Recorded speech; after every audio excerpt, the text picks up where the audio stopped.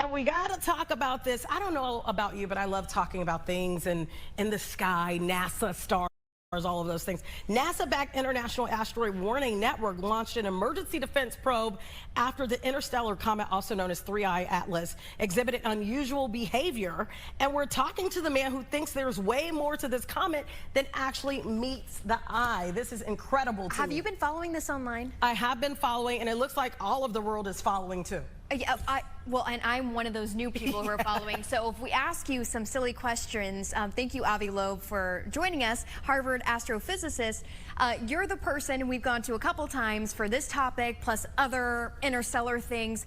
But let's talk about the new things with 3I Atlas. That's the correct way to pronounce it, correct? Yes, it is. The name is simply that it refers to the third interstellar object.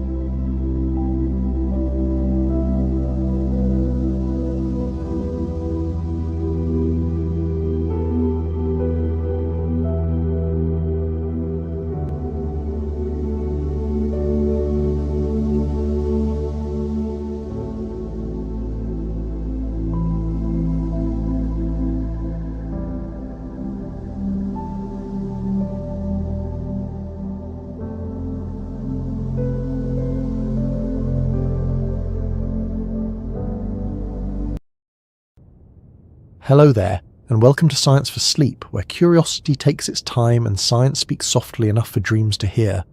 Tonight we're venturing into a question that hums beneath every launch countdown, every glimpse of a night sky, and every heartbeat that has ever wondered what lies beyond. How fast can we truly travel in space right now?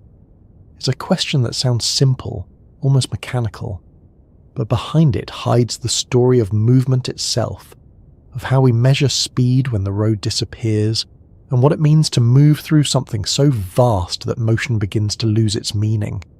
Before we start drifting too far, where are you listening from tonight? Maybe you're curled up somewhere quiet, perhaps in a city washed in the hum of late lights, or somewhere rural where the night sky is generous with stars. Wherever you are, there's a kind of motion around you already.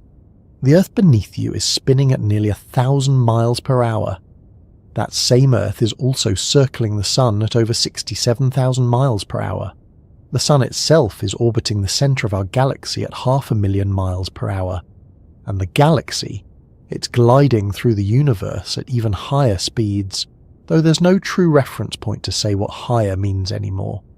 You are, right now, one of the fastest travellers in the cosmos without moving a single muscle. That's the first quiet truth of space travel. Even when we think we're standing still, we're hurtling through the void at staggering speed. We live in motion, but we rarely feel it. Gravity holds us close, the air moves with us, and everything nearby shares the same invisible ride. The only way to sense that speed is to step outside our cradle, to push against the air, against gravity, against the limits of what engines and imagination can do. That's where our story begins. If you find calm in these thoughts, if the gentle collision of science and stillness helps you drift, dream, or simply slow down, I'd be deeply grateful if you'd like this video and maybe subscribe. It helps this space stay alive, a quiet place for wonder and rest.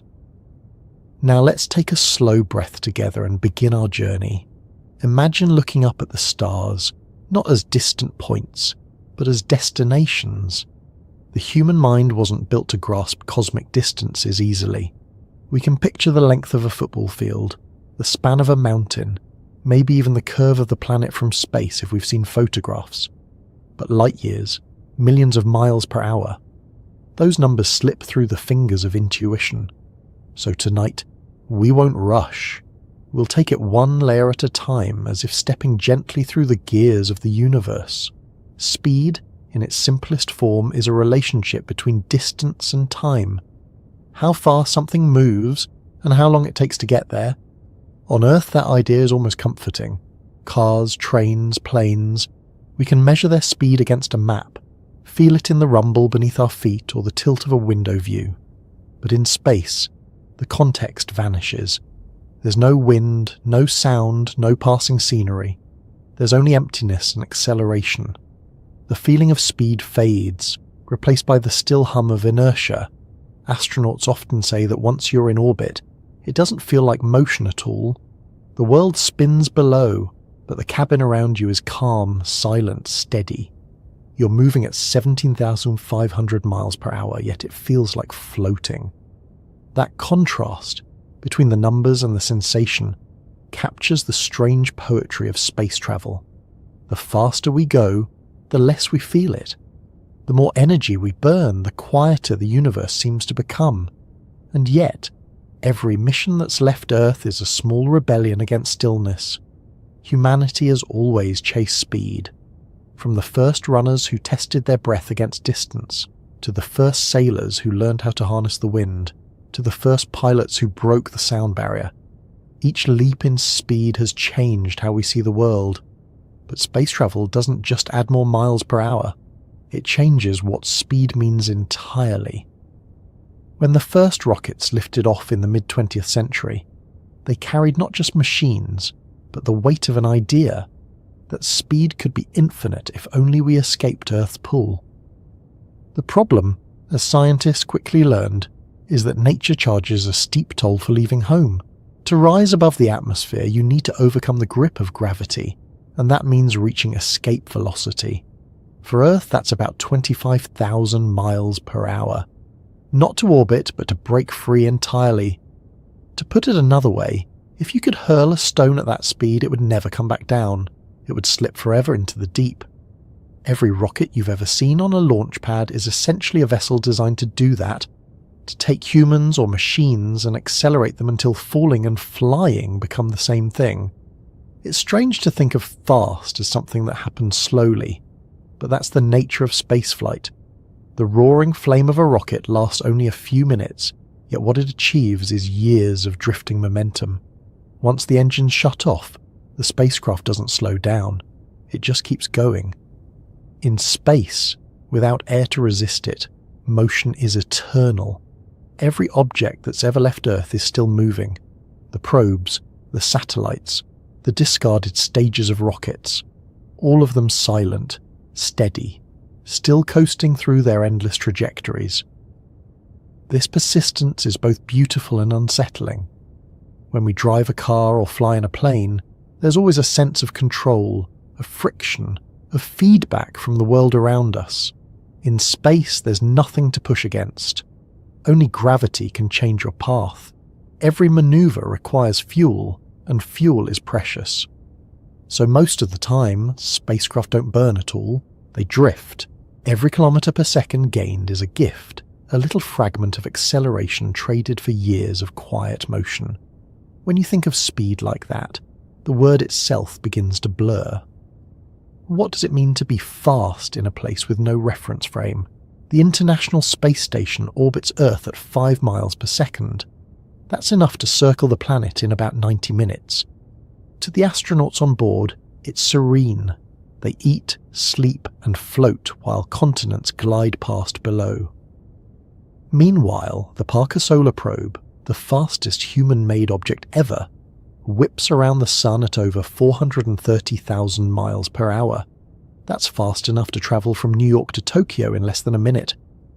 Yet if you were riding inside it, you wouldn't feel wind or vibration. You'd feel nothing at all. In space, velocity is invisible. That disconnect between feeling and fact is part of what makes speed in space such an alluring concept. On Earth, we measure speed with experience. In space, we measure it with math. And perhaps that's why the question, how fast can we travel, is as philosophical as it is physical. We're really asking how far we've come in mastering movement through nothingness, how close we are to turning the dream of the stars into something tangible. If you close your eyes for a moment, you can almost imagine what that journey feels like. The sound of launch fades. The sky turns from blue to black.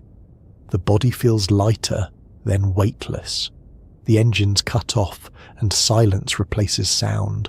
Outside, the curve of the Earth glows faintly in the sunlight, clouds drifting across oceans like breath. Every direction looks the same.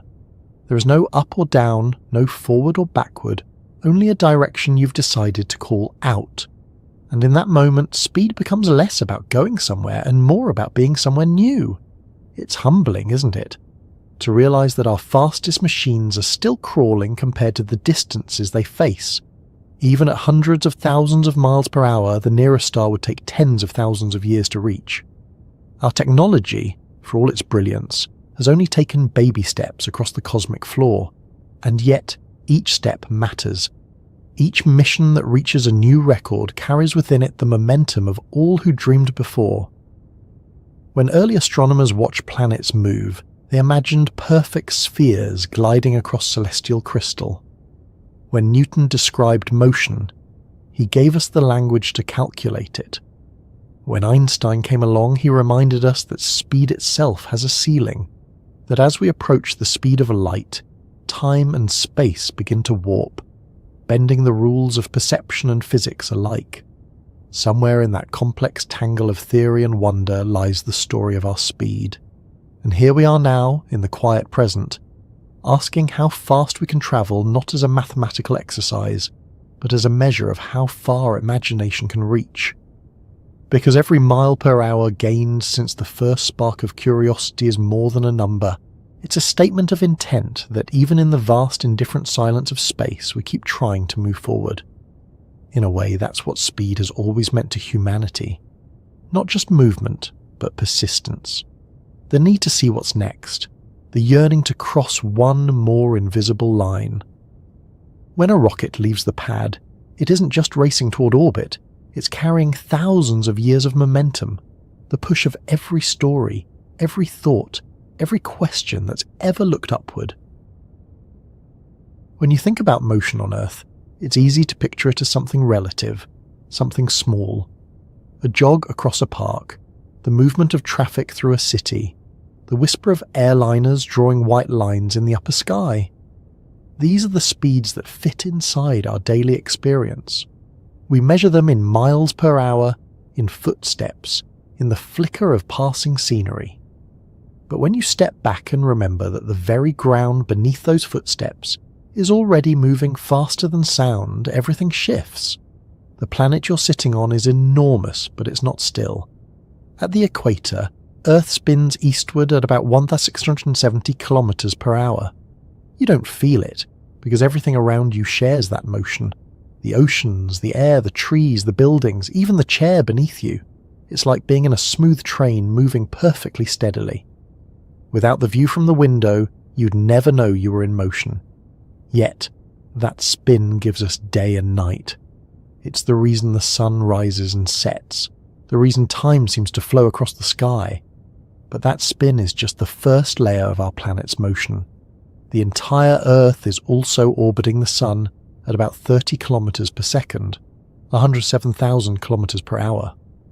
The sunlight that warms your face was 8 minutes old when it arrived, meaning you're already that far downstream in time before you even look up. The sun itself is not stationary either. It moves around the center of the Milky Way galaxy at roughly 220 kilometers per second, carrying Earth and the rest of the solar system with it. When you stack all those motions together, you begin to realize something fascinating. Even if you sit perfectly still right now, reading or listening, you're traveling through space at over 500,000 miles per hour, and still you feel motionless. It's a strange truth about human perception. We sense acceleration, not velocity. We only feel speed when it changes. The steady flow of cosmic motion passes unnoticed. That's why, when astronauts speak about orbit, they rarely talk about how fast they're moving. They talk about how beautiful it is, how still it feels. The International Space Station moves at 7.66 kilometers per second, roughly 27 times the speed of sound. Every 90 minutes, it completes a full circuit around the planet, passing from daylight to darkness 16 times a day. From Earth, that orbit looks like movement. From inside, it feels like suspension, as if everything has found balance in the pull of gravity and the push of motion. The people who reach those altitudes become the fastest humans alive, but not in the way most of us imagine. Their sense of speed is visual, not physical. They see the curve of Earth, clouds curling like brushstrokes, storms spinning silently. They watch continents drift below in minutes, oceans fade into horizon. Yet, inside the capsule, there's no sensation of rushing. Coffee floats, pens drift, hair curls slowly in the air. They're travelling at 5 miles per second, but it feels like calm. It's remarkable to think how far human speed has evolved in such a short span of history. The first humans to break what we call the sound barrier, about 1,325 kilometers per hour, did it less than a century ago. Now, orbital flight has multiplied that by 20. It's an extraordinary leap in only a few generations. Our ancestors once considered galloping horses the peak of motion. Then came steam engines, propellers, jets, and rockets. Each step redefined what fast meant, each discovery bringing new limits and new ambitions. When the first astronauts climbed aboard their capsules, they were climbing into history's most powerful accelerations. The rockets that carried them had to push through Earth's gravity with astonishing energy.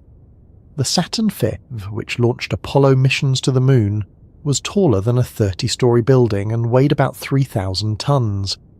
At liftoff, it produced 7.6 million pounds of thrust. The first few minutes of flight were a controlled explosion, hurling metal and life toward the vacuum. And then, as the engines shut down and the spacecraft reached orbit, that chaos faded into absolute quiet. The moment of transition from full acceleration to drifting weightlessness might be the most dramatic shift any human body can experience. 1 second you're pressed into your seat under several times Earth's gravity.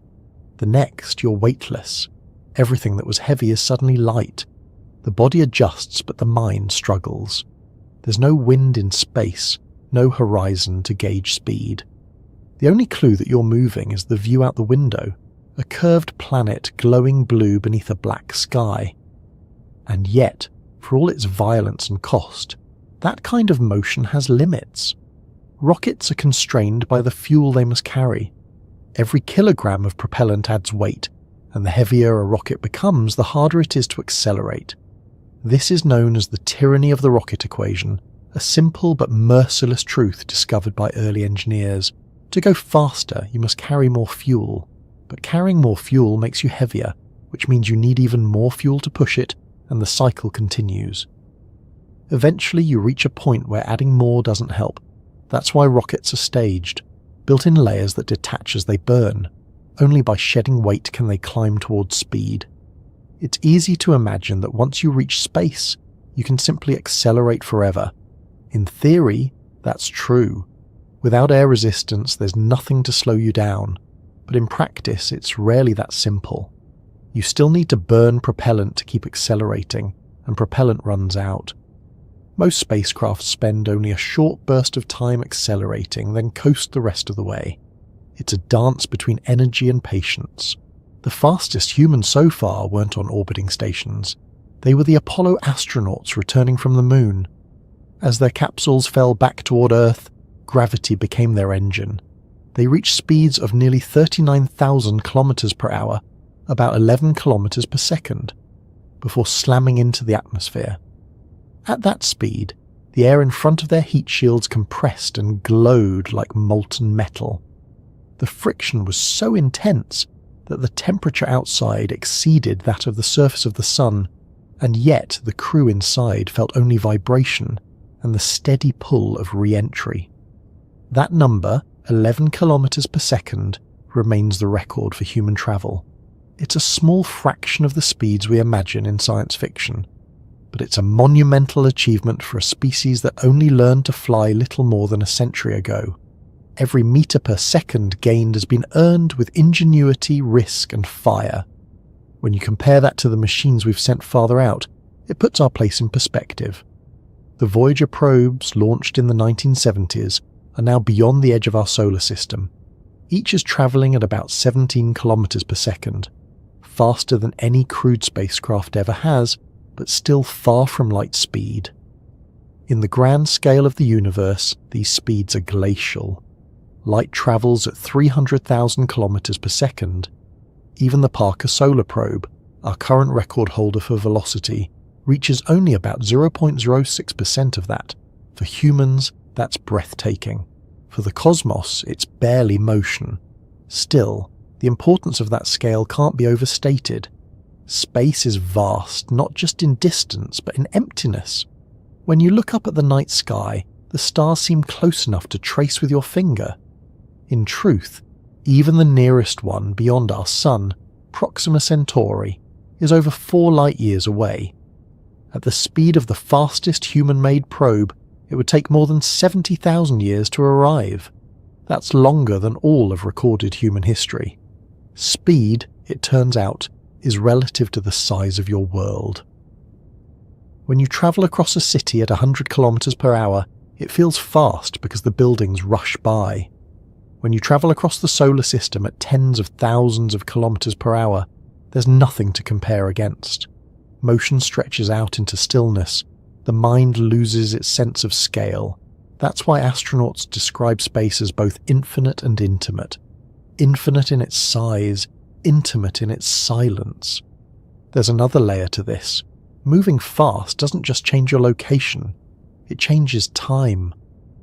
According to Einstein's theory of relativity, time slows down for objects in motion, relative to those at rest. The faster you go, the slower your time passes compared to the world you left behind. It's not just theory, it's been measured. The difference is tiny at ordinary speeds, but measurable for astronauts and satellites. On the International Space Station, time moves a few microseconds slower per day compared to clocks on Earth. That means astronauts come home ever so slightly younger than if they'd stayed on the ground. It's a subtle effect, but it reminds us that speed isn't just about space. It bends time too. The faster we move, the more reality itself adjusts to accommodate that motion. When you think about it, that's astonishing. Simply travelling fast enough changes the rhythm of your existence, even if only a fraction of a second. Perhaps that's why space exploration feels as philosophical as it is technological. We're not just measuring how far or how fast we can go. We're testing the boundaries of what motion even means. Each new velocity touches the edge of physics and human endurance alike. For the astronauts who ride those speeds, there's a paradox. To go faster, you must surrender control. Every launch is a commitment to let go, to trust the equations, the machinery, and the invisible laws that carry you. On Earth, speed means freedom. On Earth, you press a pedal, turn a wheel, feel the wind. In space, speed means surrender. There's no friction, no steering, no stopping once the fuel is gone. You're a projectile, coasting on pure momentum. It's humbling and perhaps a little frightening. Yet it's also beautiful, because every mission, every orbit, every trajectory is an act of faith in motion itself, that the universe is consistent enough for us to navigate. The fastest humans alive may not feel the wind or the rush, but they live at the threshold of what's possible for our species right now. They embody a kind of quiet velocity, not the roar of speed, but the silence of mastery. Their motion is smooth, steady, patient, measured against the backdrop of infinity. And so, it's worth remembering that the story of how fast we can travel isn't only about records or engines, it's about perspective. Against the immensity of the cosmos, our speeds are almost stillness. But within the fragile limits of biology and engineering, they are miracles. Every kilometre per second we achieve is a whisper of progress, a small proof that we're learning to move not just through space, but through understanding. The Earth keeps turning, the sun keeps pulling, the galaxy keeps sweeping us through its spiral arms. Even in stillness, we are voyagers. Even in rest, we are fast. The farther you go from Earth, the more you begin to understand that everything about speed is tied to the simple act of escape. It's a word that feels emotional, almost human, but in physics it means something precise. To escape is to reach a velocity where gravity's pull can no longer call you back. For planets, that pull defines the boundary between what belongs and what drifts away forever. For Earth, the escape velocity is about 11.2 kilometers per second. In everyday terms, that's roughly 25,000 miles per hour. If you could throw a ball that fast, it would never come back down. It would climb and climb until the air was gone, until the blue faded into black, and it would keep going without ever falling home again. Every spacecraft we've ever launched has had to face that number, a kind of cosmic speed limit written by gravity itself. Gravity is both our protector and our warden. It holds our atmosphere close, keeps our oceans in place, and ensures that the moon never drifts away. But it also makes escape expensive. Every gram lifted from Earth must fight against the pull of a planet that weighs 6 sextillion tons. That's a 6 followed by 21 zeros. The energy needed to overcome that is enormous, and most of what we call rocket science is really about finding ways to balance that equation. It's strange how much energy it takes just to stop falling. Because that's what spaceflight really is. When you orbit Earth, you're not floating above gravity. You're falling sideways fast enough that the ground keeps curving away beneath you. The International Space Station, for example, is constantly falling toward Earth, but because it moves forward at about 7.7 kilometers per second, the planet's surface drops away just as quickly as the station falls. The result is continuous freefall, a perfect balance between descent and motion. That balance is what we call orbit. To go faster than orbit, to truly escape, you have to push even harder. Rockets do this by burning fuel in stages. The first stage gets the vehicle moving, lifting it through the thickest part of the atmosphere. Then it falls away to shed weight. The next stage takes over, adding more speed with every second of combustion. By the time the upper stage finishes its work, the spacecraft is beyond air, beyond friction, and gliding at tens of thousands of miles per hour. Only then can gravity begin to loosen its hold. The beauty of this process is how much of it depends on patience and precision. A rocket may look like raw power, flames, thunder, acceleration, but underneath is choreography. Engineers calculate every angle, every second of thrust, every gram of propellant. A tiny error in velocity can mean the difference between orbit and failure. There's a kind of poetry in that balance.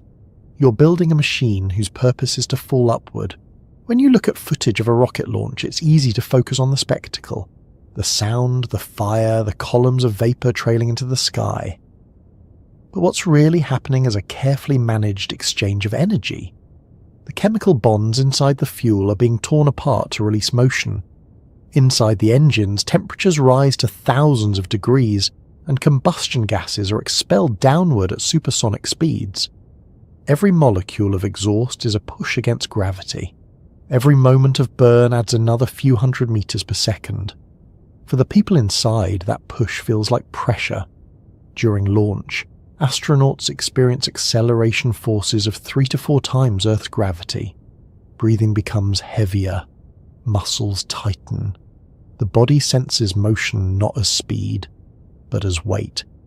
Then, after minutes of that relentless climb, the engines cut off. The silence is sudden. The weight disappears. Everything floats. And for the first time, Earth looks like a sphere. The horizon bends gently. The air becomes a faint haze. There's no up or down anymore, only direction. That moment, the instant when gravity loosens its grip, is one of the most transformative experiences a person can have. Many astronauts describe a sensation of awe, not just at the view, but at the realization of distance.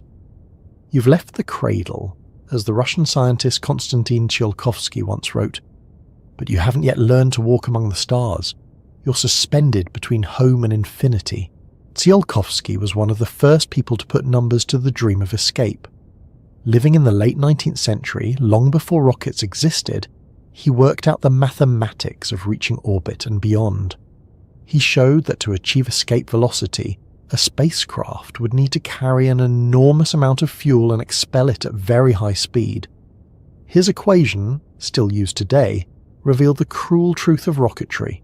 Small increases in speed require exponentially more fuel. That insight was both sobering and inspiring. It meant space travel was possible, but not easy. His ideas spread quietly at first, through journals and engineering circles, but they became the foundation for everything that followed. When the first liquid-fueled rocket lifted off in 1926, it was the physical embodiment of Tsiolkovsky's dream. The scientist himself never lived to see humans reach space, but his phrase, "Earth is the cradle of humanity, but one cannot remain in the cradle forever," became a kind of mantra for explorers. To escape the cradle is to grow up as a species, to accept the risks and rewards of motion beyond home. The first real escapes were uncrewed, small metal capsules hurled into the void on columns of flame. They didn't last long, but they proved the principle. Then came Sputnik, the first artificial satellite, launched by the Soviet Union in 1957. It orbited Earth once every 96 minutes, broadcasting a simple beeping signal that could be heard around the world. For the first time, humanity had placed something beyond gravity's permanent reach. That sound, faint and mechanical, was the heartbeat of escape. Only 4 years later, Yuri Gagarin became the first person to orbit Earth. His capsule, Vostok 1, reached a maximum speed of about 27,000 kilometers per hour. It was barely enough to maintain orbit, but it was enough to make history. When he returned, he described the sight of Earth as so beautiful. In that moment, he wasn't just a pilot, he was the first human to experience what it means to leave the planet's pull entirely. Escaping gravity is an achievement of physics, but staying out there is an achievement of balance. Once you're in orbit, every movement matters. Fire the engines too long, and you drift higher, slower, farther from Earth's curve. Fire them too briefly, and you descend back into the atmosphere. The precision is extraordinary, measured in fractions of a second, and yet the outcome is effortless grace. A spacecraft can circle the planet indefinitely, neither falling nor flying away. When the Apollo missions set their sights on the moon, they had to take that precision even further. To travel from Earth to another world, You don't just aim and thrust. You time your motion so that your path intersects with a moving target hundreds of thousands of kilometers away. The spacecraft accelerates until Earth's gravity releases its hold, then drifts along a curved trajectory that eventually falls toward the moon's weaker pull. It's a controlled fall from one cradle into another. At the midpoint, astronauts are in what's called translunar coast, a vast empty stretch where Earth is no longer dominant and the moon is not yet strong enough to capture them. In that space, motion feels pure. No engine noise, no resistance, only the quiet arithmetic of velocity and distance. The Apollo crews travelled that path at speeds of about 11 kilometers per second, coasting on the momentum gained from their launch. They had escaped Earth completely. There's a subtle irony in how all this works. To leave Earth, you don't actually have to reach escape velocity if you can apply steady thrust over time. A spacecraft can spiral outward, gaining speed gradually until it drifts free. That's how many interplanetary missions operate. Slow, deliberate, energy efficient. The Parker Solar Probe, for instance, didn't need to accelerate to incredible speeds on launch. Instead, it used repeated gravity assists from Venus to adjust its path and increase its speed relative to the Sun. In space, patience is often the most effective engine. Still, the concept of escape velocity carries a kind of poetic weight. It represents freedom, but also responsibility. To escape means to leave behind the safety of air, the warmth of pressure, the comfort of certainty. It's a commitment to inertia. Once you cross that line, there's no friction to stop you. You will keep moving until something intervenes, another planet's gravity, a maneuvering burn, or simply the slow decay of the orbit if you're still close enough to Earth. And this is where human imagination begins to collide with reality. Our rockets can push us to incredible speeds, but every step faster requires exponentially more energy. The power to reach orbit already consumes hundreds of tons of fuel. To double that speed, you'd need more energy than most nations produce in a day. That's why so much of modern propulsion research focuses not on brute force, but on efficiency, on finding ways to make escape less costly, to stretch each drop of propellant a little farther. Ion drives, solar sails, nuclear propulsion, all of these ideas emerge from the same challenge. How do you keep accelerating once you've already escaped? Because once you're free from gravity, speed becomes a matter of persistence rather than force. The fastest spacecraft we've built achieved their records not through explosive burns, but through continuous gentle acceleration over months or years. That's a different kind of escape, one that values endurance over violence. But before any of that can happen, we still have to climb out of our planet's well. Every launch reminds us how deep it is.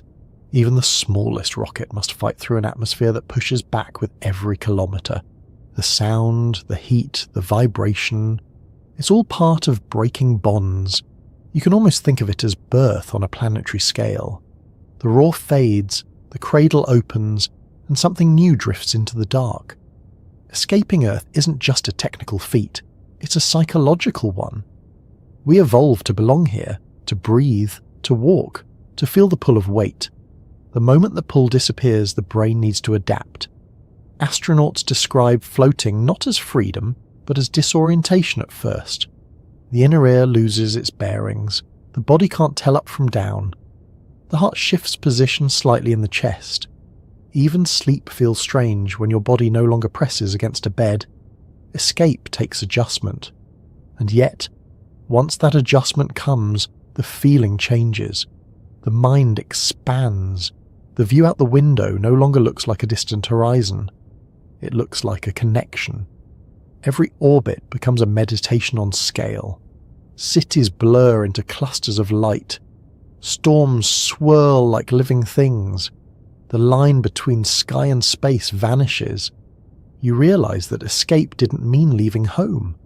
It meant seeing it clearly for the first time. To escape the cradle is not to abandon it. It's to understand that the cradle was always moving, that the Earth itself is part of a larger motion, and that stepping away from it allows us to see that motion for what it is. Every spacecraft that leaves Earth carries a small piece of that realization. Even the ones that never return, the Voyagers, the Pioneers, the New Horizons probe, each one is a message cast outward, a quiet declaration that we learned how to let go, and perhaps that's the heart of it. Escaping the cradle isn't about defiance, it's about trust. Trust in physics, in engineering, in human curiosity, and in the vast silence that waits beyond. Because every escape is also an arrival. Beyond gravity, beyond air, beyond everything familiar, lies the same thing that has always driven us forward. The question of what's next. Every journey through space begins with fire. Not metaphorical fire, but the literal kind. The roar of chemical combustion powerful enough to lift steel and human lives against the pull of an entire planet. Rockets are, in their simplest form, machines built to throw mass in one direction so they can move in the other. It's a simple principle with impossible demands. Every meter per second gained comes with a cost, a price measured in energy, fuel, and precision. The price of acceleration is written in the language of physics, and there's no negotiation. When a rocket stands on the launch pad, it's a tower of stored potential. Inside its tanks are propellants, usually a fuel and an oxidizer, waiting to meet in the combustion chamber. On Earth, engines can draw oxygen directly from the atmosphere, but space offers nothing to burn with. So rockets carry their own oxidizer, which means more mass, which means more fuel to push that mass, and so on. The result is a delicate, towering compromise. The structure itself is mostly fuel. Less than 10% of its weight at launch is payload, the capsule, instruments, or satellites it's meant to carry. Everything else exists only to disappear. As the engines ignite, thousands of kilograms of propellant are consumed every second. The pressure builds, the sound becomes a physical force, and the air ripples under the blast. Slowly, impossibly, the rocket begins to rise. For a few seconds it looks hesitant, almost clumsy, as if reconsidering its decision to leave. Then, as the thrust overcomes gravity, it climbs, accelerating faster and faster as the fuel burns away and the weight drops. Every second of combustion increases speed, but also consumes the very resource that makes acceleration possible. That's the first lesson of rocketry. Motion is always borrowed, never free. To understand the scale of this exchange, consider what it takes to reach orbit. The Saturn V, the rocket that carried Apollo missions to the Moon, burned through about 20 tons of fuel every second in its first stage. In the 2.5 minutes before separation, it consumed over 2,000 tons of propellant, the equivalent of an Olympic swimming pool of fire disappearing in less time than a song. The energy released by that burn could power a city for hours, but in spaceflight it barely covers the first few hundred kilometers of climb. The air thins quickly as the rocket ascends. At around 50 kilometers above sea level, the blue fades toward darkness. The engines burn more efficiently there because there's less drag, but control becomes more delicate. A small deviation in thrust can send the entire vehicle off course. Guidance systems, gyroscopes, and computers work continuously to keep it steady. Pilots or automated programs adjust the vector of the engines by degrees, so the rocket follows the proper arc, steep enough to escape gravity, shallow enough to establish orbit. Every second, the path changes, and with it the balance between upward and forward velocity. When the first stage finishes its burn, it detaches and falls away, tumbling back through the atmosphere to be destroyed or recovered. The second stage ignites, adding more speed. Each stage is lighter, faster, and shorter-lived than the one before. By the time the final engine cuts off, the spacecraft has reached its target velocity, about 7.8 kilometers per second if it's entering low Earth orbit, or 11.2 if it's leaving entirely. Beyond that, there is no more upward motion, only motion along the curve of the planet. The engines shut down, the noise stops, and the violent acceleration turns instantly into stillness. Inside, astronauts describe that moment as eerie. The pressure that had pinned them to their seats vanishes. Objects drift. The only sound is the quiet hum of life support systems. After minutes of crushing force, there's sudden freedom. The body and mind adjusting to a state where there's no top or bottom, no sense of speed, just the soft inertia of success. Outside the window, the earth glows below, enormous and silent. That transition marks the boundary between energy and emptiness. The engines can rest, but the cost of getting there is immense. For every kilogram delivered to orbit, dozens were burned in the process. The economics of acceleration are unforgiving. That's why space agencies spend so much effort refining every gram. Lighter materials, more efficient engines, smarter trajectories. Every kilogram saved on structure is a kilogram gained for science or crew or future thrust. The earliest rockets were crude but powerful. They used simple chemical reactions, liquid oxygen combined with kerosene or liquid hydrogen, to create thrust. The physics are elegant. Combustion heats gas, the gas expands, and when forced through a nozzle, it accelerates outward. The reaction pushes the rocket forward with equal force. This is Newton's third law in its purest form. For every action, an equal and opposite reaction. But nature doesn't give anything for free. The faster you want to go, the more mass you must expel, and the faster you must expel it. This is where the rocket equation appears again, a compact formula that determines the relationship between velocity, exhaust speed, and the ratio of starting mass to final mass. Written simply, it says that velocity equals exhaust speed multiplied by the natural logarithm of that mass ratio. What it really means is that each extra increment of speed demands exponentially more fuel. To double your velocity, you need far more than double the propellant. That's why rockets look so disproportionate. Thin needles of payload sitting on mountains of fuel. The price of acceleration isn't only in fuel, though, it's also in stress. The faster a rocket climbs, the greater the aerodynamic forces. As it passes through the lower atmosphere, it encounters what engineers call max Q, the point where the combination of air pressure and velocity exerts the greatest mechanical load on the structure. The vehicle shakes, flexes, and groans. Panels vibrate, seals stretch, bolts experience tons of tension. Every mission must survive those seconds of maximum stress before the atmosphere thins and the forces fade. There's something humbling about the fact that every successful launch, no matter how routine it looks from the ground, flirts with destruction for that brief interval. The balance between thrust, drag, and structure is razor thin. If the engines burn too hot, the vehicle might tear apart. If they underperform, it could fall back. The price of acceleration is precision, and precision is hard won. In recent decades, engineers have begun to reclaim some of that cost. Reusable rockets, once thought impossible, are now landing back on Earth, descending through the same air they once conquered, guided by computers and thrusters to settle upright on narrow pads. The first time a booster returned safely from orbit, it felt almost magical, like watching gravity and technology strike a temporary truce. But behind the spectacle was pure mathematics. Reusability doesn't just save hardware, it saves energy, material, and time. It allows us to invest the price of acceleration once, then reuse it again and again. Still, the fundamental equation remains the same. Chemical rockets, no matter how refined, are limited by their exhaust velocity, typically a few kilometers per second. The energy density of chemical fuels is finite. No matter how efficient we become, there's a ceiling to how much speed we can buy with chemistry alone.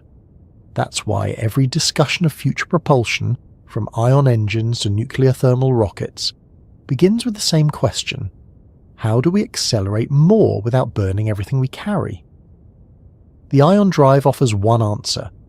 Instead of explosive bursts of thrust, it uses electricity to accelerate charged particles, ions, out of the engine at extremely high speed. The thrust is tiny, often less than the weight of a sheet of paper, but it can run continuously for months or years. Over time, that gentle push accumulates into extraordinary velocity. It's not practical for lifting off from Earth, but once in space, it's unmatched for efficiency. The Deep Space One and Dawn missions both used ion propulsion to visit multiple asteroids and planets with minimal fuel. Their success proved that slow acceleration can be more powerful than brute force. There's something elegant about that idea, trading intensity for endurance, power for patience. It mirrors how much of the cosmos itself operates. Stars burn steadily for billions of years rather than in brief bursts. Orbits persist because of balance, not strength. The universe, in its quiet way, rewards consistency over violence. Ion engines follow that same logic. They pay the price of acceleration slowly, in installments rather than all at once. But for humans, that patience has limits. Crew missions require quick departures and short travel times. You can't drift for years on a whisper of thrust if you're carrying people, supplies, and life support systems. For now, the only practical way to leave Earth remains the chemical rocket, loud, powerful, fleeting. Every launch is a reminder that acceleration still costs us dearly. That cost is also emotional. Watching a rocket rise, knowing how fragile it is and how much it carries, stirs something deep in us. It's the visible expression of humanity's hunger to move faster, to see farther. Each launch is both triumph and risk, a gamble we take because the reward, discovery, knowledge, perspective, feels worth it. When the engines finally shut down and the spacecraft settles into its planned trajectory, there's a sense of relief but also reflection. The violence is over. The momentum has been earned. The rocket has done its job, and now the universe takes over. The same laws that demanded such an enormous price for acceleration will now grant endless silent motion in return. In that exchange lies the quiet fairness of physics. Some engineers like to say that space begins where airplanes stop making sense. That's not just about altitude, it's about method. Airplanes generate lift by pushing against air. Rockets create motion by pushing against themselves. That's why they're so costly. There's no external surface to lean on, no medium to borrow energy from. Every bit of thrust must come from inside, every second of acceleration bought with mass turned to exhaust. It's a strange irony that the emptier space is, the harder it is to move through. The vacuum offers no resistance, but also no assistance. Motion there is pure, no drag, no turbulence, but getting there requires a kind of sacrifice. The rocket must shed its weight, its fuel, its stages, even parts of itself, until only the essentials remain. The process is destructive by design, and yet it's the only way to reach the calm that follows. In that sense, rockets are a reflection of human ambition itself. They start heavy, loud, and bound by gravity. They struggle, shed what's unnecessary, and eventually find a steady path through the void. Every launch is a metaphor for growth disguised as engineering. We spend vast resources to gain freedom, and once we have it, we drift quietly, weightless, realizing how small we still are. As technology advances, we're finding ways to make that process gentler. Reusable boosters touch down softly instead of crashing into the ocean. New fuels burn cleaner. Autonomous guidance reduces the risk of human error. Each improvement trims a little from the price we pay to move upward. But no matter how refined our designs become, acceleration will always cost something. Energy, time, patience, and awe. Because acceleration is more than motion, it's transformation. It's the act of changing states, from rest to movement, from Earth to orbit, from silence to sound and back again. Every rocket embodies that change in physical form, a vessel that carries us from what we know into what we can only imagine. And as the engines fade and the spacecraft drifts into the dark, the story of acceleration gives way to the story of exploration. The question shifts from how to leave Earth to how to keep moving once we're free. In that quiet where fuel runs low and momentum becomes everything, we begin to learn that the real art of travel in space isn't just about how fast we go, but how we use the speed we've earned. The price of acceleration, after all, isn't just paid in energy, it's paid in perspective. Every time we leave the ground, we see our world more clearly. A small blue sphere that demanded everything we had just to escape, yet still calls us back with every orbit. And somewhere out there, past the noise and the heat, we find the beginning of what it truly means to move among the stars. The moment humanity learned to leave the atmosphere, something shifted forever. For most of history, the sky was an unreachable ceiling, a bright and distant boundary where clouds drifted and stars watched silently from above. Then, in the middle of the 20th century, that boundary cracked open. The air itself was no longer the limit. A few machines, fragile and blazing with fire, began to climb beyond blue and into black. What followed was not just exploration, it was a race, one that began in fear, matured in awe, and ended in a quiet understanding of what it means to move beyond the world that built us. The early decades of spaceflight were not born from calm curiosity but from tension. The Cold War was at its height, two nations watching each other through the lens of suspicion and ambition. Science and politics intertwined in ways that shaped everything about how fast humanity would learn to travel. In October of 1957, when the Soviet Union launched Sputnik 1, the world changed in a single beep. That simple radio signal, transmitted from a small metal sphere barely the size of a beach ball, circled the Earth every 96 minutes. Its message was minimal, just a rhythmic pulse, but it was enough. The sound told everyone on Earth that the sky was no longer empty. That little satellite was moving at almost 18,000 miles per hour, faster than anything humans had ever built. For the first time, a human-made object was circling the planet, not falling back, not failing, simply staying. The realization rippled through the world like a shockwave. The Soviet Union had beaten the United States to space. They had proven they could launch something fast enough, powerful enough to orbit the Earth, and if they could launch a satellite, they could, in theory, launch anything. The race beyond the sky had begun. In the years that followed, every milestone became a contest. The first animal in orbit, the first man, the first woman. Each success carried both scientific triumph and geopolitical weight. But beneath the rivalry, something else was growing, a sense of collective wonder. Speed had turned into symbolism. The faster we could go, the further we could dream. In April 1961, Yuri Gagarin climbed into a spacecraft called Vostok 1. It was small, barely room for one person, more like a metal sphere than a capsule. At the top of a rocket nearly 30 meters tall, he waited while thousands of tons of propellant trembled below him. When the engines ignited, they lifted him through layers of atmosphere, past the point where blue turns to black, into orbit. He completed one full circuit of Earth in 1 hour and 48 minutes, travelling at nearly 8 kilometers per second. His call sign during launch was Kida, meaning Siberian pine, and his calm voice over the radio became a kind of reassurance that humanity had finally left the cradle. When he returned, the world erupted in celebration. It wasn't just a Soviet victory, it was a human one. A person had circled the planet, seen the curve of the horizon, and returned alive.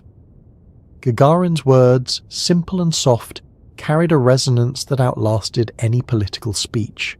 I see Earth. It is so beautiful. Not long after, another flight followed, this time from the United States. Alan Shepard's Freedom 7 flight reached space just a few weeks later, though it didn't complete a full orbit. Still, it proved that America was catching up. Then came John Glenn, who orbited Earth 3 times in 1962, and Valentina Tereshkova, who became the first woman in space in 1963. The race was accelerating, both nations learning with every launch, pushing technology to its edge. Behind each of these flights was an army of engineers, mathematicians and scientists who were rewriting the rules of motion. Computers at the time filled entire rooms, their memory measured in kilobytes, yet they guided trajectories that had to be accurate to within fractions of a degree. Propellants were refined, materials strengthened, and telemetry systems improved. Each failure taught something new. Rockets exploded, capsules malfunctioned, and astronauts risked their lives every time they climbed into those cramped high-speed machines. The speeds they reached were astonishing, nearly 28,000 kilometers per hour for orbital flight, and later, as missions reached for the moon, even higher. But what truly mattered wasn't the raw velocity. It was the realization that humans could master it. We had entered an environment where speed was no longer a luxury but a necessity. In orbit, if you go too slow, you fall. Too fast, and you drift away forever. The race wasn't about who could build the fastest machine. It was about who could live in perfect balance with motion itself. When President John F. Kennedy stood before Congress in 1961 and declared that America would land a man on the moon and return him safely before the decade's end, it sounded impossible. The distance was enormous, the technology untested. Yet, the challenge ignited something beyond competition. It gave purpose to the pursuit of speed. No longer was it only about beating an opponent. It became about proving that humans could go beyond Earth entirely. The Apollo program was born from that promise, and with it came some of the most powerful machines ever built.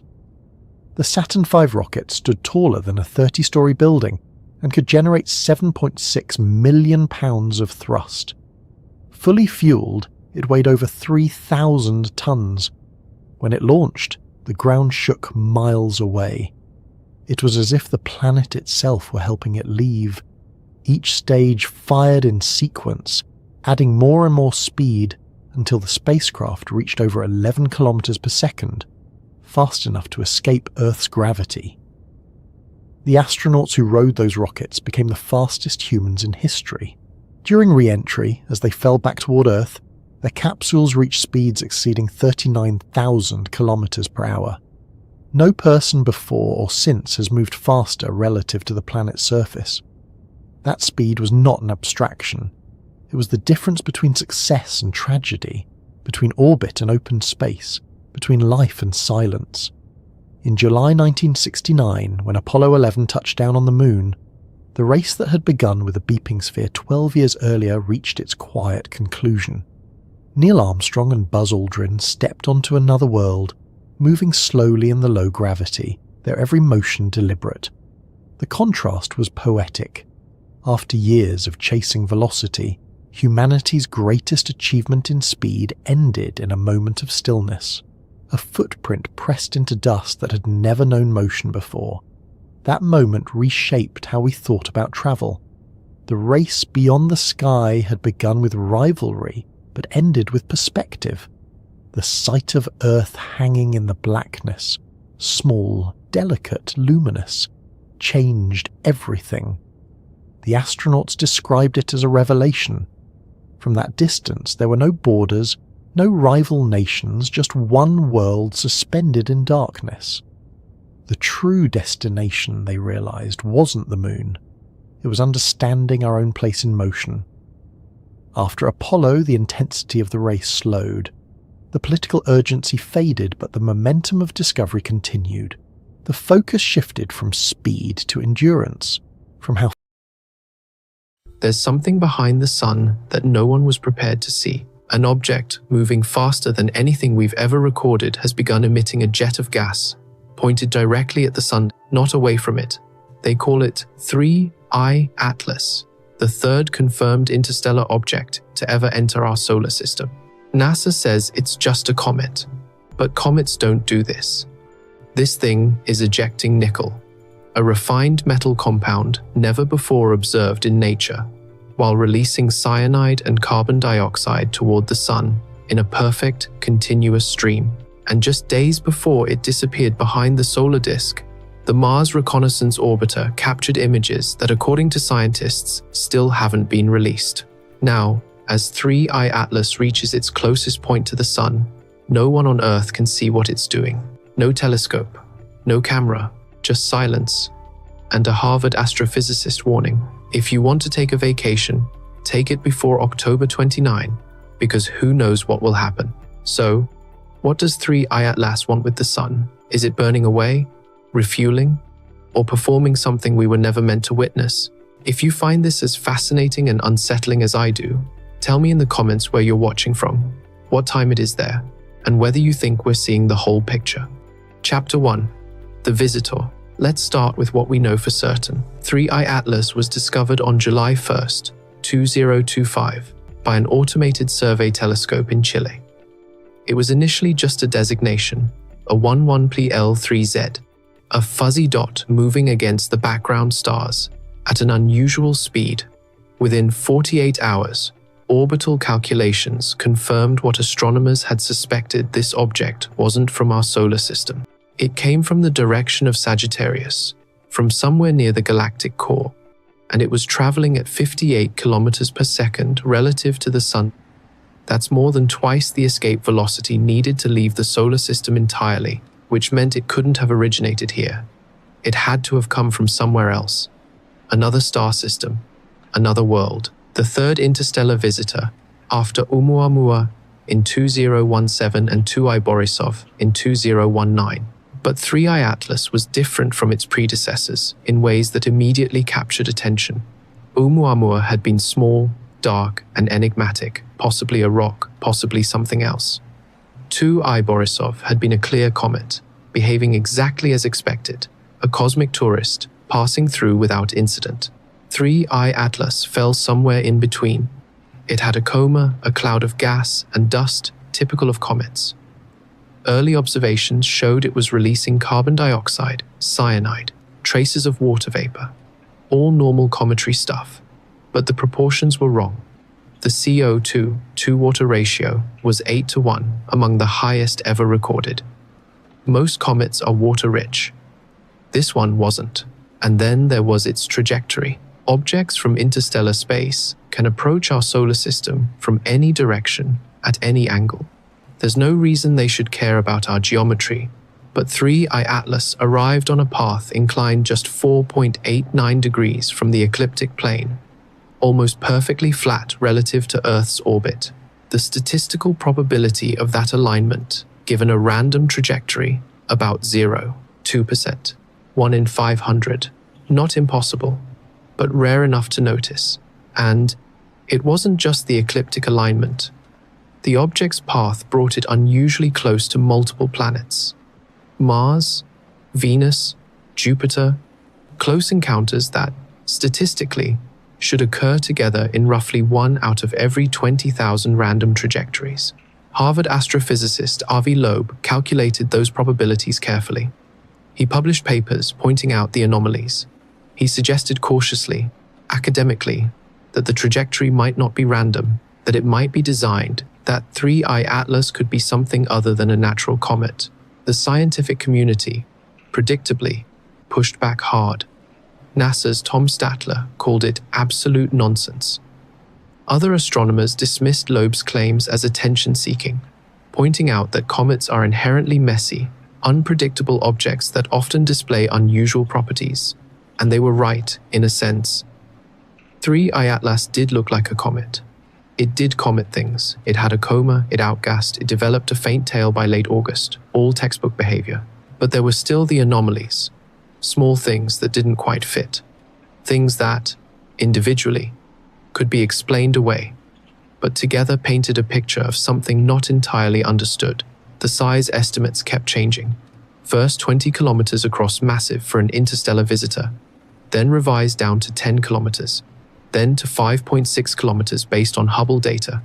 But calculations of its mass, derived from tracking how the object resisted being pushed around by its own gas jets, suggested it weighed at least 33 billion tons. That's heavy. Too heavy for a 5-kilometer chunk of ice and rock, unless it isn't solid, unless there's empty space inside.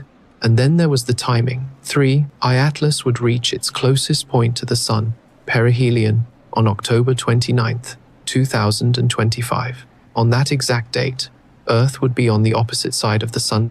Every telescope on our planet would have the Sun directly between us and the comet. Solar conjunction. Complete observational blackout during what should be the object's most active and revealing moment. Loeb pointed out that this would be the optimal time to perform what's called a reverse solar oberth maneuver, using the Sun's gravity and a well-timed thrust to break from interstellar speed and capture into a bound orbit around the Sun to stay instead of leaving. And if 3I Atlas wanted to make that maneuver without being observed, this would be the perfect window. October 29th, hidden from Earth's view, doing something we couldn't see. Which brings us back to Mars. Chapter 2. The Martian Window. While Earth would be blind during perihelion, Mars would have a clear view. On October 3rd, 2025, 3I Atlas passed within 29 million kilometers of the red planet. In astronomical terms, that's practically a near miss. Close enough that the 7 spacecraft orbiting Mars could turn their cameras and spectrometers toward the visitor and capture images at resolutions Earth-based telescopes could never match. This was the opportunity, the one chance to see 3I Atlas up close before it disappeared behind the Sun. NASA's Mars Reconnaissance Orbiter has a camera called HiRISE, the High Resolution Imaging Science Experiment. It's designed to photograph the Martian surface from orbit with enough detail to see individual boulders and rover tracks. When pointed at 3I Atlas from 29 million kilometers away, it should have been able to resolve features down to about 30 kilometers across. Not enough to see surface details on a 5-kilometer nucleus, but enough to separate the solid core from the surrounding coma of gas and dust. Enough to get a real size estimate, enough to see if there was anything unusual about its shape or structure. ESA's ExoMars Trace Gas Orbiter was positioned to do spectroscopy, analyzing the light reflected and emitted by the comet to determine its composition with unprecedented precision. The UAE's Hope Orbiter, China's Tianwen-1, all had instruments capable of contributing data. This was a coordinated international observation campaign, planned months in advance. Every space agency involved knew the stakes, and then the U.S. government shut down. On October 1st, just 2 days before the Mars flyby, over 15,000 NASA employees were furloughed. The agency's website stopped updating. Public communications ceased. It was, according to official statements, bureaucratic paralysis at the worst possible moment. But here's what doesn't add up. The ESA is a European agency completely unaffected by American politics. They released their images on October 7th, 4 days after the flyby. But what they showed was disappointing. Fuzzy white dots moving against a star field. No detail. No structure. Images that, frankly, told us nothing we didn't already know. The explanation was technical.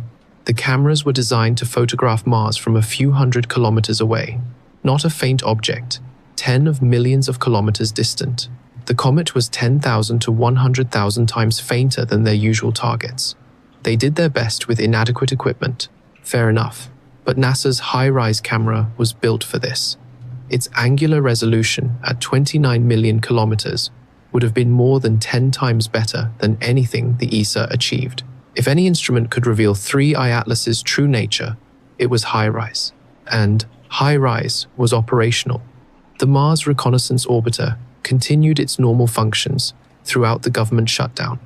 Other rovers and orbiters kept transmitting data. The Perseverance rover, for instance, uploaded raw images to public servers throughout the entire period. So why were the HiRISE images of 3I Atlas never released? The government shutdown excuse started to feel less like an explanation and more like a convenient cover, especially when you realize that China's Tianwen-1 also went mysteriously silent about its observations. The UAE's Hope Orbiter, which should have had excellent spectroscopic data, released nothing. Multiple sovereign governments with completely separate bureaucracies and priorities, all simultaneously unable or unwilling to share their best data on the most scientifically significant object to visit our solar system in years.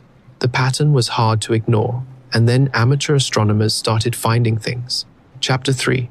The Amateur Evidence, 2030-28-0.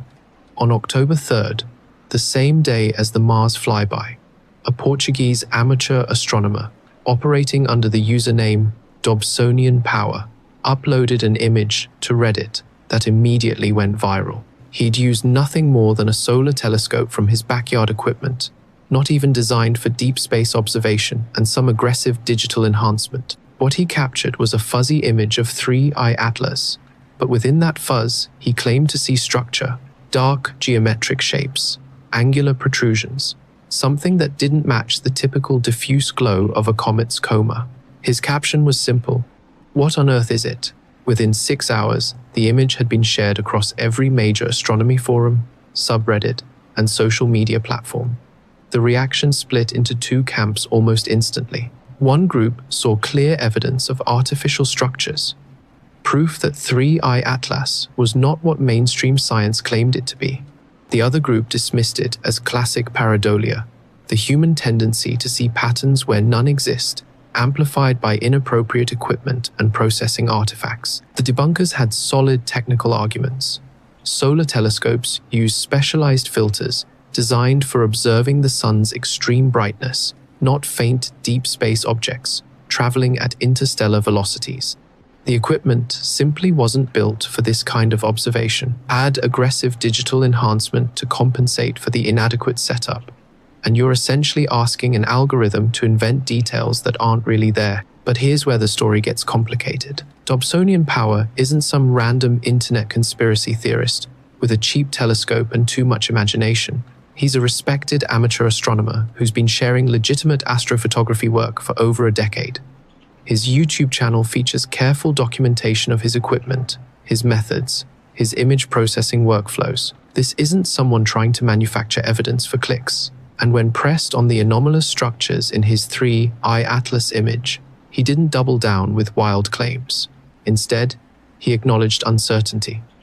He promised to try again when the object became visible from Earth in early November, after passing behind the Sunday. His response was measured, scientific, appropriately cautious, which made the reaction to his image even more telling. Within 24 hours, multiple websites published articles specifically debunking his capture. Amateur telescope captures strange 3I Atlas image. Here's why it's not what it seems. The timing felt coordinated. The tone felt defensive, as if someone needed to quickly establish the narrative that nothing unusual had been photographed, that any apparent anomalies were merely technical artifacts before the image could gain too much traction. And then the enhancement wars began. Users across Reddit, Twitter, and various forums started downloading the original ESA images and running them through their own processing algorithms. Some used standard astronomical image stacking techniques. Others employed AI upscaling tools designed for enhancing low-resolution photos. A few went full chaos mode with machine learning models trained to reconstruct fine details from limited data. The results varied wildly. Some showed nothing but slightly sharper versions of the same fuzzy dot. Others revealed what appeared to be distinct geometric patterns, edges, structures that seemed too regular to be natural, ice and rock. The problem is that once you start aggressively processing an image, especially with AI tools, you're no longer looking at what's actually there. You're looking at what an algorithm thinks should be there based on its training data. If you train an AI on thousands of images of spacecraft and then ask it to enhance a blurry dot, it might very well invent spacecraft-like details because that's what it's learned to recognize. It's a scientific dead end wrapped in the illusion of clarity. But the proliferation of these enhanced images had an unintended effect. They muddied the water so thoroughly that distinguishing between legitimate amateur observations and outright fabrications became nearly impossible. Within 48 hours of the ESA photo release, there were dozens of supposedly enhanced versions circulating online. Some showed metallic surfaces, others depicted what looked like solar panels or antenna arrays. A few even included running lights and visible thrusters. Most were obviously fake digital art, created by people with too much time and too much Photoshop skill. But mixed in with the noise were a handful of images that felt different. More subtle, less sensational, images that showed just enough unusual regularity to make you wonder whether something real was being obscured by the flood of obvious hoaxes. And then, on October 4th, something else appeared. Chapter 4, The 4chan Leak. An anonymous user on 4chan's paranormal board posted what they claimed was insider information about 3i Atlas.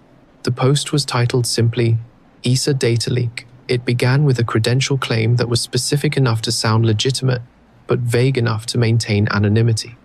I am a doctoral researcher working with the European Space Agency with continuous access to the combined observational data of 3i Atlas. Internet leaks are a dime a dozen. Most are easily dismissed as creative fiction or outright trolling. But this one was different. The level of technical detail was unsettling. The poster didn't make wild claims about alien invasions or secret military operations. Instead, they laid out a series of specific observational anomalies that, if true, would fundamentally challenge our understanding of what 3i Atlas actually is. The first anomaly: chemical impossibility. According to the post, spectroscopic analysis showed 3i Atlas was releasing approximately 100 kilograms of nickel gas per second, but with almost no iron emission. In normal stellar and planetary chemistry, nickel and iron are inseparable twins. They form together in supernova explosions. They travel together through interstellar space, and they appear together in comets and asteroids. Finding abundant nickel with virtually no iron is like finding smoke without fire. It violates basic assumptions about how matter behaves in natural cosmic environments. The second anomaly: thermal contradiction. The object was releasing massive amounts of gas and dust, the characteristic signature of an active comet being heated by the sun. But infrared observations showed it remained cold, far colder than it should be, given its outgassing rate and proximity to solar radiation. The poster compared it to watching someone sweat profusely in a freezer. The physics don't match the observation. The third anomaly: trajectory precision. The post referenced what Avi Loeb had been saying publicly, that 3i Atlas arrived with an orbital inclination of just 4.89 degrees relative to Earth's ecliptic plane. But the 4chan poster added something Loeb didn't emphasize. The trajectory isn't just unusual. It's a perfect straight shot from the direction of the galactic core. No wobble, no deviation. No signs of gravitational perturbation from nearby stars during its millions or billions of years traveling through interstellar space, as if it was aimed. Then came the part that elevated this from interesting speculation to something darker. The poster claimed the object fit the profile of what they called a post-biological entity. Not a natural comet, not a conventional spacecraft, something in between. They described it as having a 3-phase particle engine with an estimated power output of 75 megawatts, continuously transmitting an active signal, and in their words, probing our solar system. The post concluded with a theoretical framework. The poster suggested 3i Atlas might be a macroscopic quantum object, specifically something called a cue ball. It's an exotic theoretical construct from particle physics, a type of non-topological soliton that could theoretically exist at scales far larger than subatomic particles. If stable, a cue ball could have properties that seem impossible under normal physics. It could be incredibly dense while appearing diffuse. It could absorb and redistribute energy instantaneously across its entire structure, explaining the thermal contradictions. It could even explain the nickel without iron problem if the cue ball's internal quantum state preferentially produces certain isotopes. Within 18 hours, the post had been screenshotted and shared across Reddit, Twitter, and dedicated UFO research forums. The conspiracy subreddit thread discussing it accumulated over 2,000 comments before moderators locked it for violating rules against unverified claims. But locking the thread didn't stop the conversation. It just moved it to other platforms, fragmenting into dozens of parallel discussions, each pulling the original post in different directions. Some focused on the chemical anomalies, Others zeroed in on the cue ball hypothesis. A few started connecting it to earlier claims about 3I Atlas potentially being the source of the 1977 WOW signal. And here's where it gets interesting, because while the 4chan post was clearly speculative, mixing legitimate scientific concepts with wild theoretical physics, some of the claims were actually verifiable. The nickel without iron observation, for instance. That could be checked against published spectroscopic data, and when people started checking, they found something unexpected. The Very Large Telescope had published observations confirming the presence of nickel in 3I Atlas's coma on August 21st. The paper explicitly noted the unusual absence of iron, which typically accompanies nickel in cometary emissions.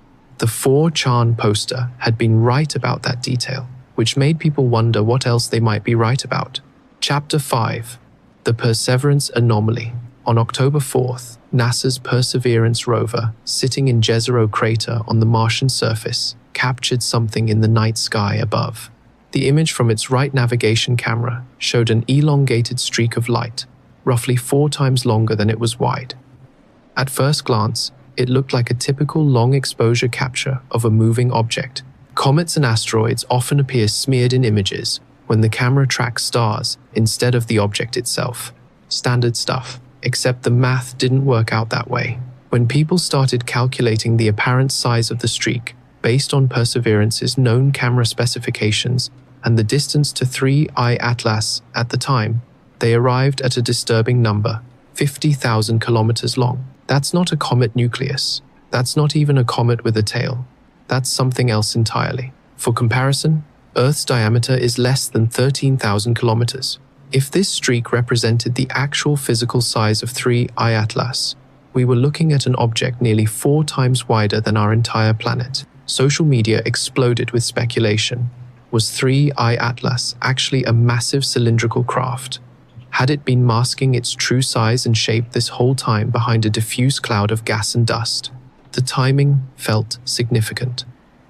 This image emerged just 1 day after the Mars flyby, right when all the professional space agencies went mysteriously quiet. Some saw it as confirmation that something deeply anomalous had been photographed, something that couldn't be easily explained away. The speculation reached high enough that Representative Anna Paulina Luna, a member of Congress known for her interest in unexplained aerial phenomena, reached out directly to Avi Loeb for his analysis. Think about that for a moment. A sitting member of the United States House of Representatives felt compelled to contact a Harvard physicist about a photograph from Mars. That's not normal protocol. That suggests someone in official channels was concerned enough to want expert interpretation outside the usual NASA communication pipeline. Loeb's response was thorough and, on the surface, reassuring. He calculated that the Perseverance navcam has an angular resolution of 0.33 milliradians per pixel. At the distance of 3I Atlas, when the image was taken approximately 38 million kilometers, that translates to about 12,500 kilometers per pixel, the streak in the image spans roughly 4 pixels, which gives you that 50,000 kilometer length. But Loeb argued this was an artifact of composite imaging. The streak wasn't showing the actual size of 3I Atlas. It was showing the path the object traced across the Martian sky during a long integration time, likely around 10 minutes of stacked exposures. His reasoning was solid. Mars orbits the Sun at 24 kilometers per second. 3I Atlas was traveling at 67 kilometers per second relative to the Sun in the opposite direction, giving it a relative velocity of over 90 kilometers per second compared to Mars. Over 10 minutes, that's exactly 54,000 kilometers of travel, perfectly matching the observed streak length. The shape wasn't the object. It was the object's motion smeared across time. Case closed, right? The cylinder theory debunked by basic physics and careful math. Except Loeb included one sentence in his analysis that conspiracy theorists latched onto like a lifeline. He wrote, "If the navcam images represent single snapshots with an exposure time below 3.28 seconds, then the brightness and angular length of the observed source imply that it is not 3I Atlas. In that case, the source might be much closer to the camera, capable of being smeared into an elongated image with a smaller spatial size and a smaller speed. Wait, if these are single-frame captures, if Perseverance took a quick snapshot rather than a long exposure, then what it photographed wasn't 3I Atlas at all. It was something else. Something closer to Mars. Something near the rover. That qualifier opened a door that no amount of subsequent clarification could fully close. Because NASA hasn't confirmed whether the image is a composite or a single frame, they haven't released the metadata.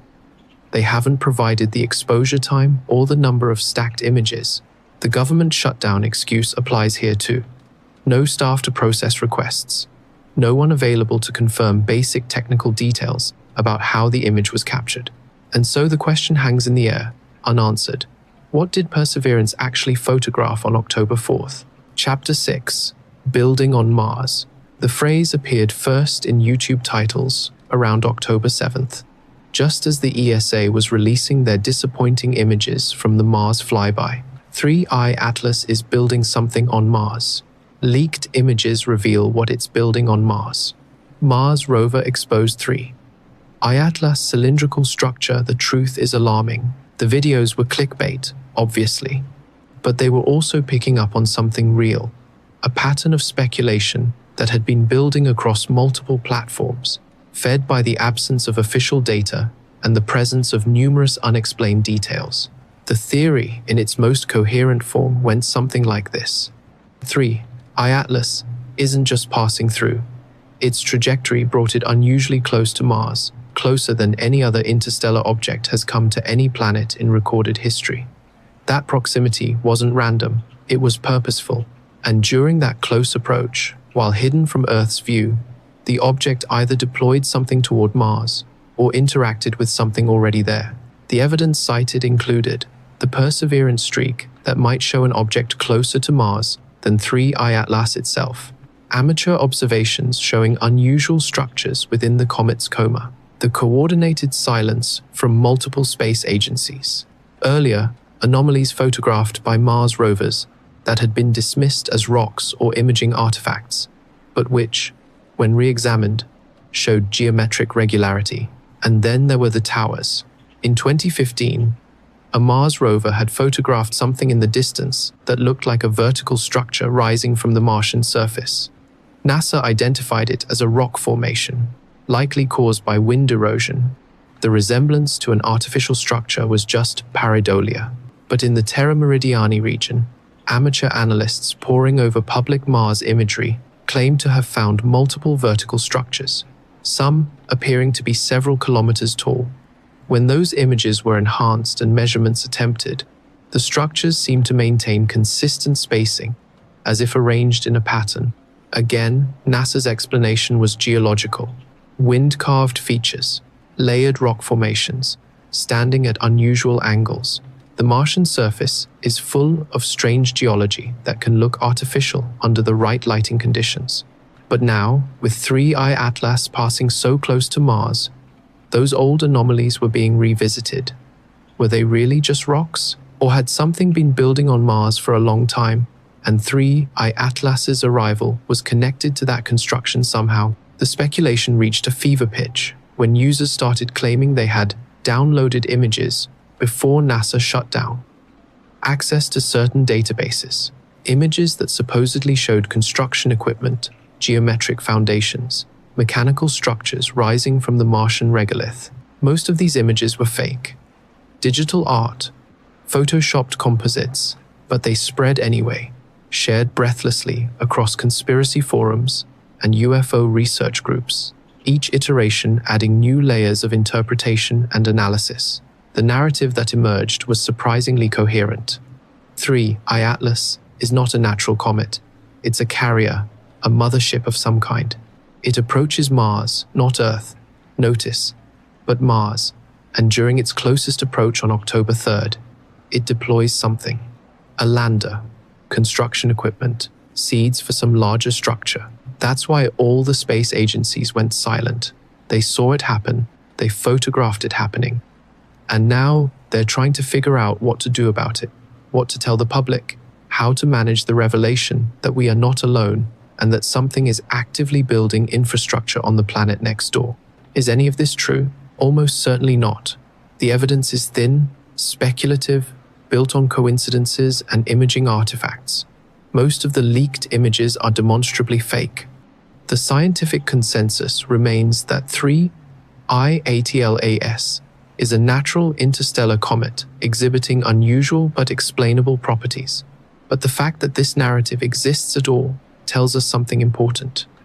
It tells us that people don't trust the official story. They see the gaps, the missing data, the convenient shutdowns, the coordinated silence, and they fill those gaps with speculation. And in the absence of transparency, speculation grows wilder, more elaborate, more divorced from evidence-based reasoning.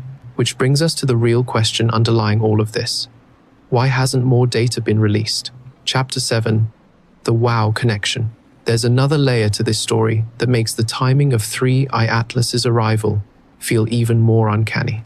On August 15th, 1977, 48 years ago, Ohio State University's Big Ear radio telescope detected a 72-second burst of radio energy so unusual, so perfectly structured, that astronomer Jerry Ehman circled it on the printout and wrote one word in red pen: wow. For nearly 5 decades, that signal has remained one of the greatest mysteries in the search for extraterrestrial intelligence. It came from the direction of Sagittarius, near the constellation's densest star fields. It was narrowband, focused at one specific frequency, and it has never repeated. Hundreds of follow-up observations, thousands of hours of listening time pointed at the same region of sky. Nothing. Just that one burst 48 years ago, and then eternal silence, until Avi Loeb ran the numbers on 3I Atlas. He calculated where the object was on August 12th, 1977, just 3 days before the WOW signal was detected. The answer: approximately 600 astronomical units from Earth. Roughly 600 times the distance between Earth and the Sunday. But more importantly, he calculated what direction 3I Atlas was coming from at that time. Right ascension, 19 hours 40 minutes. Declination, -19 degrees. The WOW signal came from right ascension, 19 hours 25 minutes. Declination, -27 degrees. The two directions are separated by approximately 9 degrees. In the vastness of space, with random objects coming from literally any possible direction, the probability of this alignment is about 0.6%. Not impossible, but deeply suspicious. Loeb didn't stop there. He asked the next logical question. If 3I Atlas sent the WOW signal from 600 AU away, how powerful would the transmitter need to be? The math is straightforward. The detected intensity was between 54 and 212 Janskis across a 10 kHz bandwidth. At 600 AU distance, that corresponds to a transmitter output between 0.5 gigawatt and 2 gigawatts. For reference, a typical nuclear reactor on Earth produces about 1 gigawatt. So we're talking about nuclear power plant levels of energy, focused into a narrow radio beam. Not impossible for an advanced civilization. Actually quite reasonable if you're trying to send a detectable signal across interstellar distances without wasting energy on omnidirectional broadcasting. There's another detail that makes the connection harder to dismiss. The WOW signal was observed at a frequency of 1,420.4556 MHz, blue shifted by approximately 10 km per second toward Earth relative to the hydrogen line. That blue shift indicates the source was moving toward us. 3I Atlas is currently approaching the Sun at about 60 kilometers per second. Loeb suggests that if this object has maneuvering capability, it could have been moving slower in 1977, then accelerated after detecting habitable zone planets in our solar system. A reconnaissance pulse, a radar scan, checking for signs of technological civilization before committing to a closer approach. Here's what makes this entire connection so frustrating. It would be trivially easy to check. Point a radio telescope at 3I Atlas. Listen at the hydrogen line frequency. If it's transmitting, we'll know within hours. If it's silent, the WOW signal connection is probably coincidental. Simple test, definitive answer. And yet, as Loeb noted in his latest blog post, not a single radio telescope has reported data on 3I Atlas. The Very Large Array hasn't looked. The Arecibo telescope is destroyed. The Green Bank telescope hasn't published observations. Even SETI, the organization literally dedicated to finding extraterrestrial signals, hasn't publicly announced any monitoring efforts.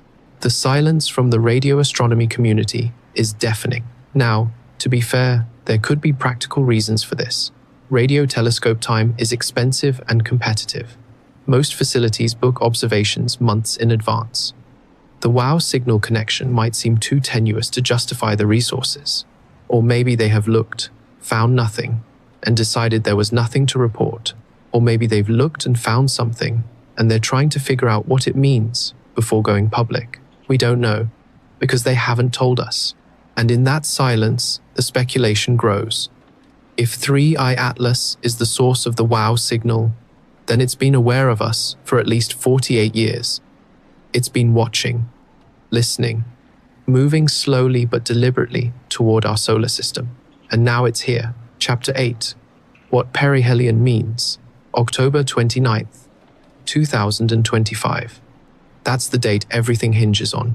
That's when 3I Atlas reaches perihelion, its closest point to the sun, and disappears from view behind our star.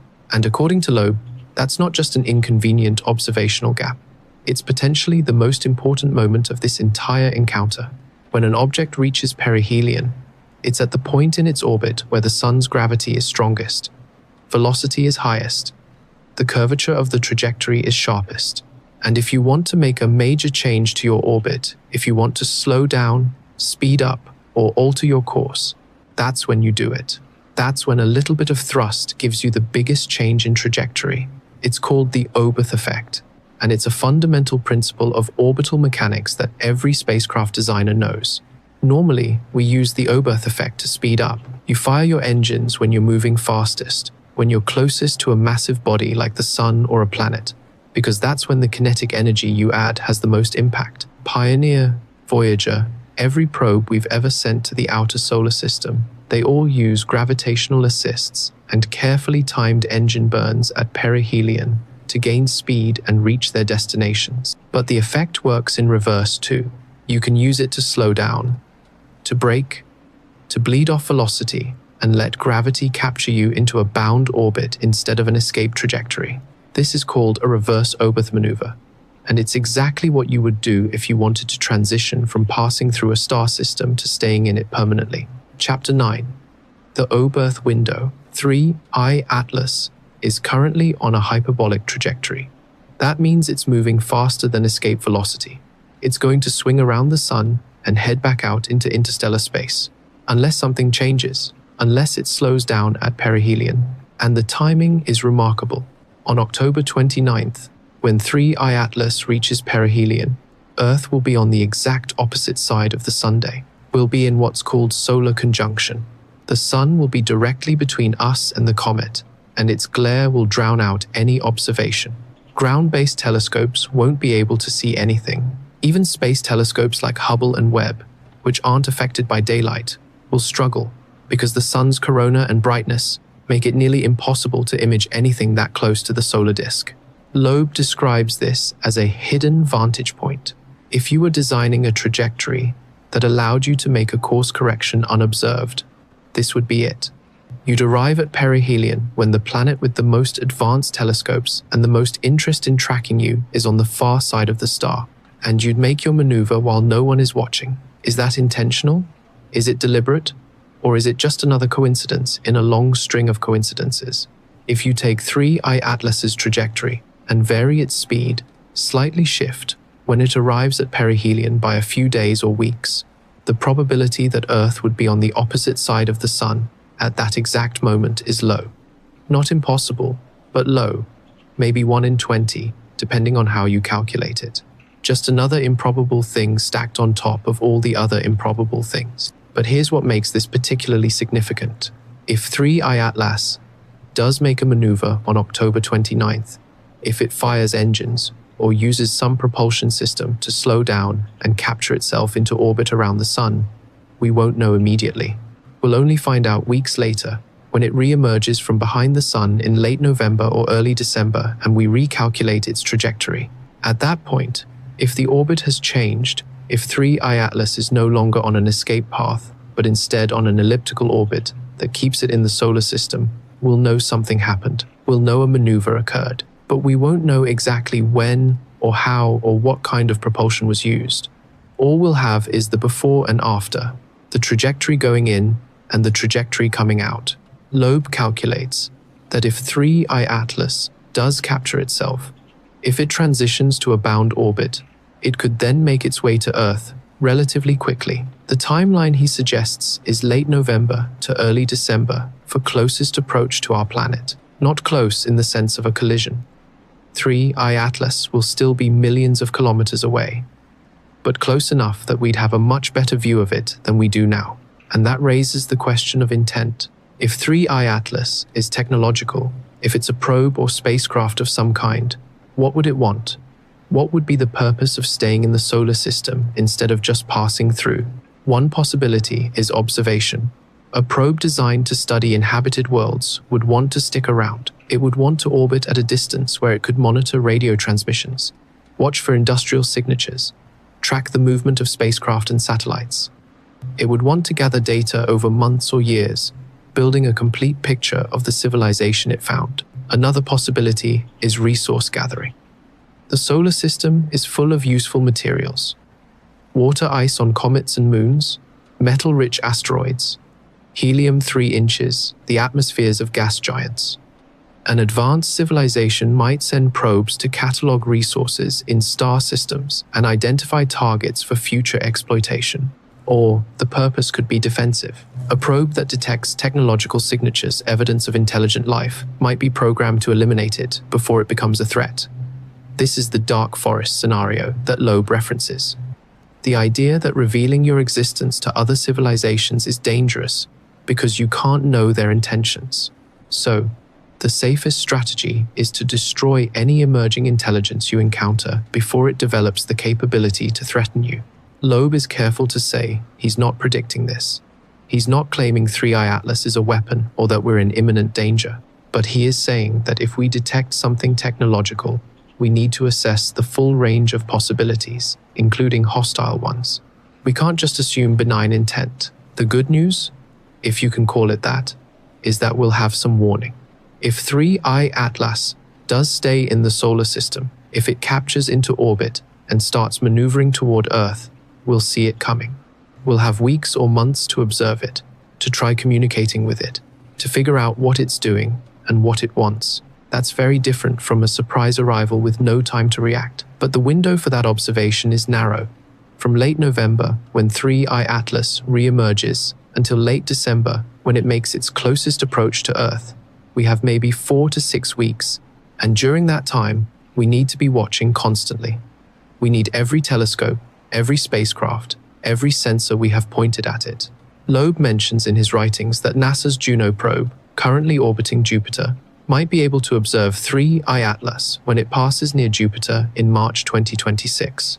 ESA's JUICE spacecraft will have observations in November. Mars orbiters tracked it in early October. We should be coordinating all these assets, pooling the data, making sure we don't miss anything.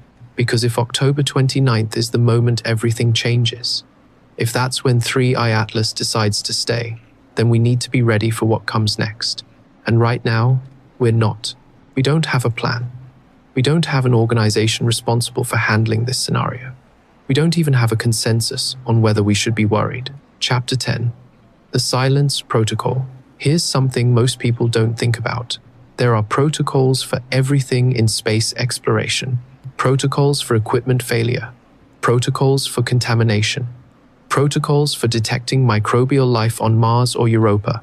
Protocols for asteroid impacts that could threaten Earth. But there's no protocol for this. There's no international agreement on what to do if we detect an artificial object from another star system.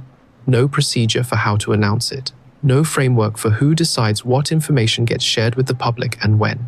That absence, that gap in our preparedness creates a vacuum. And in that vacuum, decisions get made quietly, behind closed doors, by people who may or may not have the public's best interests at heart. When 3I Atlas was first discovered in July, the response was normal: scientific curiosity, public engagement. NASA's website had a dedicated page tracking the object. News outlets ran stories about our third interstellar visitor. But something shifted in late September. Posts about 3I Atlas started disappearing from social media platforms, not being flagged or marked as misinformation, actually vanishing. A Reddit user documented posting a detailed thread analyzing the chemical anomalies from the alleged ESA leak. The thread gained traction, accumulated hundreds of upvotes and dozens of comments within 2 hours. Then it was gone. Not removed with a moderator explanation, just deleted from existence. When the user tried to repost, the submission wouldn't go through. Shadow banned without notification or explanation. On Twitter now, X, several accounts noticed similar patterns. Astronomy Vibes, the account that went viral criticizing the ESA photos, reported significant engagement drops after October 7th. Posts that would normally reach tens of thousands of people were suddenly plateauing at a few hundred views. No official restrictions, no warning messages, just algorithmic suppression. Quiet enough to be deniable, but aggressive enough to be effective. YouTube presented a different problem. Content creators who posted analysis videos speculating about 3I Atlas began receiving demonetization notices. The stated reason varied. Some were flagged for discussing sensitive topics without proper context. Others were categorized as potentially misleading content about scientific matters. A few got hit with the vague but ominous label, content that may not be suitable for all advertisers. The pattern was clear. You could make a video saying 3I Atlas is definitely just a comet, and mainstream science has it figured out. That was fine. Monetized, promoted, but suggest there might be anomalies worth investigating. Suddenly your video becomes advertiser unfriendly. Facebook's approach was the most overt. The platform's fact-checking system, operated by third-party verification organizations, started aggressively labeling 3I Atlas content. Posts sharing the 4chan leak got slapped with missing context warnings. Claims about the trajectory anomalies were flagged as partly false, even when the posts were just quoting Avi Loeb's published calculations verbatim. The fact-check articles offered reassurance. Space agencies confirm no threat from interstellar comet. Experts say unusual features, likely natural processes. The subtext was clear. Don't worry. Don't speculate. Trust the authorities. Move along. The timing felt coordinated. All of this ramped up within 48 hours of the ESA photo release, right when public frustration was peaking over the lack of quality images. Now, to be fair, social media platforms suppress content all the time. Algorithms change, engagement fluctuates, fact-checkers flag misinformation. These are normal platform operations, not evidence of coordinated censorship. Unless there's a pattern, unless it's all happening at once, targeting one specific topic, right at the moment when public interest is highest and official answers are most absent. Some creators started using coded language to avoid suppression. Instead of 3I Atlas, they'd say the visitor or the object. Instead of alien or extraterrestrial, they'd use non-terrestrial or anomalous. It was like watching people develop a new vocabulary to discuss something the platforms didn't want discussed openly. The Streisand effect in real time. The more the content got suppressed, the more people assumed there was something worth hiding. The more aggressively fact-checkers pushed back, the less people trusted the official narrative. Every attempt to manage the conversation just amplified the suspicion that the conversation needed to be managed. Chapter 11. What December brings. By the time you're hearing this, it might already be too late to look. 3I Atlas will emerge from behind the sun in early December. If it's still on its original hyperbolic trajectory, if it made no maneuver at perihelion, then it will continue moving away from us, gradually fading from view over the following months until it's too dim for even our best telescopes to track. A cosmic tourist that came and left, leaving us with more questions than answers, but no existential threat to worry about. That's the most likely outcome.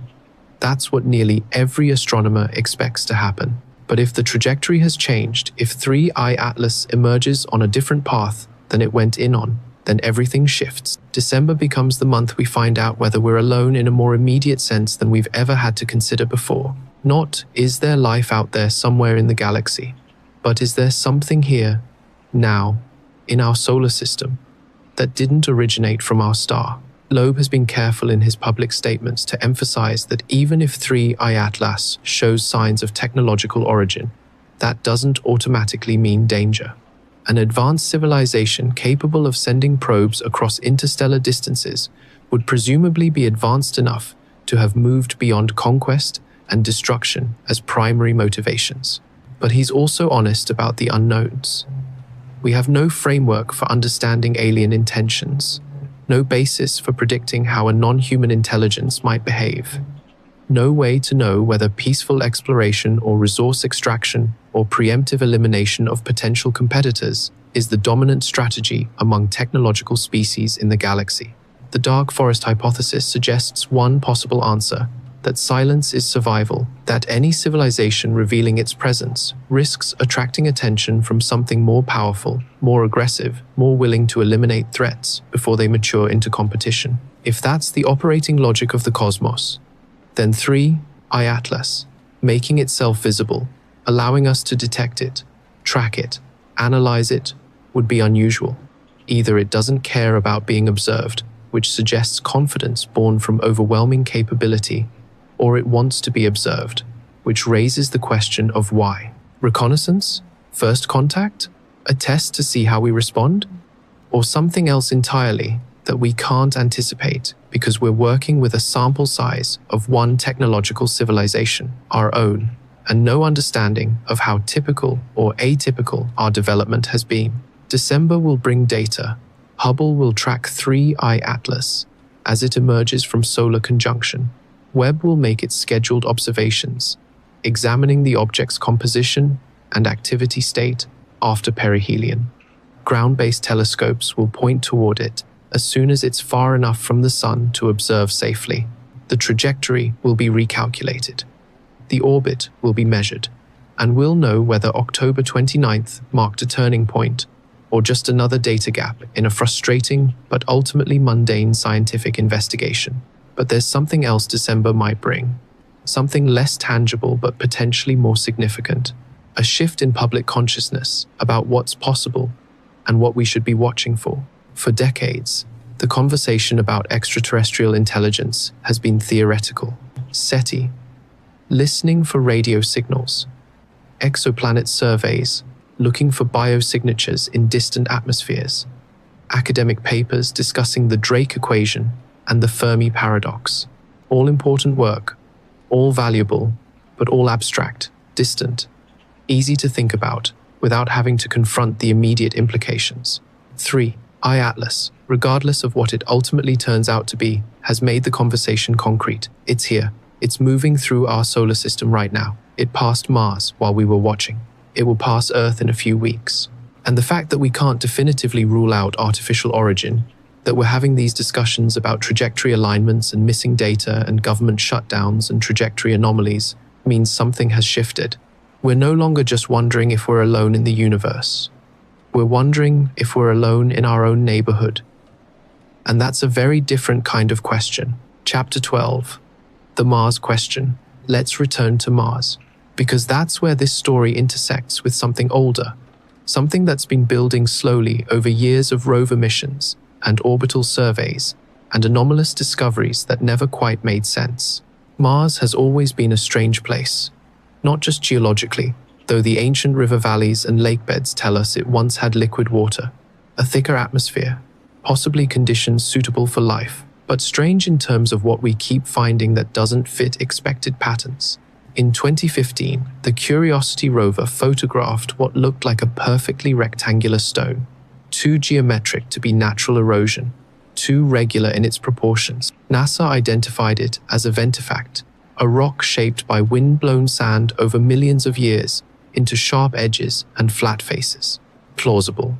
Wind erosion does create geometric shapes, but then similar formations started appearing in other locations. and the probability of multiple ventifacts forming with such regular geometry, scattered across different regions of Mars, starts to accumulate into something worth questioning.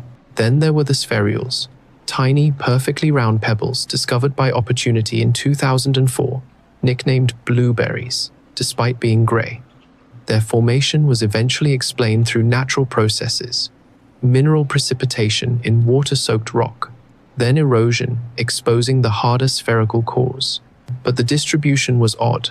They appeared in clusters, almost like they'd been manufactured and scattered, and their composition contained hematite concentrations, unusual for natural formation at those locations. None of this proves anything artificial. Geology is complex. Martian geology is even more complex because we're only beginning to understand how different atmospheric and chemical conditions create different erosion patterns and mineral deposits. But it creates context for what happened in Terra Meridiani. Amateur image analysts, poring over high-resolution orbital photographs from the Mars Reconnaissance Orbiter, started finding vertical structures, not small rocks or boulders, large formations, some appearing to be several kilometers tall, standing at angles inconsistent with typical layered sediment. NASA's explanation: more exotic geology, layers of rock with different hardness levels eroding at different rates, creating structures that look artificial under certain lighting, but are entirely natural when examined in context. Again, plausible. Mars is full of unusual formations. The face on Mars turned out to be a mesa, a trick of light and shadow and human pattern recognition. Pareidolia is powerful. We see what we expect to see, especially in low-resolution imagery. But then 3I Atlas made its close approach to Mars on October 3rd, and suddenly those old anomalies were being re-examined. The vertical structures in Terra Meridiani, the geometric rocks scattered across multiple regions, the spherules, the ancient river valleys that stopped flowing millions of years ago for reasons we still don't entirely understand. What if they weren't geological? What if Mars has been occupied? Not recently, not by anything living now, but occupied in the past. A way station, a construction site, a testing ground. And what if 3I Atlas's trajectory wasn't random at all, but deliberately designed to pass close to Mars, to check on something that was left there long ago? This is where the narrative becomes difficult to navigate, because we're moving from verifiable anomalies, real measurements, real images, real calculations that show unusual alignments and missing data into pure speculation about ancient civilizations and long-term surveillance, and objects that might be doing things we can't observe with current technology. The evidence doesn't support drawing firm conclusions, but it does support asking uncomfortable questions. Why did 3I Atlas pass so close to Mars specifically? Why not Venus, which is actually closer to its perihelion point? Why not Earth, if observation of intelligent life is the goal? Mars is the obvious staging ground. It's far enough from Earth that activities there would be difficult to observe in real time. It has resources, water, ice, minerals, a solid surface. It once had a magnetosphere, an atmosphere, possibly life of its own billions of years ago. If you were designing a way station between interstellar space and the inner solar system, Mars would be the logical choice. And if 3I Atlas's purpose was to check on that way station, to deliver supplies or equipment or new construction materials, the close approach on October 3rd would make perfect sense. This is speculation. It needs to be clearly labeled as such, but it's speculation rooted in observable facts. The unusual trajectory, the missing data from Mars orbiters, the coordinated silence, the timing of the government shutdown, the suppression of discussion on social media platforms. Something doesn't add up. And when too many details don't add up, when too many coincidences stack on top of each other, it becomes reasonable to consider explanations that would normally seem far-fetched. Chapter 13. The construction hypothesis. If something is being built on Mars, if the vertical structures and geometric formations aren't natural geology, but artificial construction, then we need to ask, what are they building? The amateur analysts who first noticed the anomalies in orbital imagery proposed several theories. 1. infrastructure for future habitation, not by humans, but by whoever sent 3I Atlas, launch pads, landing facilities, storage depots, the kind of groundwork you'd establish if you were planning to send crewed missions later. 2. Industrial processing facilities. Mars has mineral resources that might be valuable to spacefaring civilizations. Rare earth elements, metal ores, deuterium for fusion fuel. If you're mining asteroids and comets throughout the solar system, Mars could serve as a central processing and refining location. 3. Scientific instruments, telescopes, listening arrays, sensor networks designed to monitor the inner solar system and detect the emergence of technological civilizations on nearby planets. That last possibility is the most unsettling, because if they're watching, they've been watching for a long time. Long enough to see the first radio broadcasts from Earth in the 1,920 seconds. Long enough to track our development from primitive wireless telegraphy to nuclear weapons to spaceflight to the current era of global satellite networks and planetary rovers. They would know exactly what stage of development we're at. They would know our capabilities and our limitations. They would know whether we pose a threat or represent an opportunity, or should be left alone to develop naturally, and they would have had time to decide what to do about us. The WOW signal in 1977 could have been a ping, a radar sweep. We detect technological signatures from the third planet. Are you advanced enough to recognize this transmission? Are you listening? We heard it. We spent 48 years trying to figure out what it was, but we never answered. We never transmitted a reply, partly because we didn't know what we were replying to or where to aim our response. Maybe that was interpreted as insufficient development, not ready for contact yet. Check back later, and now, 48 years later, 3I Atlas arrives, moving through the solar system on a trajectory that brings it close to Mars, passes behind the Sun during perihelion when Earth can't observe it, potentially positions itself for long-term monitoring of our activities.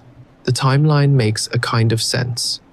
If you're studying emerging civilizations, you'd want periodic check-ins. You'd want to see how we've progressed since the last scan. Are we still fighting among ourselves? Have we developed interplanetary capabilities? Are we beginning to pose a threat to anyone beyond our own species? December will answer some of these questions. When 3I Atlas emerges from behind the Sun and we recalculate its trajectory, we'll know whether it captured into orbit or continued outbound toward interstellar space. If it continues outbound, then most of this speculation becomes academic. An interesting visitor with some unusual properties, ultimately just another comet from another star system passing through ours. But if it captured into orbit, then the construction hypothesis suddenly becomes something we have to take seriously. Because objects don't accidentally break from interstellar speed and capture themselves into solar orbits. That requires either natural processes we don't understand or deliberate propulsion we haven't observed. And if it's the latter, if 3I Atlas used the perihelion passage on October 29th to slow down and stay, then whatever is being built on Mars becomes immediately relevant. Not a distant curiosity for future investigation. An active concern requiring immediate attention. Chapter 14. The government knows. There's a document that circulates in certain corners of the internet. It's called the Brookings Report, formerly titled Proposed Studies on the Implications of Peaceful Space Activities for Human Affairs. It was commissioned by NASA in 1960 and delivered to Congress in 1961. Most of it deals with mundane policy questions about space exploration, international cooperation, scientific research priorities. But there's a section, page 215 of the original document, that discusses something else entirely. What happens if we discover evidence of extraterrestrial life? The report suggests that such a discovery could be profoundly destabilizing to human civilization. It argues that societies throughout history have collapsed when confronted with technologically superior civilizations, and that the mere knowledge of more advanced beings existing elsewhere could trigger similar collapses in human culture, particularly in religious and philosophical frameworks. The recommendation, reading between the lines, is that such information should be carefully managed, released gradually, contextualized appropriately, not hidden exactly, but not announced without preparation for the social and psychological consequences. That was 1961, over 60 years ago. Since then, we've had decades of UFO sightings, government investigations, classified reports, slow drips of information, suggesting that something is being observed in our skies that we can't explain with conventional technology. The 2021 Pentagon report on unidentified aerial phenomena admitted that a majority of incidents remain unexplained. It carefully avoided using the word extraterrestrial, but acknowledged that some observed objects display capabilities beyond current human technology. That was a significant moment. The government essentially confirming that there are things flying around that we can't identify and don't understand. But it was also carefully controlled. The report raised questions without answering them. It acknowledged mystery without providing solutions. It told us just enough to know that something is happening, but not enough to understand what. 3i Atlas fits the same pattern. NASA has a dedicated page tracking the object. They've provided basic orbital parameters, size estimates, composition data. But the high-resolution images from the Mars flyby, still unreleased. The detailed spectroscopic analysis from multiple observatories, still being processed. The radio telescope observations, looking for potential transmissions, not mentioned. We get enough information to know that an interstellar object is passing through, but not enough to draw conclusions about what it might be beyond probably a comet. The government shutdown conveniently occurring during the Mars flyby observations feels like too perfect timing, as if someone knew that was the critical window and made sure that data release would be delayed, giving time to review what was captured, decide what can be shown publicly and what needs to remain classified. This sounds like conspiracy thinking, and maybe it is. But here's the thing about conspiracy theories. Sometimes they're correct. Sometimes powerful institutions do coordinate to manage information flow. Sometimes there are legitimate reasons for withholding data temporarily. The question is whether those reasons serve public interest or institutional interest. If HiRISE captured images showing clear artificial structures near 3i Atlas during the Mars flyby, that would be revolutionary, world-changing. The kind of discovery that rewrites textbooks and reshapes human understanding of our place in the cosmos. It would also trigger exactly the kind of societal disruption the Brookings Report warned about. Religious frameworks would need re-examination. Philosophical assumptions would collapse. Economic and political systems might destabilize as people questioned fundamental beliefs about human uniqueness and cosmic destiny. So maybe the images are being withheld not because they show nothing interesting, but because they show something too interesting. Something that requires careful preparation before public release. Something that changes everything. Or maybe they really do just show a fuzzy dot and bureaucratic delays during a government shutdown prevented timely publication of scientifically routine observations. We don't know. That's the frustrating part. We're left to speculate because the institutions that have the data aren't sharing it in the time frame we'd expect. Chapter 15. The December observation. If 3i Atlas emerges from behind the sun in early December, still on its original trajectory, this conversation becomes academic. An interesting case study in how quickly speculation can spiral when official information is slow or incomplete. A reminder that not every anomaly has sinister explanation, but if the trajectory has changed, then December becomes the most important month in human history, not because of war or plague or natural disaster, but because of confirmation, definitive proof that we share the cosmos with other intelligence, that we're not alone, that the structures and patterns we've been dismissing as geological formations or imaging artifacts or natural coincidences are actually exactly what they look like. Evidence of construction, evidence of intention, evidence that someone has been here before us and might be here with us now. The implications cascade outward in ways that are difficult to fully comprehend. Every space program would need to be re-evaluated. Every mission plan would need to account for the possibility of encountering non-human technology. Every assumption about resource availability in the solar system would need to consider that those resources might already be claimed or monitored or off-limits by prior occupants. Earth's geopolitical landscape would shift. National borders and territorial disputes suddenly seem parochial when confronted with the reality that our entire species is a single, small civilization on one planet among many. The resource conflicts that drive wars would need reframing.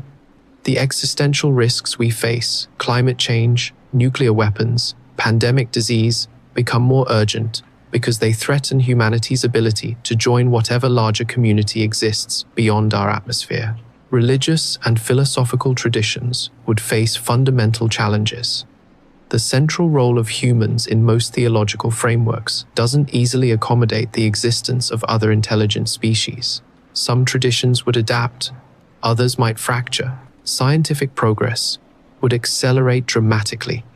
Access to technology, even slightly more advanced than our own, would provide insights into physics, materials, science, propulsion systems, energy generation that might otherwise take centuries to develop independently. But there are darker possibilities too.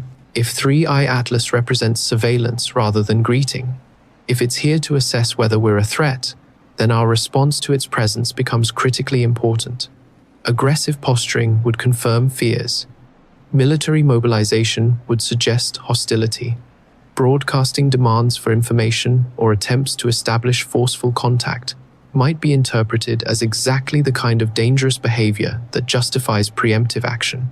The safest approach would be observation, careful study, attempts at peaceful communication, demonstrating that we recognize our limitations and are willing to learn rather than conquer. But that requires international coordination, unity of purpose, agreement on who speaks for humanity and what messages we send. And right now, we don't have those frameworks. We're fragmented, competitive, struggling to solve problems within our own species before confronting the implications of species beyond it. Which brings us back to the silence. The missing data, the suppressed discussions, the coordinated lack of information. Maybe that's by design. Maybe someone in a position to see the full picture has decided that humanity isn't ready, that the destabilization would outweigh the benefits. That revealing what was seen during the Mars flyby would trigger exactly the kind of chaos that makes us look dangerous to whatever intelligence might be watching. So they're buying time, managing the release, preparing for gradual disclosure rather than sudden revelation. Or maybe there's nothing to reveal. Maybe the silence is just bureaucratic incompetence, and the missing images are stuck in processing pipelines. And the conspiracy theories are exactly that, theories constructed from pattern recognition run amok. December will clarify, one way or another. The trajectory will be measured, the orbit will be calculated, and we'll know. Chapter 16, what building means. If we accept, purely as intellectual exercise, that something is being built on Mars, that the structures observed in orbital imagery are artificial rather than geological, then we need to ask what building actually means in this context.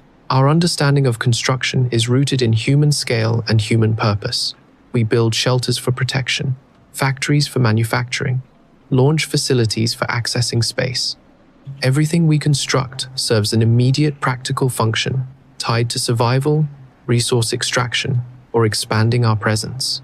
But a civilization millions of years more advanced than ours would have different needs, different scales, different definitions of what constitutes useful construction. They might not need physical shelters if they've transcended biological form. They might not need factories if they've mastered molecular assembly or nanotechnology. They might not need launch facilities if they've developed propulsion systems that don't require massive infrastructure. So what would they build? One possibility: information processing, vast computational networks designed to run simulations, model civilizations, predict outcomes, test hypotheses about the development of intelligence in different environments. Mars could be a giant server farm, crunching data on everything happening in the solar system. Another possibility: terraforming, not for immediate habitation, but as long-term projects spanning millions of years, slowly modifying Mars's atmosphere, rebuilding its magnetosphere, establishing the groundwork for eventual ecosystem development. We wouldn't see the immediate effects, but millennia from now, Mars might have breathable air and liquid water and conditions suitable for life as we know it. A third possibility: art. Construction for aesthetic or philosophical reasons we can't comprehend. Monuments, sculptures, physical expressions of concepts that don't translate to human understanding but hold significance in whatever framework guides their civilization's values. Or maybe building isn't happening at all. Maybe what we're interpreting as construction is actually archaeology. Maybe Mars was inhabited billions of years ago, and what we're seeing are ruins being excavated, old structures being uncovered, ancient technology being recovered and studied. That would flip the entire narrative. Instead of fearing an invasive presence constructing things on Mars, we'd be looking at evidence of a civilization that existed here long before Earth developed complex life. Possibly even a civilization native to Mars itself, before the planet lost its atmosphere and became the cold desert it is today. If that's the case, then 3I Atlas could be a maintenance probe, checking on excavation sites, collecting samples, ensuring that whatever is being preserved or recovered from ancient Mars remains undisturbed by the emergence of humans exploring the planet with their rovers and landers. We tend to think of space as empty. We think of planets as unclaimed territory, free for whoever gets there first to explore and exploit. But if intelligent life is common in the galaxy, if technological civilizations arise frequently and last for millions of years, then most of the cosmos might already be spoken for. Mars might not be virgin territory. It might be someone's archaeological site, or their testing ground, or their early warning system, or their art project.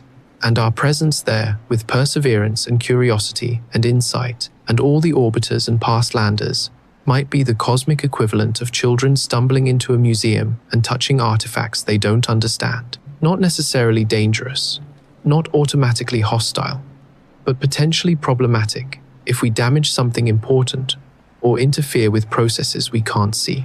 The October 3rd flyby could have been inspection, making sure our activities aren't causing problems, checking whether we're approaching, understanding of what we're looking at, deciding whether we're advanced enough to be brought into the loop or whether we need more time to develop before being told what Mars actually is. Chapter 17, The Countdown. As I record this, we're approximately 3 weeks from December emergence. 3 weeks until 3I Atlas comes out from behind the sun and we get our first trajectory update since perihelion. Professional observatories are preparing. Hubble has scheduled time. Webb has observation windows booked. Ground-based facilities in both hemispheres are coordinating to ensure continuous coverage during the critical reacquisition period. Amateur astronomers are ready too. Backyard telescopes pointed toward the expected emergence coordinates. Online communities coordinating observations, planning to pool data, determined to have independent verification of whatever official sources report. This time, there won't be the excuse of government shutdowns or equipment limitations. Multiple independent observers will be tracking 3I Atlas. If the trajectory has changed, someone will notice. If the orbit is different, multiple groups will calculate it and cross-check their results.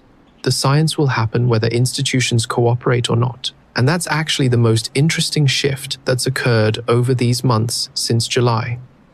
The democratization of space observation. The recognition that we don't have to rely solely on official announcements to understand what's happening in our solar system. Citizen science has been growing for decades, but 3I Atlas has accelerated that growth. Thousands of people who never thought about interstellar objects before are now following the story.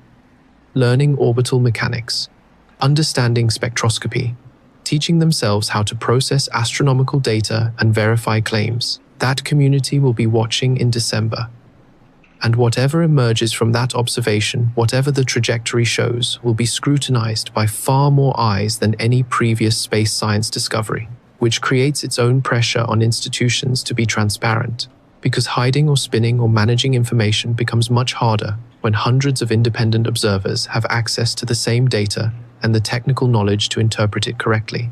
If 3I Atlas has captured into orbit, that will be clear within hours of reacquisition. The orbital elements will be obvious. The change from hyperbolic to elliptical trajectory will be mathematically undeniable. And at that point, the conversation shifts from is it artificial to what do we do now? Because an object from another star system that deliberately braked and chose to stay in our solar system represents a fundamentally different situation than a natural comet passing through. It means someone sent it here. It means they wanted it to stay. It means they're interested in something about our solar system, specifically whether that's the sun's energy output, the arrangement of planets, the presence of technological civilization on Earth, or something else entirely that we haven't considered. And it means we have to decide how to respond. Do we attempt communication? Try to send signals toward it? Establish some kind of dialogue? Make our presence and intentions known? That's the optimistic approach. The assumption that any species capable of interstellar travel would be peaceful, curious, interested in meeting other intelligent life. But there's risk in revealing ourselves. If they don't know about us yet, if they're here for resources, or scientific observation of planetary formation, or some other purpose, unrelated to humanity, then broadcasting our existence might draw attention we're not prepared for. The dark forest hypothesis argues that silence is survival, that revealing your location to unknown intelligences is the cosmic equivalent of shouting your address in a dangerous neighborhood. You might attract a friendly visitor, or you might attract something far worse. Loeb has been vocal about his position. We should engage. We should attempt communication. We should act as if peaceful contact is possible, because the alternative, assuming hostility and hiding guarantees, will never make contact, even if the intentions are benign. But Loeb is one voice among many in the scientific community, and there's no consensus on proper protocol. There's no unified response plan. No international agreement on who gets to make these decisions on behalf of the entire human species. So we wait, and watch, and prepare for whatever December brings. Chapter 18. The pattern of visitors. Let's step back and look at the larger context. 3. I-Atlas is the third confirmed interstellar object we've detected, but it's worth examining the pattern established by its predecessors. Oumuamua in 2017 was the first, a small, cigar-shaped object tumbling through the inner solar system at high speed. It exhibited slight non-gravitational acceleration, a push that couldn't be explained purely by gravity. The natural explanation was outgassing, like a comet, though no coma was observed. Loeb proposed an alternative, a light sail, an artificial structure pushed by solar radiation pressure. The scientific community largely rejected that interpretation, not because it was impossible, but because natural explanations seemed more probable. Comets can outgas without visible comas under certain conditions. The acceleration could be explained without invoking technology. Then came 2I Borisov in 2019, a clear comet, behaving exactly as expected. Coma, tail, spectroscopic signatures matching solar system comets. Nothing unusual. A cosmic tourist that confirmed interstellar objects could be exactly what they appeared to be. Natural debris from planet formation ejected into the galactic void. Now, 3I Atlas, different from both predecessors. More active than Oumuamua, but with unusual chemistry compared to Borisov. Larger, faster, following a trajectory that seems too convenient to be random, but could still be coincidental. 3 objects, 3 data points. Not enough to establish firm patterns, but enough to start asking questions. Are interstellar visitors increasing in frequency? Are we getting better at detecting them, or are more of them arriving? The Vera C. Rubin Observatory, which just became operational in 2025, is expected to detect 1 interstellar object every few months once it's running at full capacity. That's a dramatic increase from the current rate of roughly 1 every few years. If that prediction holds, we'll have dozens of interstellar objects catalogued within the next decade. And with larger sample sizes come better statistics. We'll be able to see whether 3I Atlas's trajectory is genuinely anomalous or falls within expected variation. We'll be able to compare chemical compositions, outgassing rates, structural characteristics, we'll start to understand whether the galaxy is full of interstellar debris or whether some fraction of that debris isn't debris at all. But here's what's interesting about the timing. Rubin came online in 2025. 3I Atlas was discovered in 2025. The massive increase in detection capability coincides with what might be the most controversial interstellar object yet discovered. That could be coincidence. Better instruments find more interesting things simply because they're looking more carefully. Or it could suggest that interesting things arrive more often than we realized, and we've been missing them because our detection capabilities were inadequate. How many interstellar visitors passed through the solar system in the decades before we had the technology to spot them? And if they're common, if the galaxy is full of objects traveling between stars, then the question becomes whether any significant fraction of them are artificial, because even a small percentage applied to large numbers starts to add up to something notable. If 1 in 1,000 interstellar objects is technological, and Rubin detects hundreds over the next decade, then we should expect to find a few that show clear signs of artificial origin. Are we ready for that? As a species, as a civilization, as a collection of governments and institutions that can barely coordinate on terrestrial challenges? Probably not, but ready or not, December is coming, and December brings answers. Chapter 19, The Silent Transmission. There's another piece to this story that hasn't gotten enough attention, one that connects the 1977 WOW signal to current events in a way that's either profound coincidence or careful planning. When the Big Ear telescope detected that 72-second burst of energy on the 15th of August 1977, it was recorded on paper printout, a continuous roll of perforated paper tracking signal intensity across different frequencies. The printout showed nothing, nothing, nothing. Then suddenly a spike so strong that Jerry Eamon circled it and wrote, "Wow," in the margin. The signal intensity was measured in Jansky's units of spectral flux density. The WOW signal peaked at around 212 Janskys, roughly 30 times stronger than background noise. Translated to actual power output, if the source was at 3I, Atlas's estimated distance in 1977 about 600 AU, that corresponds to a transmitter output between 0.5 and 2 gigawatts focused into a narrow beam. That's nuclear power plant levels of energy, enormous by human standards, but potentially quite reasonable for an advanced civilization trying to send a detectable signal across interstellar distances without wasting energy on omnidirectional broadcasting. The frequency was also significant, 1,420.456 megahertzes. That's the hydrogen line, the most abundant element in the universe. Any technological civilization studying the cosmos would know this frequency. It's the universal channel, the obvious choice for attempting interspecies communication. The signal was also narrowband, confined to a very specific frequency range rather than spread across the spectrum.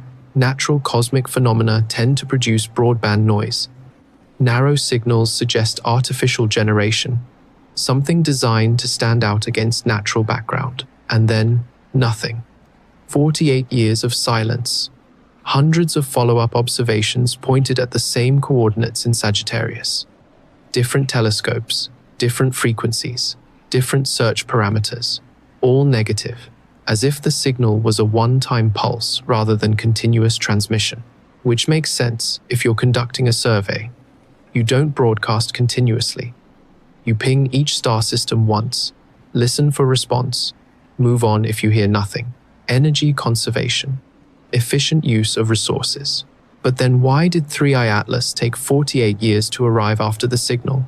If the signal was sent from 600 AU away in 1977, and the object is traveling at 58 kilometers per second relative to the Sun, the travel time would be about 48 years. The math is almost too neat, too convenient. It suggests the WOW signal wasn't a survey ping at all. It was an announcement. We're coming. We've detected your technological signatures. Here's proof we're capable of directed transmission. We'll arrive in your star system in about 5 decades. That's sufficient warning time for a civilization to prepare, to develop better detection capabilities, to build infrastructure for observation and potential communication, to have public discourse about how to respond to visitors from beyond. We had 48 years, and we spent most of that time arguing about whether the signal was real, where it came from, whether it was natural or artificial, whether we should respond or stay silent. We never reached consensus. We never prepared protocols. We never unified our response strategy. And now the object that might have sent that signal is here. Has been here since July, passed Mars in October, reaches perihelion this month, emerges in December. The timeline suggests intentionality, calculation, a carefully planned trajectory designed to give us time to notice, time to prepare, time to decide how we want to interact. Or it's all coincidence. The WOW signal was natural phenomena we still don't understand. 3I Atlas is a comet with unusual chemistry. The directional alignment is statistical luck. The 48-year gap is numerological apophenia, seeing patterns where none exist. But here's what makes the silence so conspicuous. Not a single major radio telescope has publicly reported attempting to listen to 3I Atlas. The Very Large Array hasn't announced observations. Green Bank hasn't published data. The Allen Telescope Array, specifically designed for SETI work, has been oddly quiet about whether they've pointed at the most interesting interstellar object in decades. Either they're not looking, which seems like a massive oversight given the potential significance, or they're looking but not sharing results, which raises the question of why. What would make radio astronomers detect something and choose not to announce it? What would make SETI researchers, whose entire purpose is finding evidence of extraterrestrial intelligence, stay silent about a potential detection? Fear, uncertainty about interpretation, institutional pressure to avoid announcing something extraordinary without overwhelming evidence, the memory of past false alarms and the professional damage they caused. Or maybe they're looking and finding nothing. Radio silence from 3I Atlas. No transmissions. No signals, just an inert rock from another star system, behaving exactly as a natural comet should, which would actually be reassuring. It would mean the WOW signal remains unexplained but unconnected. It would mean 3I Atlas is what it appears to be. It would let us return to the comfortable assumption that we're alone until proven otherwise. But the silence itself, the absence of announcements about whether anyone is listening, creates room for speculation, room for doubt, room for wondering what's being observed that we're not being told about. Chapter 20. The Cost of Knowing. There's a thought experiment in philosophy about the value of truth. Imagine you're living in a simulation. Everything you experience, everyone you know, every memory you have, it's all artificial, generated by computers running some kind of ancestor simulation or entertainment software or scientific experiment. Would you want to know? Most people say yes immediately. Of course we'd want to know. Truth is valuable. Reality matters. Living in ignorance is no life at all. But then you dig deeper. What would change if you knew? You'd still experience the same sensations, have the same relationships, face the same challenges. The only difference is that you'd know it's simulated, and that knowledge would fundamentally alter how you relate to everything. Would you care about your family if you knew they were artificial constructs? Would you pursue goals if you knew the entire framework was illusory? Would existence retain meaning if you understood that the reality behind it was computational rather than physical? For many people, knowing would be devastating. The revelation would undermine everything they base their lives on. They'd be happier, not knowing, living within the comfortable illusion, finding meaning in relationships and achievements, even if none of it is real in the ultimate sense. That's the dilemma we face with 3I Atlas. If it's artificial, if December confirms that it captured into orbit and begins demonstrating technological capabilities, then everything changes. Our understanding of our place in the cosmos, our assumptions about human uniqueness, our frameworks for meaning and purpose and destiny. Some people will handle that revelation well. They'll be excited, curious, eager to learn more. They'll see it as the most important discovery in history and embrace the opportunity to interact with intelligence from beyond Earth. But many people won't. For them, the revelation will be destabilizing. Their religious frameworks might collapse. Their sense of security in a comprehensible universe might shatter. They might retreat into denial or conspiracy theories or apocalyptic thinking. Governments understand this. The Brookings Report spelled it out clearly in 1961. Discovery of extraterrestrial intelligence could trigger societal collapse, particularly in cultures heavily invested in religious or philosophical frameworks that place humans at the center of cosmic significance. That's why information might be managed carefully. Not hidden, exactly, but released gradually, contextualized, surrounded by reassurance and guidance about how to interpret it without panic. But there's a cost to that approach too. When institutions manage information flow, they erode trust. People recognize when they're being handled. When data is selectively released or carefully spun or conspicuously absent, it triggers suspicion that something is being hidden, and that suspicion can be more damaging than the truth would have been. Because while truth provides certainty, suspicion breeds endless speculation. People fill information gaps with increasingly extreme theories. The absence of official explanation becomes evidence of conspiracy. We're seeing that pattern play out right now. The missing Mars flyby images, the delayed data releases, the social media suppression, the coordinated silence from multiple space agencies. Maybe there's legitimate reason for caution. Maybe what was observed needs careful analysis before public announcement. Maybe institutional processes are just slow and we're witnessing normal bureaucratic delay rather than deliberate information management. But the longer the silence continues, the more people assume something is being hidden, the more elaborate the theories become, the less trust exists in official sources. So there's a dilemma.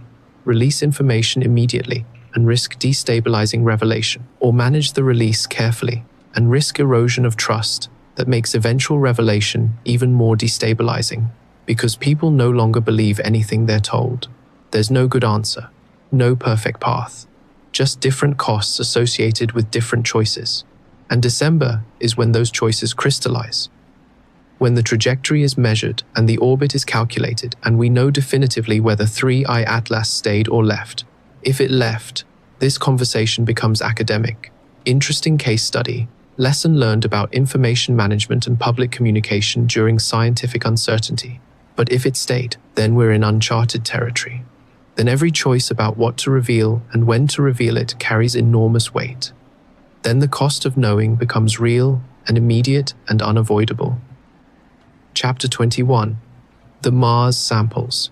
There's one more layer to this story that hasn't received adequate attention. Something that connects 3I Atlas to Mars to Earth to decisions being made right now about sample return missions. NASA's Perseverance rover has been collecting samples from Jezero crater since February 2021. Carefully selected rock cores sealed in titanium tubes, cached at specific locations across the crater floor, waiting for a future mission to retrieve them and bring them back to Earth. The Mars Sample Return Mission is one of the most expensive and complex space projects ever conceived.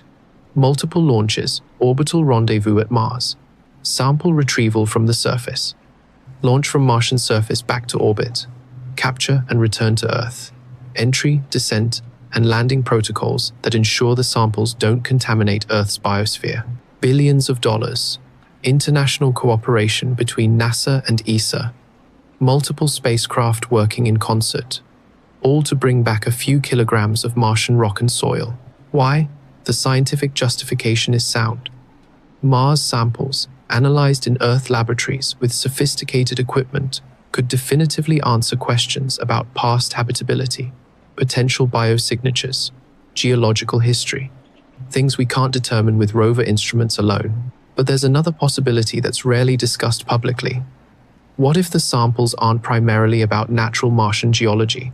What if Perseverance has been documenting something artificial? Look at the rover's path through Jezero crater. It's systematic, methodical, targeting specific formations, avoiding others. The sample collection sites aren't random. They follow a pattern that suggests, actually, we don't know what pattern they follow because NASA hasn't fully explained the selection criteria. They cite scientific interest in sedimentary layers, delta deposits, ancient lake beds, all legitimate targets, all consistent with studying Mars's geological history. But Jezero crater is also where some of the most interesting orbital anomalies have been observed. geometric formations, unusual rock arrangements. That controversial doorway, photographed by Curiosity in Gale Crater, might have equivalents in Jezero that haven't been publicized. What if Perseverance has been quietly collecting samples of artificial structures, or rocks showing evidence of past technological activity, or materials that don't match expected Martian composition but suggest manufacturing or processing? Those samples would be invaluable, but they'd also be controversial, potentially civilization-altering, the kind of discovery that requires careful analysis and verification before announcement. And they'd be exactly the kind of samples you'd want to bring back to Earth before anyone else had a chance to examine them or claim priority. Now consider the timing. Mars sample return was supposed to launch in the late 2020s. Budget overruns and technical challenges have delayed it. Current estimates suggest early 2030s at earliest for sample return to Earth. But 3I Atlas arrives in 2025, makes its close approach to Mars in October, potentially captures into solar orbit in December. If 3I Atlas is interested in Mars, if its trajectory was designed to check on something there, then the samples Perseverance has collected become more significant. They're evidence of what was found, documentation of what exists, material proof that could be analyzed independently. Getting those samples off Mars and back to Earth becomes urgent in a way it wasn't before. Not just scientific curiosity, but strategic necessity. Because whoever controls the samples controls the narrative about what's actually on Mars. This might explain some of the urgency around Mars sample return despite budget constraints. This might explain why alternative approaches and cost reduction measures are being explored so aggressively. Get those samples back before circumstances change, before access to Mars becomes complicated by presence of other interested parties. This is speculation layered on speculation, building castles from sand, connecting dots that might not form any actual picture. But the dots exist, the samples exist, the planned retrieval exists, the timing of 3I Atlas exists, and the uncomfortable silence about what those samples might contain continues. Chapter 22. The December Protocols. Let's talk about what actually happens when 3I Atlas emerges from solar conjunction in early December. First, reacquisition. Multiple telescopes will begin searching the expected coordinates as soon as the object is far enough from the Sun to observe safely. This typically happens when the solar elongation, the angular distance between the object and the Sun as viewed from Earth, exceeds about 30 degrees. For 3I Atlas, that should occur around December 4th or 5th, depending on its exact trajectory. Ground-based observatories in the southern hemisphere will have first chance at detection, since the comet will be visible in pre-dawn skies from that latitude. Within hours of first detection, observations will be shared across the international astronomical community. The Minor Planet Center will collect data from multiple sources and calculate preliminary orbital elements. This is where we'll get our first indication of trajectory change. If the orbit is still hyperbolic, if the eccentricity remains above 1, then 3I Atlas is still on an escape trajectory. It's leaving the solar system as expected. Case closed, mostly. But if the eccentricity has dropped below 1, if the orbit has become elliptical, then we know something changed at perihelion. A maneuver occurred. The object braked and captured itself into solar orbit. That determination will be made within 24 hours of reacquisition. The math is straightforward. The orbit either is or isn't bound. There's no ambiguity once you have enough positional measurements. And at that point, everything changes. NASA will call an emergency press conference. Not immediately. They'll want time to verify the data, run models, understand implications. But within days, they can't sit on information of that magnitude. Too many independent observers will have the same data. The calculation will be confirmed by amateur astronomers, universities, international space agencies. Attempting to suppress or delay would be pointless and counterproductive. The announcement will be carefully worded, emphasis on continued analysis, caution about jumping to conclusions, acknowledgement that bound orbit doesn't necessarily imply artificial origin. Natural capture scenarios will be explored, even if they require unusual physics, but the subtext will be clear. Something unprecedented has occurred. An interstellar object has chosen to stay in our solar system. The implications deserve serious attention. What follows will depend on observational data collected in subsequent days and weeks. Does 3I Atlas begin actively maneuvering? Does it change its orbit further? Does it move toward a specific target Earth, Mars, Jupiter? Or does it settle into a stable, elliptical orbit and become passive? Just sitting there, a permanent resident of our solar system, not actively threatening, but unnervingly present. Radio telescopes will be deployed immediately. The Very Large Array, Green Bank, Fast in China, all will turn toward 3I Atlas and listen across all frequencies. If there's any transmission, any signal, any evidence of communication capability, we'll detect it. And if we do detect a signal, then protocols exist sort of for how to respond. SETI has draft procedures for confirming extraterrestrial intelligence and deciding whether to reply. The Outer Space Treaty and other international agreements provide frameworks for cooperation on matters of cosmic significance. But those protocols have never been tested in real scenario. They're theoretical, aspirational, built on assumptions about how rational institutions will behave when confronted with unprecedented situations. Reality is likely to be messier. Competing national interests, disagreement about interpretation, confusion about who has authority to make what decisions on behalf of humanity. The first few weeks after a confirmed orbital capture will be chaotic. Not violent or dangerous necessarily, but disorganized. Multiple actors pursuing different goals with incomplete coordination. Eventually, some form of international framework will emerge. The UN will convene emergency sessions. Scientific organizations will issue position papers. Religious leaders will offer theological perspectives. Governments will stake out positions.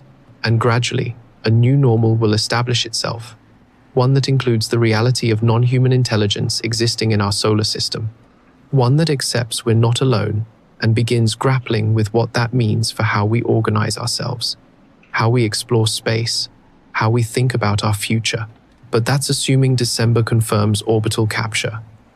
If the trajectory shows 3I Atlas is still leaving, if the orbit remains hyperbolic and the object continues outbound on its original path, then none of this happens. We return to speculation. The anomalies remain unexplained but unthreatening. The missing data stays missing. The theories persist but lack definitive proof. And we wait for the next interstellar visitor, knowing that Ruben will find them regularly now, wondering if the next one will be the one that changes everything. 3 weeks until we know. 3 weeks until December answers questions we've been asking since July. The countdown continues. Chapter 23. The Philosophical Weight. There's an essay by Arthur C. Clarke called The Star. It's about a Jesuit priest serving as astronomer on a deep space expedition. His ship discovers the remnants of a dead civilization, a species that created art, literature, technology, culture, all of it preserved in a vault on the outermost planet of their system. The civilization was destroyed by their star-going supernova.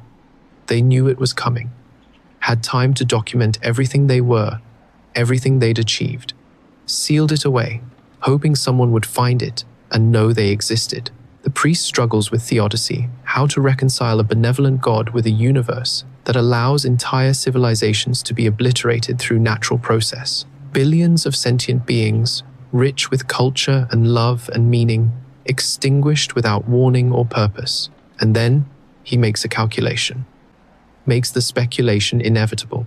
If construction is happening, if something is actively building infrastructure on Mars right now, then the question becomes, building what and for who? A base, an outpost, a research station, a mining operation, a way station for missions going deeper into the solar system or back out to interstellar space, or something else? Something we wouldn't recognize because our framework for understanding construction is limited to human needs and human scales. Maybe they're building a beacon, a navigation marker, something that helps other interstellar visitors find the system and understand its properties. Maybe they're building a defensive installation, something designed to detect and potentially deter threats. Early warning system for the inner solar system. Maybe they're building a garden, biological preservation facility, storing genetic information, or living specimens from civilizations throughout the galaxy. Or maybe they're building something so far beyond our current comprehension that we wouldn't recognize it even if we saw it directly. Like an ant trying to understand why humans build particle accelerators. The purpose and function exist at a cognitive level the ant can't access. That's the humbling possibility. That even if we discovered what's being built, we wouldn't understand what it's for. Chapter 25. The December Darkness. We're now in the final stretch. Days away from early December. Days away from when 3I Atlas should emerge from behind the sun and give us our first post-perihelion observations. The astronomical community is ready. Telescopes are scheduled. Observation plans are coordinated. Amateur astronomers are positioned. Everyone who cares about this story is watching the same patch of sky, waiting for the object to reappear. But there's a darkness around this story that hasn't lifted. A sense that something isn't being said. That information exists that we're not being given. That decisions have been made about what can be shared and what must remain hidden. Maybe that darkness is just the conspiracy-minded interpretation of normal bureaucratic delay. Space agencies are slow organizations. Data takes time to process. Interagency coordination is complicated. The silence isn't sinister, just procedural. Or maybe it's real. Maybe there's genuine concern among people who have access to full data about what they've observed. Maybe the decision to withhold certain images or analyses or measurements isn't about bureaucracy, but about managing revelation of something genuinely unprecedented. The challenge is that we can't tell the difference. Normal delay looks identical to deliberate withholding. Procedural slowness is indistinguishable from strategic information management. The absence of evidence isn't evidence of anything except absence. So we wait in darkness, not knowing what we're waiting for, not knowing if the emergence in December will clarify everything or just deepen the mystery. What we do know is that this moment right now, these weeks in November, the countdown to December, represents something significant in human history. Regardless of what we ultimately discover, we're finally confronting the possibility that we might not be alone.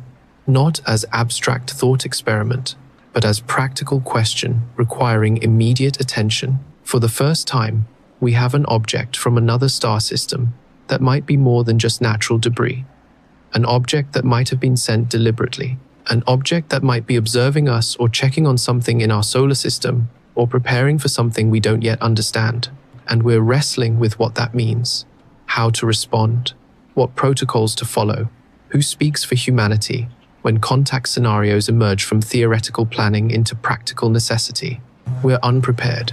Organizationally, philosophically, psychologically, we don't have consensus on fundamental questions. We don't have international agreement on how to proceed. We're fragmented, confused, reaching for frameworks that don't exist yet. But we're trying, and that might be enough. December will bring light. One way or another, the trajectory will be measured. The data will exist. The orbit will be calculated with precision that leaves no room for ambiguity. Either 3I Atlas is still leaving, continuing its journey back into interstellar space, becoming one more data point in our growing catalog of cosmic visitors, or it has stayed, captured itself into orbit through means we haven't observed but can infer from the mathematics of its path. If it's leaving, then this entire story becomes a case study, a lesson in how uncertainty and information gaps breed speculation, how pattern recognition can lead us astray, how the absence of explanation creates space for increasingly elaborate theories. We'll look back and laugh, perhaps uncomfortably, at how quickly we convinced ourselves that a natural comet might be something more. We'll recognize the cognitive biases at play, the tendency to see intention where only physics exists, to find meaning in coincidence, to construct narratives that feel more satisfying than random chance. But we'll also remember that the questions were legitimate, that the anomalies, while ultimately explainable through natural processes, were unusual enough to warrant careful examination. That taking the possibility seriously wasn't irrational given the data available, and we'll have learned something about ourselves, about how we respond to potential contact scenarios, about the gaps in our preparedness, about the need for better protocols and clearer communication, and more transparent information sharing when dealing with discoveries that could reshape human understanding of our cosmic context. That would be the optimistic outcome, the learning experience, the near miss that teaches us important lessons before we face a situation where the stakes are higher and the evidence is less ambiguous. But if 3I Atlas has stayed, then December becomes the dividing line, before and after, the moment when everything changed, not immediately, not dramatically. There won't be invasion fleets or first contact protocols or dramatic announcements that reshape civilization overnight. Change will be gradual, unfolding over weeks and months as we study the object, try to understand its purpose, attempt communication, watch for any indication of what it intends to do next. The darkness won't lift all at once. We'll still be working with incomplete information, making decisions based on insufficient data, fumbling toward understanding without clear roadmap. But we'll know something fundamental has shifted.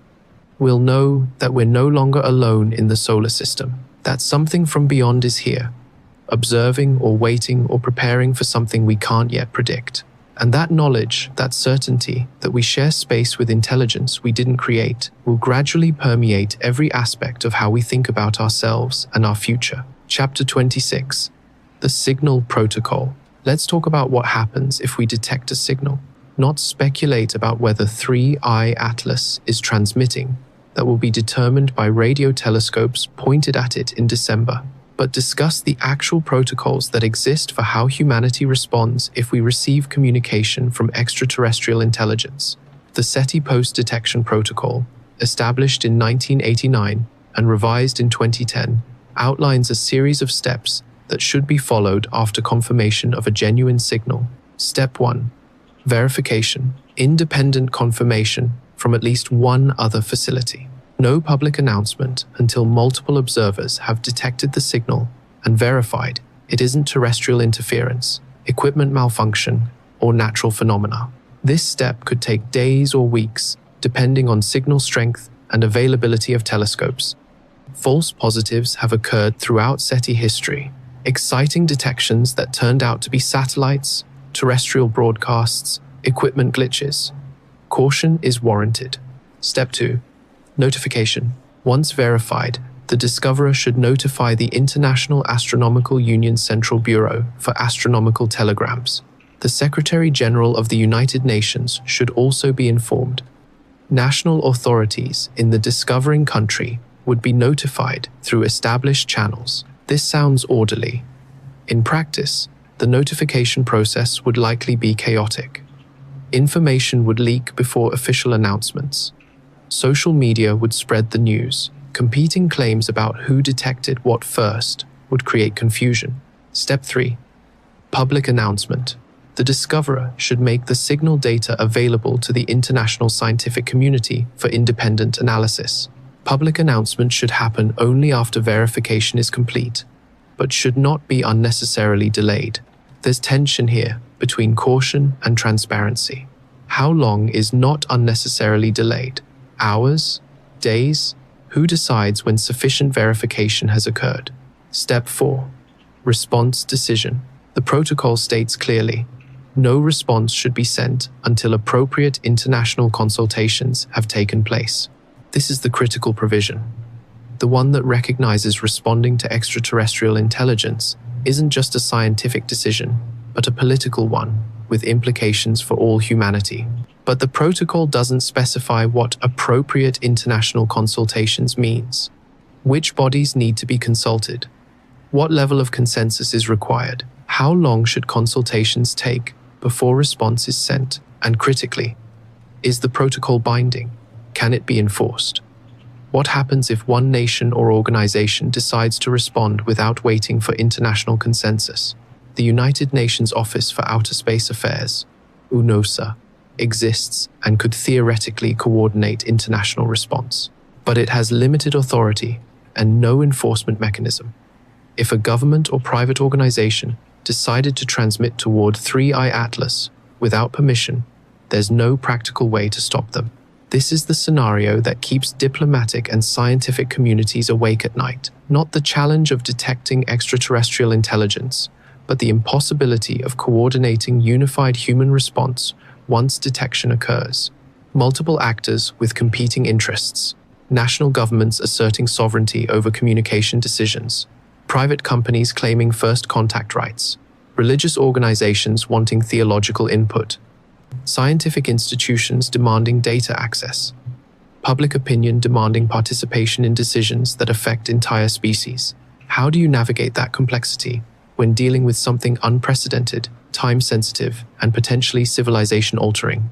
You probably can't. Not perfectly. You muddle through.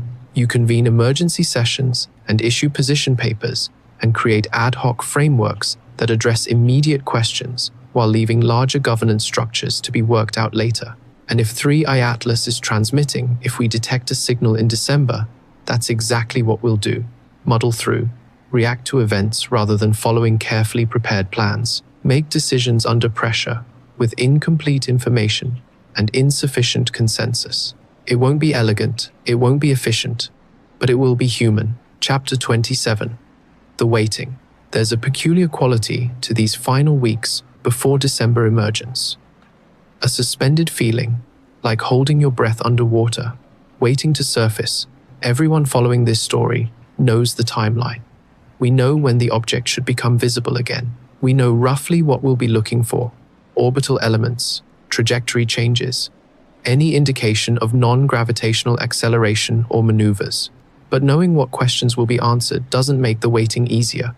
If anything, it makes it harder, because we can see the finish line. We know resolution is coming, but we're stuck in this liminal space where nothing can be done except wait.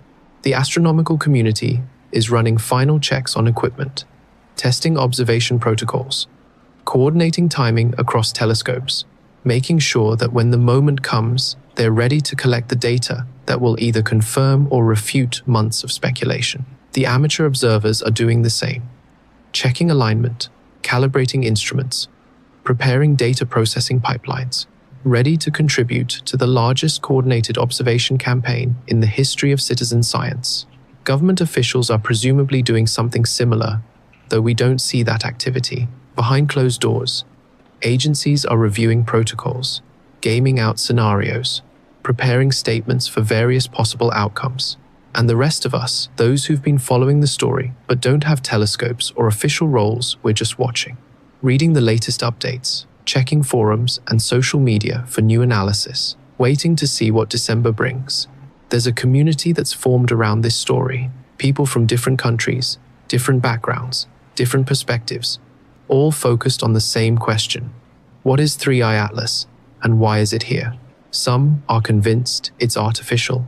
They've examined the data, done the calculations, concluded that the probability of natural explanation is too low to accept. They're waiting for December to prove them right. Others are equally convinced it's natural. They've looked at the same data and seen normal cometary behavior with some unusual but explainable features. They're waiting for December to demonstrate that Occam's razor was correct. All along, the simplest explanation was the right one. And many, perhaps most, are genuinely uncertain, suspended between possibilities, aware that evidence exists supporting both interpretations, waiting to see which way the data tips once we have post-perihelion observations. What unites all these perspectives is the recognition that we're living through something potentially significant, that this moment, regardless of outcome, represents a turning point in how seriously we take the possibility of extraterrestrial intelligence operating in our solar system. Before 3I Atlas, the conversation about alien visitors was largely theoretical. Fun to think about, interesting to speculate on, but not something requiring immediate practical attention. Now it's different. Now we have an object that demands to be taken seriously, that has enough anomalous features to justify careful investigation. That might be exactly what it appears to be, a comet, or might be something unprecedented requiring fundamental reconsideration of our cosmic solitude. The waiting is productive in its own way. It's giving us time to think through implications, to consider how we'll respond to various outcomes, to mentally prepare for revelation that might challenge comfortable assumptions. Because even if 3I Atlas turns out to be entirely natural, we now know that we're not prepared for the alternative. We know that our detection capabilities are improving rapidly, that the Vera Rubin Observatory will find more interstellar objects every year, that sooner or later we're going to encounter something that doesn't fit natural explanations. And when that happens, when we face unambiguous evidence of extraterrestrial technology, we'll need frameworks that don't currently exist, protocols that haven't been written, international cooperation that hasn't been established. December is practice. Whether 3I Atlas is artificial or not, we're learning what it feels like to confront the question seriously. We're identifying gaps in our preparedness. We're having conversations that need to happen before the stakes get higher. So the waiting serves a purpose. It's not just empty time. It's preparation, individual and collective, getting ready for whatever comes next. Chapter 28. The Mars Revelation. There's one piece of information that emerged quietly in mid-November, buried in a technical paper from European researchers analyzing Mars orbital data. The paper, published in a specialist journal with limited circulation, discussed thermal anomalies in the Terra Meridiani region, the kind of dry technical analysis that normally wouldn't attract attention outside narrow academic circles. But embedded in the appendix was something interesting. A table showing temperature variations at the sites where those controversial vertical structures are located, measured over time, tracked across Martian seasons. The structures are warmer than surrounding terrain. Not dramatically, we're talking about a few degrees Kelvin difference, but consistently warmer, through Martian winter and summer, day and night. Across multiple years of observation, the paper's authors suggested this might indicate unusual mineral composition. Certain rocks absorb and retain heat differently than others. Iron-rich formations, for instance, can stay warmer longer after sunset than silicate rocks. But there's a problem with that explanation. The heat signature doesn't follow the expected pattern for passive thermal retention. It's too constant, too stable, as if there's an internal heat source, maintaining temperature rather than just residual warmth from solar heating. The paper acknowledged this anomaly, but didn't press the point, suggested that more study is needed, called for additional observations. Standard academic caution when dealing with results that don't fit established models. But if you read between the lines, if you understand the implications of consistent internal heat in structures that should be cold rock, you start to see why this paper might be significant. Things that generate their own heat are either geologically active or technologically powered. Mars doesn't have significant geological activity, no plate tectonics, no volcanic system that could explain localized heat generation in Terra Meridiani specifically, which leaves technology.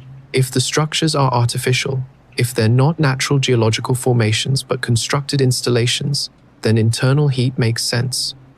Power generation, life support systems, equipment operation, all would produce waste heat that would manifest as slightly elevated temperature compared to surrounding inert rock. The paper didn't say this explicitly, couldn't, without evidence strong enough to support such an extraordinary claim.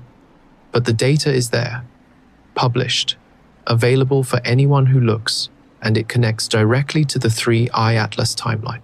The thermal observations in the paper extend through September 2025. The October 3rd flyby isn't included because data from that period hasn't been fully processed yet.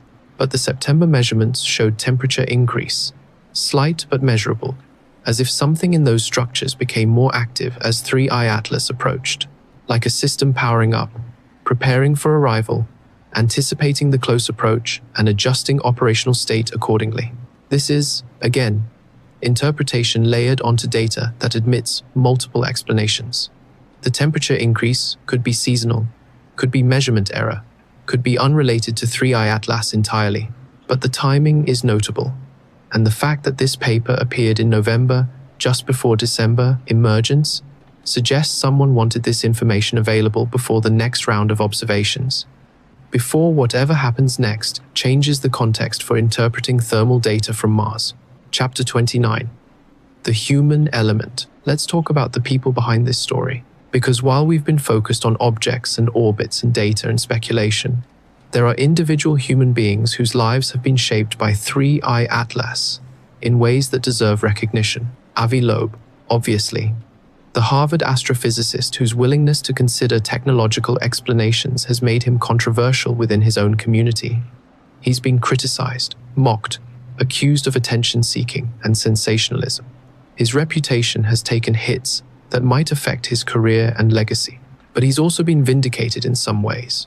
Not necessarily proven correct about 3I Atlas being artificial, that determination hasn't been made, but proven correct that these questions deserve serious investigation.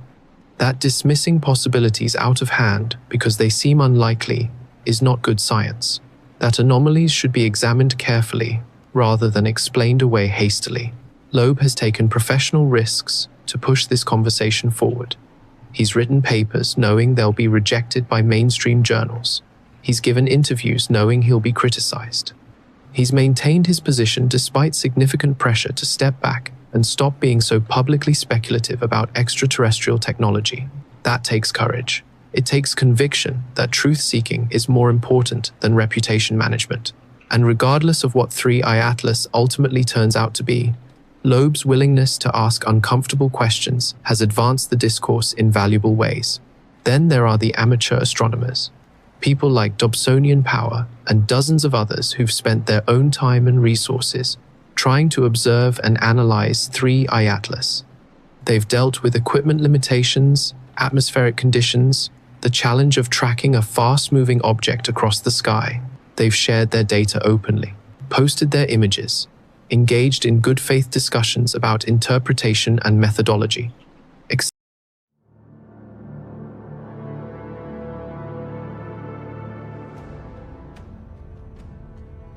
There is a very strange... On October 21st, 2025, 3 days ago, something happened that no astrophysical model can explain. A coronal mass ejection, a full halo solar flare carrying billions of tons of plasma, erupted from the sun's surface and struck a precise region of interplanetary space. Its target, 3I Atlas, the third confirmed interstellar object ever detected. And when that wave of charged particles hit, the data changed. Spectral readings that should have spiked and faded instead flattened. The energy didn't scatter, it vanished. NASA's solar observatories logged an unexplained absorption event, like the flare's energy had been consumed. They called it an instrumentation glitch. But within 12 hours, orbital tracking stations began reporting something far harder to dismiss. 3I Atlas was accelerating. Not a gravitational slingshot, not cometary outgassing, acceleration that required input energy. And then the feeds went dark. The public NASA dashboards froze mid-update. The Solar Dynamics Observatory shifted to scheduled maintenance. The timing was inconvenient. Before we go further, understand this isn't conjecture. This is raw data. Independent observatories, cross-verified telemetry, and peer-reviewed preprints that appeared online, then quietly disappeared. Because if the numbers are right, 3I Atlas didn't just survive a solar flare. It absorbed it, and it's now moving faster than any interstellar object in recorded history. If you want to know what that means, what the data actually shows, not what the official statements imply, then stay with me. Hit that like button, subscribe if you haven't already, and tell me in the comments what you think happens when something not born of our solar system learns to feed on our Sunday. Chapter 1, The Visitor from Beyond, July 1st, 2025. The Asteroid Terrestrial Impact Last Alert System Telescope in Rio Hurtado, Chile, captured something unusual moving through the constellation Sagittarius. At apparent magnitude 18, barely visible even to automated detection systems, the object was designated A1 1Pli 3Z and flagged for follow-up observation. Within 24 hours, astronomers around the world confirmed what the initial trajectory suggested. This wasn't a rock from our solar system. The object was moving at 61 kilometers per second relative to the Sun on a hyperbolic path with an orbital eccentricity of 6.141. For context, anything with an eccentricity above 1 is unbound from solar gravity. This object's path was so extreme, so impossibly fast, that it could only mean one thing: interstellar origin. The Minor Planet Center issued the designation 3I Atlas on July 2nd. The third interstellar object confirmed passing through our solar system after 1I Oumuamua in 2017 and 2I divided by Borisov in 2019. But where those previous visitors arrived from the solar apex, the direction our sun is moving through the galaxy, 3I Atlas came from the south, from the direction of the galactic center, from a region so densely packed with stars that detecting it earlier was nearly impossible. Pre-discovery observations would later extend back to May 21st, captured by telescopes that hadn't known what they were seeing. In those early images, 3I Atlas was already bright, already active, already displaying cometary features at a distance of 6.4 astronomical units from the sun, where most comets remain frozen and inert. The object was glowing when it should have been dark. The Hubble Space Telescope imaged 3I Atlas on July 21st, revealing a teardrop-shaped cocoon of dust extending from what appeared to be a solid nucleus. The estimated diameter ranged from 320 meters to 5.6 kilometers, with the most likely size around a kilometer. Not Manhattan-sized, as early brightness calculations suggested, but still substantially larger than the previous interstellar visitors. But size wasn't what made 3I Atlas remarkable. It was the chemistry. On August 6th, the James Webb Space Telescope turned its near-infrared spectrograph toward the comet. What it detected changed the conversation entirely. The coma surrounding 3I Atlas was emitting 129 kilograms of carbon dioxide per second, not water vapor, which drives the activity of most comets. Carbon dioxide, the gas that forms dry ice, the volatile compound that sublimates at temperatures where water remains frozen solid. The ratio was stunning: 8 parts carbon dioxide to 1 part water, among the highest CO2 to water ratios ever recorded in any comet, natural or otherwise. More observations followed. The Very Large Telescope in Chile detected cyanide gas on August 14th, atomic nickel vapor on July 20th, but no iron. In every known comet, nickel and iron appear together in roughly equal amounts. They form together in supernova explosions, travel together through space, appear together in planetary systems. Finding abundant nickel with virtually no iron is like finding smoke without fire. It violates the basic chemistry of cosmic evolution. By September, the composition profile was complete. 3I Atlas was outgassing carbon dioxide, water vapor in trace amounts, carbon monoxide, carbonyl sulfide, cyanide, and ionized nickel. The spectroscopic signature matched no natural comet on record. The chemical fingerprint suggested formation in an environment fundamentally different from anything in our solar system. Or it suggested something else entirely. The trajectory told an equally strange story. When an interstellar object enters our solar system, it can arrive from any direction at any angle. There's no reason it should care about the plane our planets orbit in. That's our geometry, not theirs. Random visitors from deep space should arrive at random inclinations, scattered across every possible orientation. 3I Atlas arrived on a path tilted just 5 degrees from the ecliptic plane. The probability of that alignment, calculated from pure random chance, is 1 in 500. Unlikely, but not impossible. A statistical outlier, worthy of note but not necessarily meaningful. But then the trajectory did something even stranger. 3I Atlas passed within 28 million kilometers of Mars on October 3rd. Close enough that NASA's Mars Reconnaissance Orbiter could image it with the high-rise camera. But the Mars flyby was just one of several close planetary encounters. The comet also approached Venus at 97 million kilometers on November 3rd, and will pass Jupiter at 54 million kilometers in March 2026. 3 different planets, 3 separate close approaches, each requiring the object to arrive at the precise time when that planet happens to be in the right position in its orbit.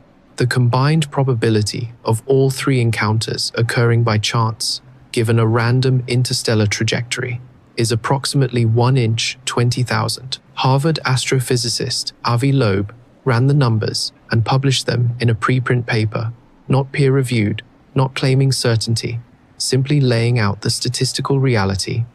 If you were to design an optimal reconnaissance trajectory through the inner solar system, one that brought you close to Earth, Mars, Venus, and Jupiter, while minimizing detection time and maximizing gravitational assist opportunities, you would arrive on a path very similar to 3I Atlas.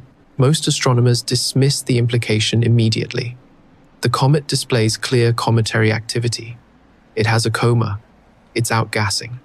It developed an anti-solar tail visible in Hubble images, which later evolved into a proper dust tail streaming away from the sunday. All normal cometary behavior, easily explained by solar heating sublimating volatile ices, except for one problem. The comet's mass. Chapter 2. The mass that shouldn't exist. When a comet approaches the sun and begins heating up, the ice on its surface turns directly from solid to gas. This sublimation process ejects material into space, creating the visible coma and tail.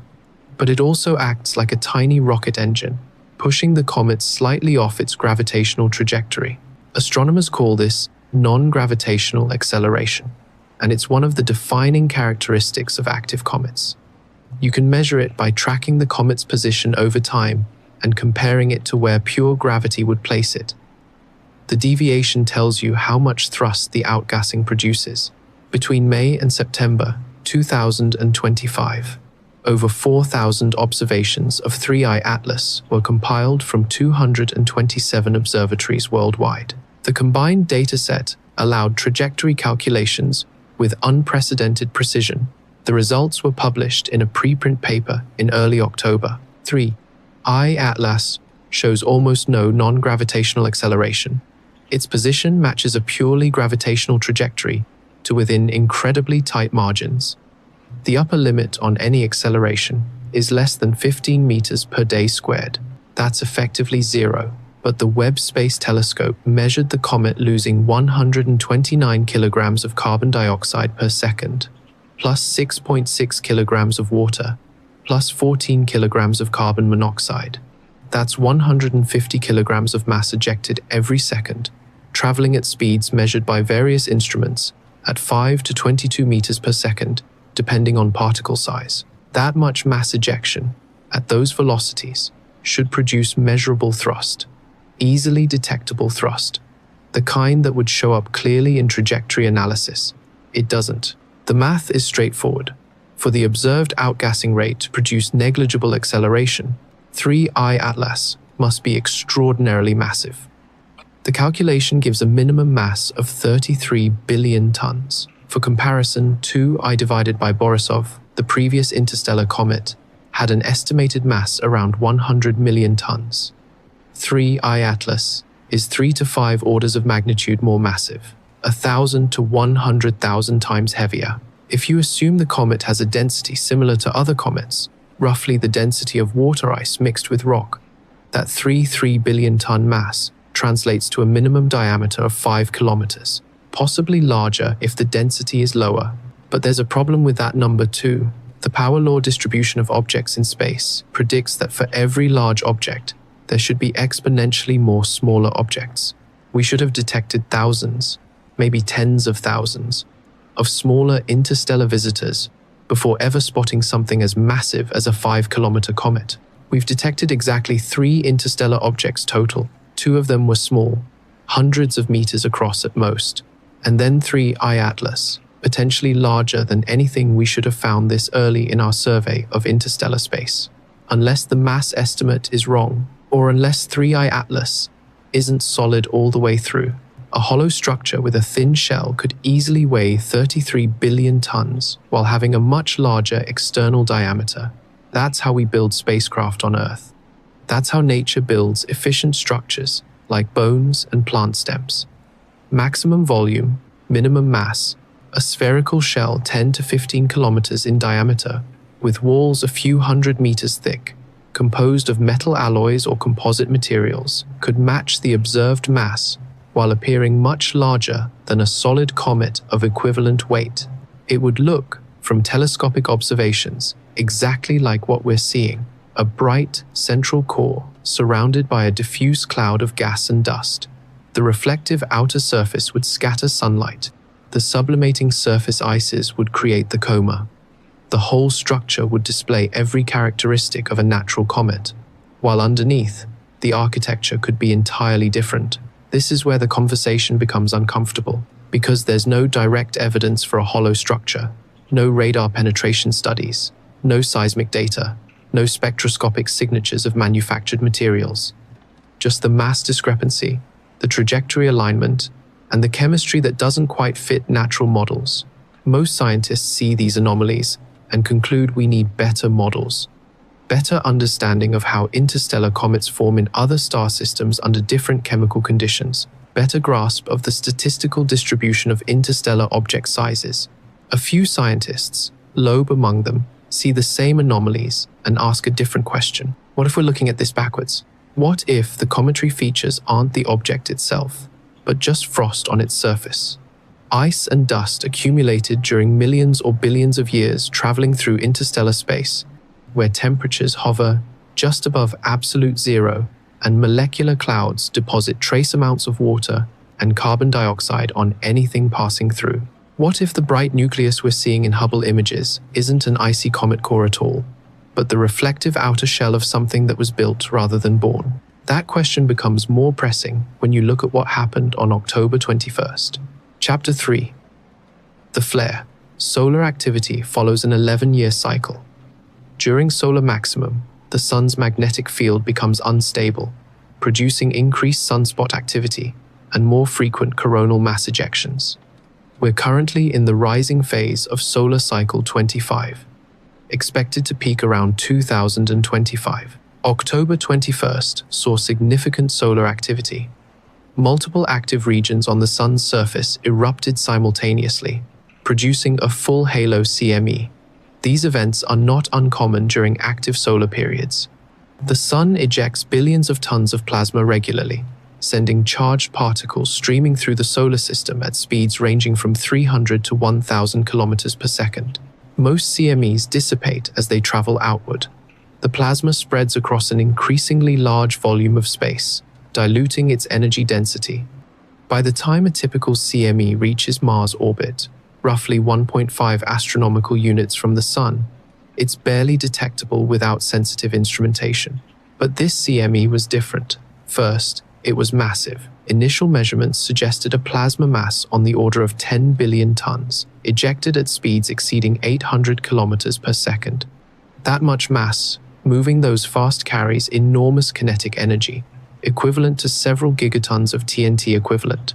Second, it was directional. Most CMEs expand roughly spherically, spreading outward in all directions from the eruption site. This one showed significant asymmetry, with the bulk of the plasma concentrated along a narrow cone, pointing toward 3I Atlas. The comet's position on October 21st placed it at approximately 1.42 astronomical units from the Sun, just weeks before its perihelion passage. The trajectory of the CME, calculated from solar observatory data and projected through space, intersected the comet's position with remarkable precision. Impact occurred around October 24th. What happens when a gigaton-scale plasma wall hits a comet? In most cases, not much that's visible from Earth. The interaction happens too fast to observe directly. The plasma washes over the comet's coma, heating the gas and dust, potentially triggering enhanced sublimation on the nucleus surface. Comets that pass through CME events sometimes show temporary brightness increases or changes in outgassing rate. 3. I-Atlas did show increased activity. Observations from the 2-meter twin telescope in the Canary Islands on August 2nd had captured a faint jet extending about 10,000 kilometers from the nucleus, pointing toward the Sunday.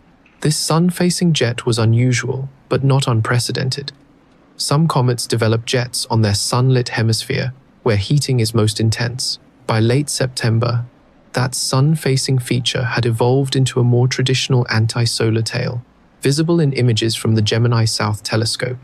The tail stretched about 56,000 kilometers by August 28th and had grown to roughly 100,000 kilometers by mid-September. Normal cometary evolution as the object approached the sun and solar heating intensified. But then, something changed. Amateur astronomers monitoring 3I Atlas reported subtle variations in the tail structure within 24 hours of the CME impact. The dust tail, which should remain relatively stable over short timescales, appeared to show lateral displacement. Not dramatic, just a few arc seconds of angular shift over the course of October 24th to 25th. Arc seconds translate to thousands of kilometers at the comet's distance. More concerning were the trajectory residuals. The precision orbit calculations that showed negligible non-gravitational acceleration through September suddenly began showing small but measurable deviations. Nothing dramatic, just 0.23 arc-minutes per hour of divergence from the predicted gravitational path. That's barely detectable, well within the noise for most observations. But when you're tracking an object with 4,000 plus data points from hundreds of observatories, patterns emerge. The pattern suggested a slight velocity increase, acceleration in the direction of the sun's gravitational pull, as if 3I Atlas was speeding up its approach to perihelion. The magnitude was tiny, a few meters per second squared, but it was there, clearly present in the post-CME data where it had been absent before. Several explanations present themselves. The simplest, the CME triggered enhanced outgassing on the comet's sunward face, creating asymmetric thrust that happened to align with the direction of motion. This is physically plausible. Solar heating from the sun itself drives cometary activity. Heating from a plasma impact should do the same, except the direction is wrong. Outgassing from the sunlit side should produce thrust away from the sun, not toward it.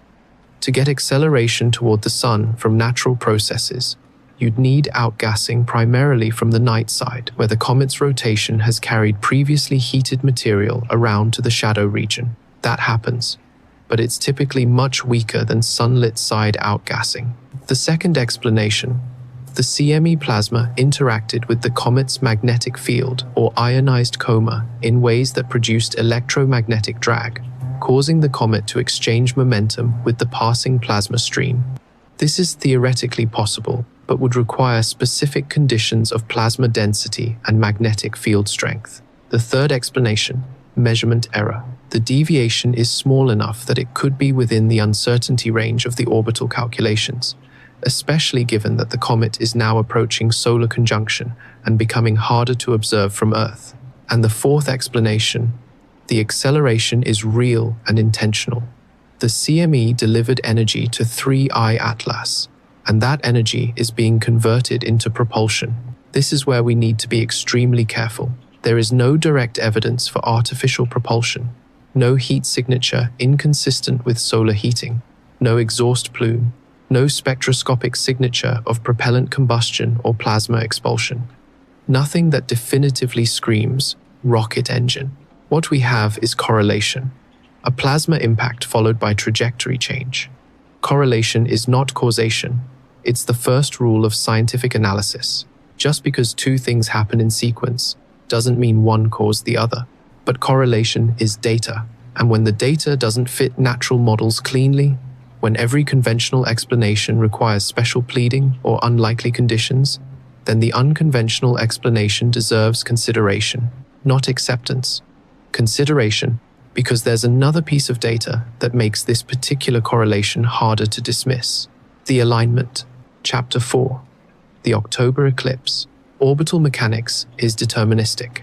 Given an object's position and velocity at one moment, you can calculate where it will be at any future moment with extreme precision. Gravitational interactions with planets, solar radiation pressure, relativistic effects, all of these can be modeled and accounted for. 3. Atlas will reach perihelion, its closest approach to the Sun, on October 29, 2025, at 11:44 UTC. At that moment, it will be 1.36 astronomical units from the Sun, just inside Mars orbit, moving at 68 kilometers per second. On that same date, Earth will be on the exact opposite side of the Sunday. This is called solar conjunction. The Sun sits directly between Earth and 3I Atlas from our perspective. The comet becomes invisible to ground-based telescopes, hidden behind our star's glare. Even space telescopes like Hubble and Webb, which aren't affected by daylight, struggle to observe objects near the Sun because the intense radiation overwhelms their sensors. Solar conjunction will last roughly 3 weeks, from mid-October through early November. During that entire period, 3I Atlas will be unobservable from Earth. The timing is remarkable for 2 reasons. First, perihelion is the optimal moment for orbital maneuvers. This is basic astrodynamics. If you want to change your trajectory using the least amount of fuel, you do it at perihelion, where your velocity is highest and the Sun's gravity is strongest. This is called the Oberth effect. Most spacecraft use the Oberth effect to accelerate, firing engines at perihelion to gain maximum velocity increase from a given amount of thrust. But the effect works in reverse too. If you want to brake, to slow down, and allow gravity to capture you into a bound orbit, you fire your engines in the opposite direction at perihelion. For 3I Atlas, which is currently on an escape trajectory that will carry it out of the solar system and back into interstellar space, perihelion represents the last chance to stay. After October 29th, any maneuver to achieve a bound orbit becomes progressively more difficult and energy-intensive as the comet moves away from the Sunday. October 29th is the decision point, and it happens when no one on Earth can watch. The probability of this timing is difficult to calculate precisely because it depends on numerous factors. The object's arrival date, which is determined by when it entered the solar system, the inclination of its trajectory, which determines the geometry of its path relative to Earth's orbit, the speed, which sets the duration between discovery and perihelion, but we can estimate. Given a random interstellar trajectory with 3I Atlas general characteristics, the chance that perihelion would occur when Earth is on the opposite side of the Sun is roughly 1 inch, 20 to 1 inch 30, depending on how you define opposite side and account for observational windows. Not impossible. But adding it to the existing list of coincidences, the ecliptic alignment, 1 inch 500, the 3 planetary close approaches, 1 inch 20,000, the perihelion eclipse, 1 inch 25. Multiply these probabilities together, and you get combined odds of roughly 1 inch 250 million. That calculation assumes independence, which may not be justified. The factors aren't entirely random. The ecliptic alignment makes the planetary approaches more likely. The trajectory that brings these close approaches necessarily determines the perihelion date to some degree. But even accounting for correlations, the combined probability remains very small. Small enough that Loeb and colleagues felt justified in publishing their speculation about technological origin. Small enough that NASA's lead scientist for solar system small bodies, Tom Statler, felt compelled to issue public statements emphasizing that it looks like a comet, it does comet things, and the evidence is overwhelmingly pointing to this object being a natural body. The scientific consensus holds firm. 3I Atlas is a comet, an unusual one, with atypical chemistry and improbable timing, but fundamentally natural. And yet, as October 29th approaches, that consensus contains an unspoken acknowledgement. We won't know for certain until the comet emerges from behind the Sunday. If 3I Atlas reappears in late November on the same hyperbolic trajectory it entered on, continuing outward toward interstellar space, as predicted by gravitational models, then the case is closed. Natural comet, interesting science, nothing more. But if it reappears on a different trajectory, if the orbit has changed from hyperbolic to elliptical, from escape to bound, if 3I Atlas is no longer leaving, but staying, captured into a permanent orbit around our Sunday, then every anomaly becomes relevant again. Then the questions we're asking now become urgent. Then we have to consider seriously what it means that something chose October 29th, when we couldn't watch, to make that choice. Chapter 5. What Mars Saw. The European Space Agency's Mars orbiters had the best view. On October 3, 2025, 3I Atlas passed within 28 million kilometers of Mars. From Earth's perspective, that distance is enormous, roughly 75 times farther than the Moon. But for spacecraft already in Mars orbit, designed to photograph the Martian surface from hundreds of kilometers away, turning their cameras toward a comet 28 million kilometers distant was at the edge of what's possible. The ExoMars Trace Gas Orbiter's CASIS camera captured it first. 5-second exposures taken between October 1st and 7th. The comet appeared as a fuzzy white dot moving against the starfield, surrounded by a diffuse glow extending several hundred kilometers from the nucleus.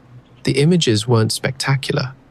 CASIS was designed to photograph the bright Martian surface from close range, not faint distant objects, but they confirmed the comet's position and showed clear cometary activity, a visible coma, no obvious structural features that would indicate anything other than natural composition. Mars Express contributed additional observations with its high-resolution stereo camera, though the images required extensive stacking to pull signal from noise. The ESA released these images publicly on October 7th, accompanied by press materials emphasizing the routine nature of the observations. But NASA's Mars Reconnaissance Orbiter was also watching. The high-rise camera aboard MRO is the most powerful camera ever sent to another planet. From Mars orbit, it can resolve features as small as 30 centimeters on the surface, individual boulders, rover tracks, geological details invisible to any other spacecraft instrument. When pointed at 3I Atlas from 28 million kilometers, HiRISE's angular resolution translates to roughly 30 kilometers per pixel. Not enough to see surface details on the nucleus, but more than 10 times better than what ESA's cameras achieved. HiRISE should have been able to clearly separate the nucleus from the coma and provide the most accurate size estimate yet obtained. The observations were scheduled for October 4th through 7th. Multiple passes, different filters, long enough exposure times to capture faint features while tracking the comet's motion, and then the U.S. government shutdown began. Technically, the shutdown started October 1st, when Congress failed to pass appropriations bills before the fiscal year deadline. But NASA didn't go dark immediately. Essential operations continued. Spacecraft in flight remained under control. Time-sensitive observations proceeded as scheduled. The Mars flyby observation of 3I Atlas qualified as time-sensitive. The geometry was optimal only for those specific dates. Missing the window meant missing the best close-range view humanity would get of this interstellar visitor. HiRISE captured the images, but the images haven't been released. NASA's public data repositories, which normally post raw spacecraft data within days of acquisition, show no HiRISE observations of 3I Atlas. The mission's public website hasn't been updated since early October. Automated data pipelines that usually feed archival systems have gone silent. The official explanation is straightforward.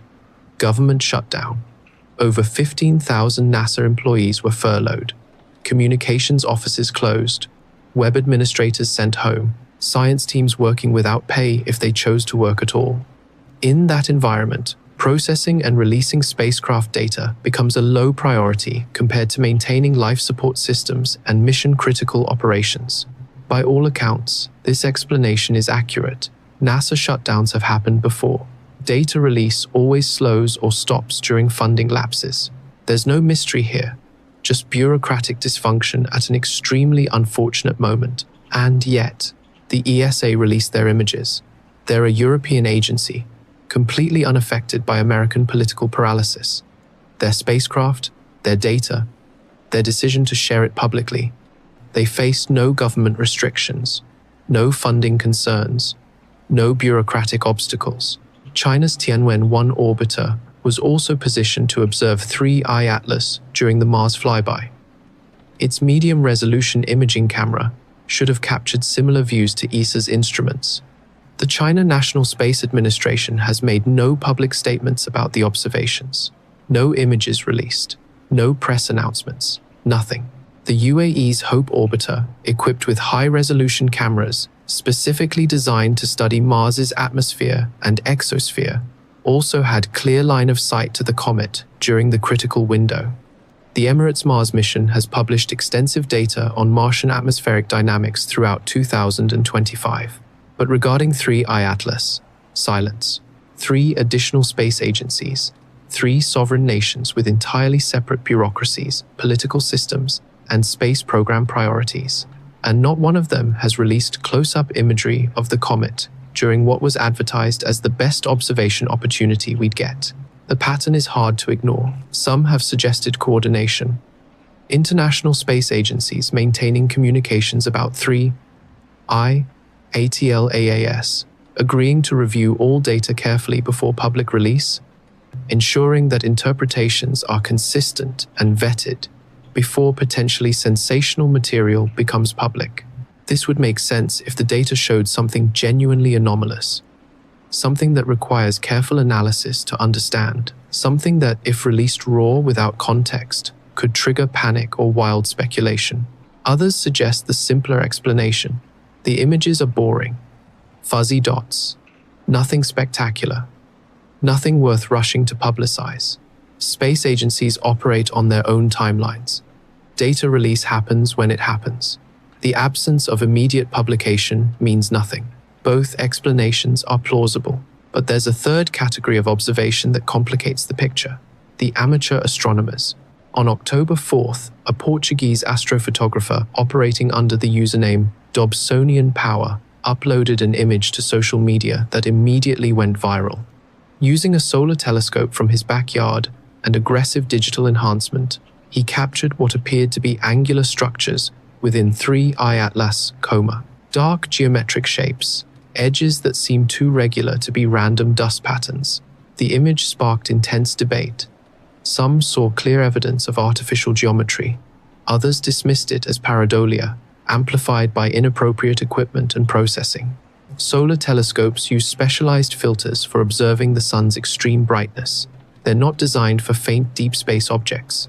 Push the image processing hard enough, and you can convince yourself you're seeing patterns that aren't really there. But Dobsonian Power isn't a random internet conspiracy theorist. He's a respected amateur astronomer with a decade of legitimate astrophotography work. His methodology is documented. His equipment is standard. When pressed about the anomalous structures in his 3I Atlas image, he didn't double down with wild claims. He acknowledged uncertainty and promised to try again when the object becomes visible from Earth in early November. That measured response is telling. It's the response of someone who genuinely saw something they can't explain, not someone manufacturing evidence for clicks.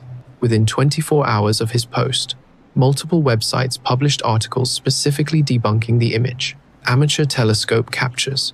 Strange 3I Atlas image. Here's why it's not what it seems. The timing felt coordinated. The tone felt defensive, as if someone needed to quickly establish the narrative that nothing unusual had been photographed before the image could gain too much traction. And then others started processing the official ESA images. Users across Reddit and various astronomy forums downloaded the raw data and ran it through enhancement algorithms. Standard techniques, the kind used routinely in astrophotography to bring out faint details. Some results showed nothing but cleaner versions of the fuzzy dot. Others revealed what appeared to be distinct geometric patterns within the coma. Edges. Structures that seemed too regular to be natural ice and rock. The problem is that once you start aggressively processing an image, especially with modern AI enhancement tools, you're no longer looking at what's actually there. You're looking at what an algorithm thinks should be there based on its training data. If you feed an AI image of spacecraft and then ask it to enhance a blurry comet, it might invent spacecraft-like details because that's what it's learned to recognize. It's a scientific dead end wrapped in the illusion of clarity. But the proliferation of these enhanced images had an effect.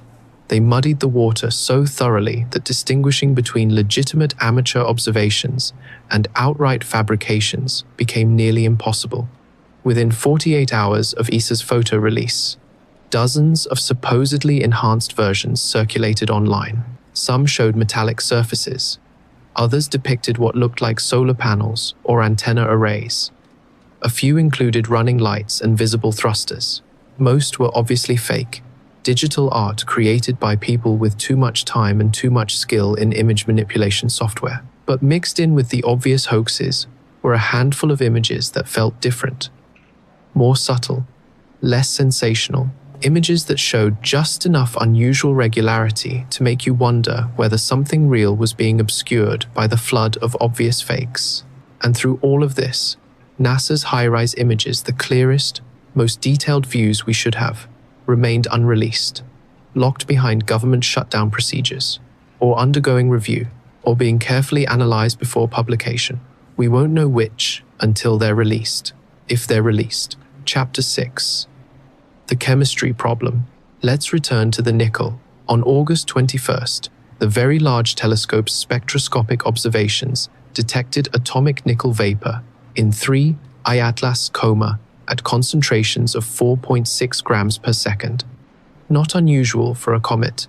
Nickel emission has been observed in various comets, including 2I divided by Borisov. What was unusual was the absence of iron. In nature, nickel and iron are nearly inseparable. They form together in supernova nucleosynthesis. They condense together in protoplanetary disks. They alloy naturally in asteroids and comet nuclei. When you heat nickel-bearing rock, you get nickel vapor. When you heat iron-bearing rock right next to it, you get iron vapor. You don't get one without the other. Every comet observed, spectroscopically, shows both nickel and iron in roughly comparable amounts. The ratio varies, but both are always present when either is detected. It's one of the fundamental chemical signatures that confirms an object's natural origin. 3I Atlas shows abundant nickel, no detectable iron. The ratio is so skewed that it resembles industrial alloys rather than natural cosmic material. Specifically, it resembles nickel alloys used in aerospace applications. High nickel, low iron compositions designed for corrosion resistance and high temperature stability. This is where speculation becomes unavoidable. Rohan Rahatgaonkar and colleagues who analyzed the VLT data proposed several natural mechanisms that could produce this signature. Perhaps space weathering processes selectively deplete iron while preserving nickel. Perhaps the comet formed in an unusual region of its parent star system, where chemical fractionation separated nickel from iron during condensation. Perhaps organic molecules containing nickel but not iron is decomposing in the coma, releasing the atoms we're detecting. All of these are theoretically possible. None are demonstrated in laboratory experiments or observed in other astronomical contexts. They require invoking processes that, while not physically forbidden, have never been documented. The alternative explanation is simpler. The nickel we're detecting is coming from refined materials, alloys, manufactured compositions where the nickel to iron ratio was deliberately engineered for specific properties. This hypothesis has a problem. We're not seeing other industrial signatures. No aluminum, which is common in spacecraft construction. No titanium. No chromium. Just nickel in isolation, with the chemical environment showing primarily volatile ices and organic compounds consistent with cometary composition. It's as if someone built a structure from nickel alloys, let it drift through interstellar space long enough to accumulate a thick coating of natural ices and dust, and then sent it through our solar system, where solar heating sublimates the frost and releases both natural vapors and trace amounts of the underlying structural materials. That scenario is far-fetched, extraordinarily so. It requires assuming technological capability, motivation, and resources that we have no evidence exist anywhere in the galaxy except on Earth. But it's testable. If 3I Atlas were artificial, we'd expect other signatures beyond just the nickel to iron ratio. We'd expect thermal anomalies, heat emissions inconsistent with solar heating alone. We'd expect non-random geometry in high-resolution images. We'd expect changes in the outgassing pattern that correlate with orientation or solar distance in ways that suggest active control rather than passive sublimation. Some of these signatures might exist. The sun-facing jet, first captured by the 2-meter twin telescope in August, was unusual enough to warrant specific mention in multiple scientific papers. Most comets develop jets, but they typically spray outward from the nucleus in multiple directions as different surface regions heat up and sublimate. A single dominant jet pointing directly toward the sun, maintained over weeks of observation, suggests either an extremely asymmetric nucleus with one particularly volatile patch, or something else. By late August, that sun-facing feature had evolved. The comet developed a proper anti-solar tail, which is normal and expected. But the sun-facing jet didn't disappear. It remained visible in close-up images as a fan-shaped brightening on the sunward side of the inner coma. Comets can absolutely produce this behavior through natural processes: uneven heating, asymmetric sublimation, rotation exposing fresh ice to sunlight in a pattern that creates directional outgassing. Nothing about the jet definitively proves artificial origin, but natural processes would produce variations. As the comet rotates, different surface regions should heat up, causing the jet direction to shift. As solar distance changes, the intensity should vary predictably based on solar radiation intensity. As the comet's orientation relative to the sun changes throughout its trajectory, the geometry of the jet should reflect that changing geometry. The sun-facing jet of 3I Atlas remained remarkably stable through 6 weeks of observations. Same direction, same general intensity relative to the coma brightness, same fan-shaped structure, stable enough that several astronomers privately noted it was unusually persistent for natural outgassing. Then there's the polarization data. Light reflected from surfaces can become polarized, meaning the electromagnetic waves oscillate preferentially in certain directions rather than randomly. The degree and type of polarization depends on the surface properties, the viewing geometry, and the composition of the reflecting material. Observations from the Very Large Telescope, Nordic Optical Telescope, and Röntgen Observatory measured the polarization of light reflected from 3I Atlas coma throughout July and August 2025. The results showed unusually high negative polarization at small phase angles. In plain language, when viewing the comet from certain angles, the reflected light showed polarization patterns that don't match typical cometary dust.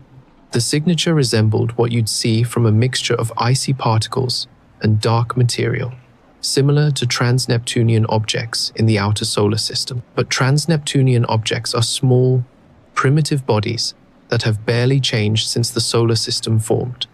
They're cold, dark, and composed of primordial materials. 3I Atlas, by contrast, is bright, active, and clearly processing volatiles through sublimation.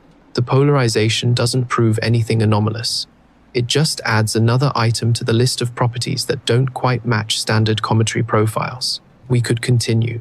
The carbon dioxide dominance, unusual for comets, but not impossible.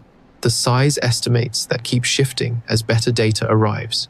The trajectory that threads between 3 planets with implausible precision. The acceleration that appeared after the CME impact. Each individual anomaly has a natural explanation.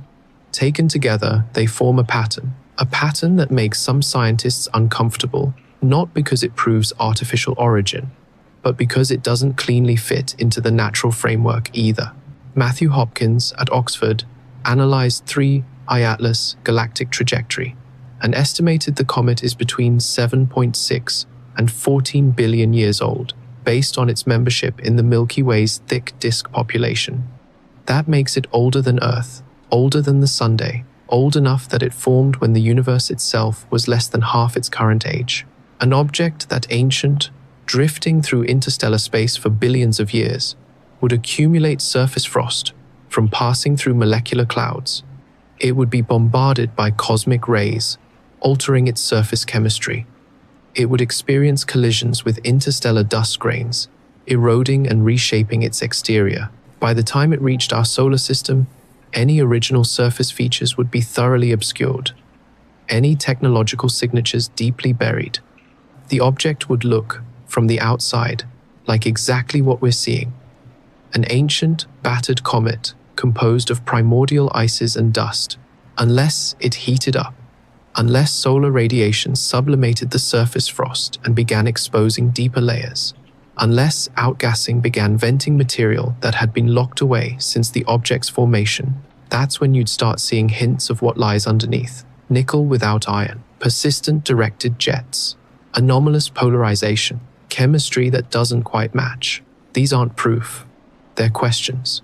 Questions that can only be answered with better data, closer observations, more detailed spectroscopy, radar imaging, eventually, perhaps, a spacecraft mission. But better data requires the object to remain visible long enough for those observations to happen. Which brings us back to October 29th, Chapter 7, The Hidden Window. Orbital mechanics is deterministic, but observation geometry is not. 3I Atlas will be behind the Sun from Earth's perspective for approximately 3 weeks surrounding perihelion. During that window, ground-based telescopes on Earth cannot observe it. Space telescopes in Earth orbit or at the Earth-Sun L1 and L2 Lagrange points cannot observe it. The Sun's position creates an insurmountable observational blind spot, but there are other observers. The Parker Solar Probe, currently in its extended mission phase, makes close approaches to the Sun every few months as it studies the solar corona and solar wind. Its trajectory doesn't bring it close to 3I Atlas during the perihelion passage, but its instruments might detect the comet's coma as it passes through Parker's field of view. ESA's solar orbiter, also studying the Sun from close range, has a slightly better geometry. On October 29th, Solar Orbiter will be positioned such that 3I Atlas should appear in the wide-field camera, albeit very faintly. The spacecraft wasn't designed to study comets, but opportunistic observations are possible if mission controllers choose to make them. NASA's Stereo A spacecraft, positioned ahead of Earth in its orbit, might have line of sight to 3I Atlas during portions of the conjunction period. Stereo was designed to provide stereoscopic views of solar activity, not to study comets, but its cameras have captured comets before when they pass through the field of view. And there's SOHO, the Solar and Heliospheric Observatory, which has been staring at the Sun continuously since 1995. SOHO's coronagraphs block out the Sun's disk to study the corona, and in doing so, they've discovered thousands of comets that pass close to the Sunday. 3I Atlas will pass through SOHO's field of view, though ESA estimates it will be too faint to detect. None of these are optimal observing platforms for studying an interstellar comet. They're solar observation missions that happen to be positioned where they might glimpse 3I Atlas while it's hidden from Earth. But they're watching. And then there's JUICE, ESA's Jupiter Icy Moons Explorer, launched in April 2023 on a mission to study Jupiter's large icy moons, Ganymede, Callisto, and Europa. It won't reach Jupiter until 2031, but along the way, it's making several flybys of Earth and Venus to gain the velocity needed for the journey. Right now, JUICE is in the inner solar system, relatively close to the Sunday. Its trajectory during late October and November 2025 gives it an excellent view of 3I Atlas just after perihelion. Between November 2nd and 25th, JUICE will observe the comet with multiple instruments. High-resolution cameras will capture images of the nucleus and coma at closer range than Hubble achieved. Spectrometers will analyze the composition of outgassing volatiles in unprecedented detail. Particle sensors will sample the comet's environment, detecting ions and dust grains that Earth-based instruments cannot. JUICE wasn't designed as a comet mission, but the observation opportunity was too good to pass up. This represents the best close-range data we'll get on 3I Atlas before it moves too far from Earth for detailed study. The catch: we won't see that data until February 2026. JUICE is currently far from Earth and using its low-gain antenna to communicate. Data transmission rates are extremely slow. High-resolution images and detailed spectroscopic data take time to download. Then the data requires processing, calibration, and scientific analysis before publication. 7 months. That's the gap between when JUICE observes 3I Atlas in November 2025 and when we'll likely see the results. 7 months during which we'll have trajectory data showing whether the orbit changed. 7 months during which ground-based observations will track the comet as it moves away from the Sunday. 7 months during which we'll know, from the trajectory alone, whether something happened at perihelion that altered 3I Atlas path. But we won't know what it looks like. We won't know if the surface changed. We won't know if structures became visible. We won't know if the chemistry shifted in ways that definitively resolve the artificial versus natural question. Not until February. That's the timeline we're working with. Perihelion on October 29th. First, post-perihelion observations from Earth in late November. Trajectory analysis by December showing whether the orbit changed. Detailed close-range data from JUICE in February 2026. And somewhere in that timeline, probably by December, we'll have a definitive answer to the most basic question. Is 3I Atlas leaving or staying? If it's leaving, continuing on its hyperbolic escape trajectory out of the solar system, then most likely we're looking at a very unusual but ultimately natural comet. One with chemistry that doesn't quite match our models. One with timing that seems improbably convenient, but natural nonetheless. If it's staying, if the trajectory has changed from hyperbolic to elliptical, if gravity has captured 3I Atlas into a bound orbit around our sun, then everything changes. Then the anomalies matter. Then the chemistry questions become urgent.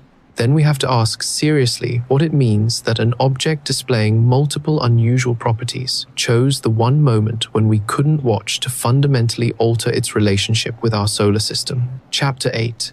The Building Hypothesis. The phrase, leaked images reveal what it's building on Mars, emerged from YouTube videos and social media in late September 2025, blending legitimate observations with unsubstantiated speculation. No leaked images exist. All images released by NASA and ESA are publicly available. But the narrative persists because it touches on something deeper, the uncomfortable question of what happens next. If 3I Atlas stays, if it enters a bound orbit, if it demonstrates technological signatures, what then? The rational answer? We observe it, we study it. We learn everything we can about an artifact from another civilization, if that's what it proves to be. We attempt communication if methods present themselves. We assess any potential threat and respond appropriately. Humanity has thought about this scenario since we first imagined intelligent life beyond Earth. But Mars changes the equation. 3I Atlas passed Mars at 28 million kilometers on October 3rd. Far too distant for any surface interaction. No landing occurred. No deployment of probes or instruments. The comet simply flew past on its way toward the Sunday. And yet the speculation persists. What if something was left behind? The idea sounds absurd until you run the numbers.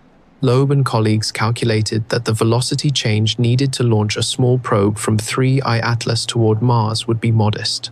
A few kilometers per second. Achievable with chemical propulsion, the probe wouldn't need to be large. A few hundred kilograms would suffice for a reconnaissance package with cameras, spectrometers, and basic analytical instruments. From 3I Atlas' closest approach distance, a probe traveling at 3 kilometers per second would reach Mars in about 110 days. Launch it in June or July, before the comet was even discovered, and it arrives at Mars in October, right when all the orbiters happen to be watching 3I Atlas itself. Attention focused on the parent object rather than scanning for smaller companions. This is pure speculation. There's zero evidence for any such probe. Mars orbiters haven't detected any new objects in orbit. Perseverance and Curiosity haven't reported anything unusual on the surface. NASA's entire tracking infrastructure, which monitors everything in Mars orbit down to pieces of space debris, shows no anomalous contacts. But the speculation persists because of the geography. Mars has anomalies, natural formations that sometimes look artificial in images. A rock that resembles a face in the Cydonia region, explained decades ago as erosional features under specific lighting. Layered deposits in crater walls that create geometric patterns, explained as sedimentary processes. Linear features in certain regions that look like roads or structures when viewed from the right angle, explained as wind-eroded yardangs or ancient lava channels. These are pareidolia, human pattern recognition finding shapes that aren't really there. We see faces in clouds, animals in rock formations, structures in random geological features. It's a well-documented cognitive bias. But when an interstellar object passes by Mars displaying chemical signatures that don't quite fit natural models, when that object's trajectory shows improbable precision, when its timing coincides with observation windows in peculiar ways, those geological anomalies get re-examined, not by scientists, by enthusiasts, by people looking for connections, by communities online who share enhanced images and highlight features they find suggestive.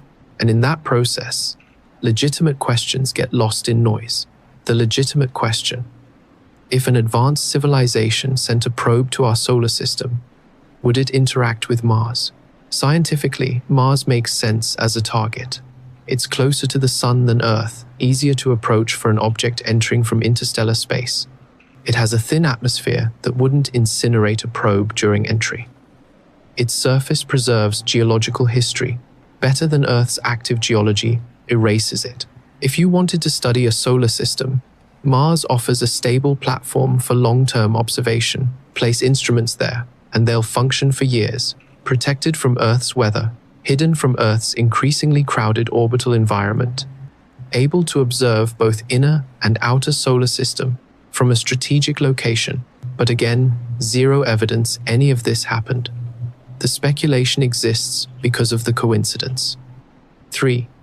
I-Atlas passes Mars at the closest approach to any planet during its solar system traverse.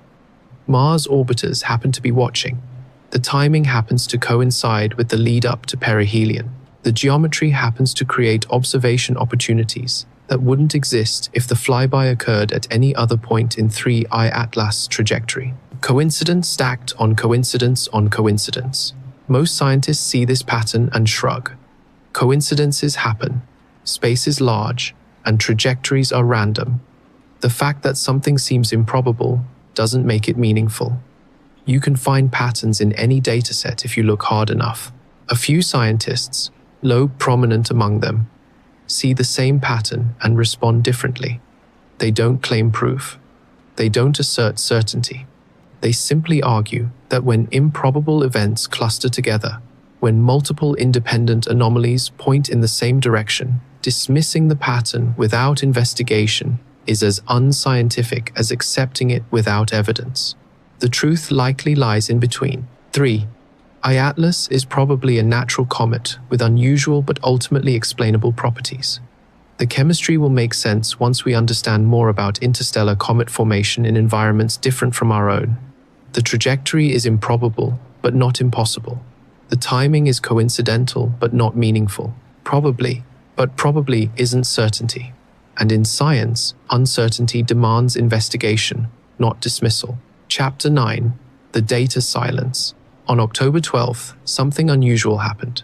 Several users across Reddit, Twitter, and astronomy forums reported that posts about 3 I-Atlas were disappearing. Not flagged as misinformation. Not marked with warnings. Simply vanishing. One documented case. A Reddit thread analyzing the chemical anomalies from VLT observations gained hundreds of upvotes and dozens of comments within 2 hours. Then it disappeared. No moderator explanation.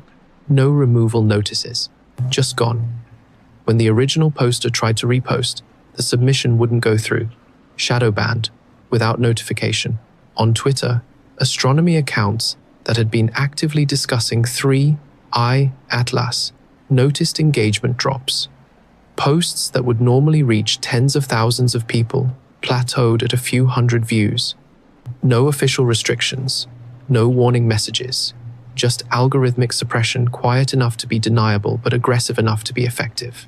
YouTube presented a different problem. Content creators posting analysis videos about 3 I-Atlas began receiving demonetization notices. The reasons varied.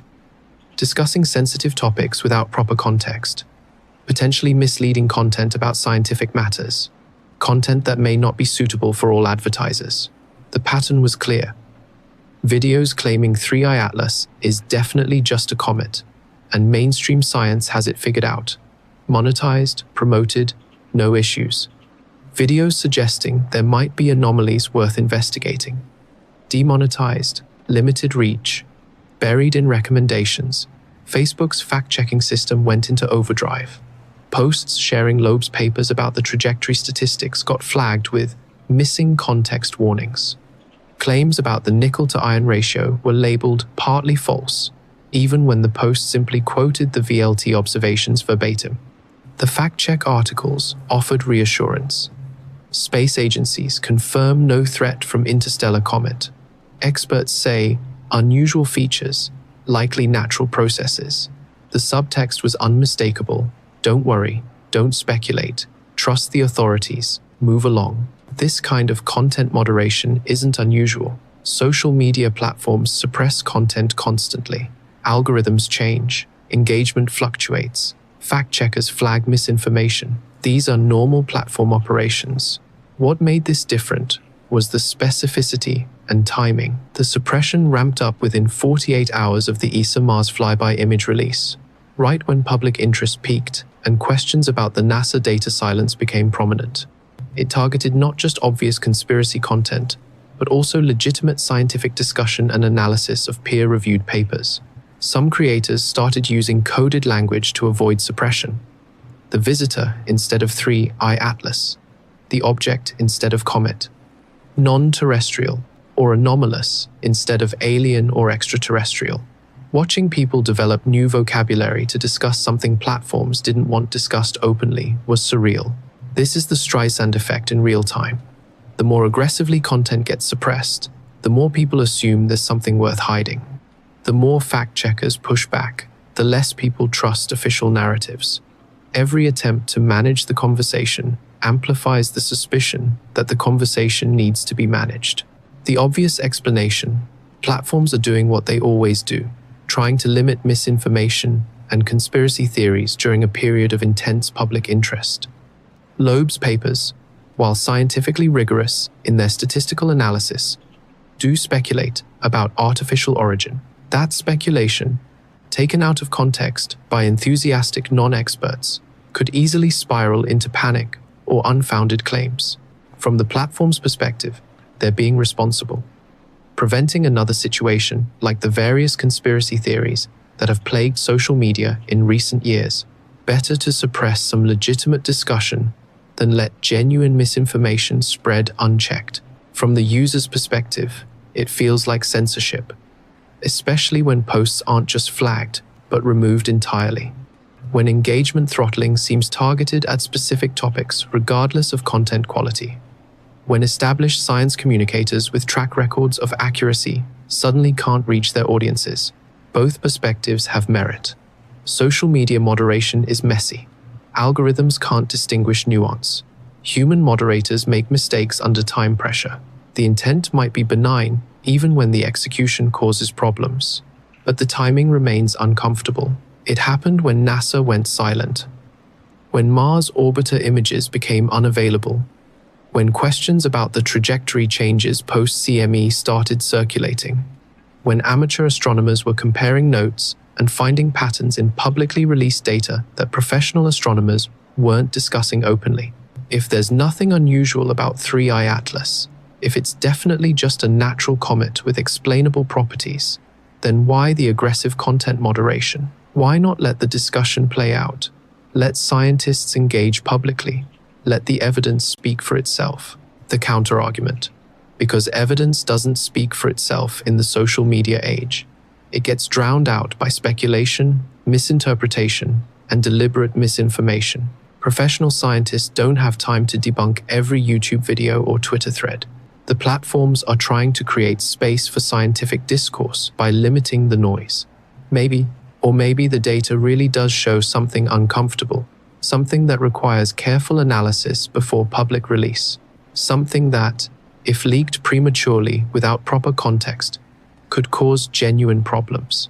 We won't know until we see what Juice observes, until NASA releases the high-rise images, until 3i Atlas emerges from behind the sun in late November, and we calculate its post-perihelion trajectory. Until then, we're in a strange information limbo. Public data available, but suppressed from easy discovery. Scientific papers published, but demonetized if discussed too directly. Questions allowed, but answers mysteriously unavailable. It's an uncomfortable position, made more uncomfortable by the realization that we put ourselves here. We built systems that prioritize engagement over truth, platforms that algorithmically suppress anything controversial, a media environment where nuance dies and everything becomes tribal, where legitimate scientific uncertainty gets treated as misinformation and genuine anomalies get dismissed as conspiracy theories. 3. iAtlas is testing those systems, revealing their flaws, showing how poorly equipped we are to handle genuine ambiguity about something that matters. Whether the comet is natural or artificial, this much is certain. Our information ecosystem isn't ready for the conversation we need to have. Chapter 10. What we're really asking. Here's what we know for certain as of October 24th, 2025. 3. iAtlas exists. It's real, not a detection error or misidentified solar system object. Over 4,000 observations from 227 observatories confirm its position, motion, and interstellar origin. It's active. Spectroscopic observations from Webb, VLT, Swift Observatory, and multiple other instruments confirm outgassing of carbon dioxide, water vapor, carbon monoxide, carbonyl sulfide, cyanide, and atomic nickel.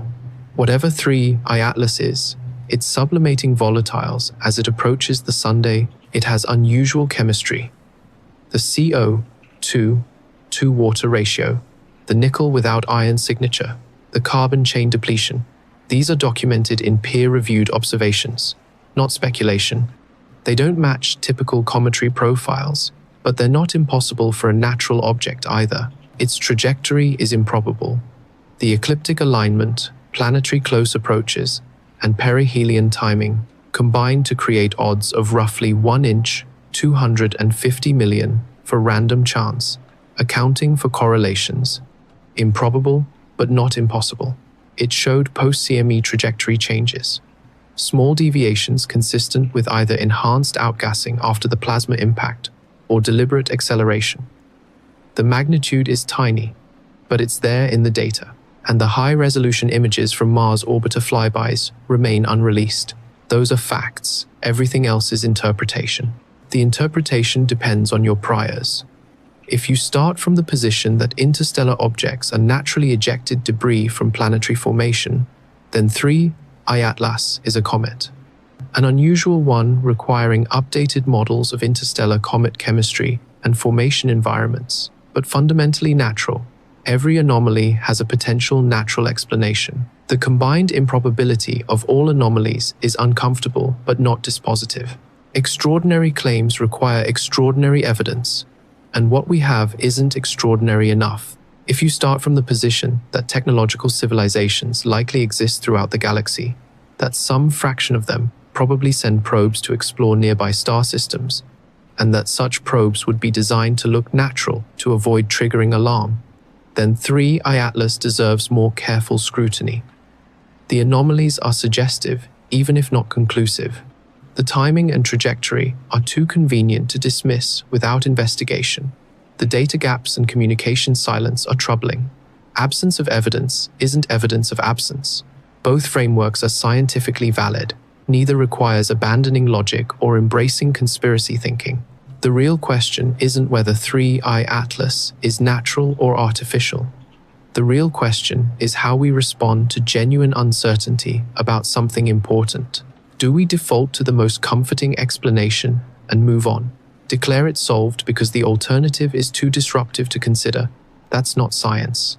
That's dogma disguised as skepticism. Or do we investigate thoroughly, follow the evidence wherever it leads, and accept genuine ambiguity when the data doesn't cleanly resolve? That's science, but it requires tolerating uncertainty, admitting we don't know, resisting the pressure to provide definitive answers before we have them. The scientific community has largely chosen the first path. With notable exceptions like Loeb, most astronomers have declared 3 iAtlas a comet and moved on. Papers focus on modeling its formation environment, explaining its chemistry through natural processes, integrating it into existing frameworks of interstellar object populations. That's appropriate if the data cleanly supports those conclusions. But does it? The carbon dioxide dominance can be explained by formation in the outer reaches of a star system different from ours. The nickel without iron signature can be explained by exotic chemical fractionation or organic molecule decomposition. The trajectory coincidences can be explained by observational bias and random chance. The post-CME acceleration can be explained by asymmetric outgassing triggered by the plasma impact. Each individual anomaly has a potential natural explanation, but natural explanations that require special pleading start to look less parsimonious than alternatives when they accumulate. At what point does Occam's razor favor a single unconventional explanation over multiple separate conventional ones? That's not a rhetorical question. It's the fundamental challenge of assessing 3I Atlas. The conventional framework can accommodate all the observations, but it requires stretching in multiple directions simultaneously. The unconventional framework requires accepting one extraordinary assumption that the object is artificial, but once you accept that, everything else falls into place. Neither approach is obviously correct. Both are defensible based on the available data, which means we're not in a situation where the evidence dictates conclusions. We're in a situation where priors determine interpretation. That should worry us, because science works when evidence overrules priors. When observations force us to update our beliefs, regardless of what we wanted or expected to find. When nature, through direct measurement, tells us we were wrong. But science breaks down when priors determine which evidence we take seriously and which we dismiss. When data that fits our expectations is accepted uncritically, while data that challenges our worldview is held to impossible standards. When institutional consensus becomes a substitute for empirical investigation. 3I Atlas is testing which mode we're operating in. If the object emerges from perihelion on an unchanged trajectory, continuing into interstellar space as predicted, then most likely the natural interpretation wins. The anomalies become footnotes. The speculation becomes a cautionary tale about jumping to conclusions. Science proceeds as normal, but if the orbit has changed, if 3I Atlas is staying, if the data from JUICE in February shows something definitively anomalous, then we'll look back on October 2025 and ask ourselves why we were so quick to dismiss the possibility, why we let institutional inertia override scientific curiosity, why we needed absolute proof before taking seriously a hypothesis that, however unlikely, deserved genuine investigation. Chapter 11, The November Revelation, November 28, 2025. 3I Atlas reappeared in Earth's telescopes after 3 weeks behind the Sunday. The first observations came from the Gemini South Telescope in Chile, capturing the comet in pre-dawn darkness as it emerged from solar conjunction. The preliminary images showed a comet that looked superficially similar to what had disappeared in October, a bright nucleus surrounded by a coma extending roughly 100,000 kilometers. A dust tail pointing anti-solar, longer and more pronounced than before perihelion, consistent with increased activity after close solar approach. But the trajectory data told a different story. Initial orbital elements calculated from the November 28th observations showed anomalies immediately. The comet's position didn't match predictions based on the pre-perihelion trajectory. Not by much, just a few thousand kilometers, a tiny fraction of the distance involved, but the deviation was real, clearly beyond measurement error, confirmed by multiple independent observations over the following 48 hours. By December 1st, enough data had accumulated to calculate the comet's post-perihelion orbit with confidence. The eccentricity had dropped from 6.14, one before perihelion, to 5.998 after.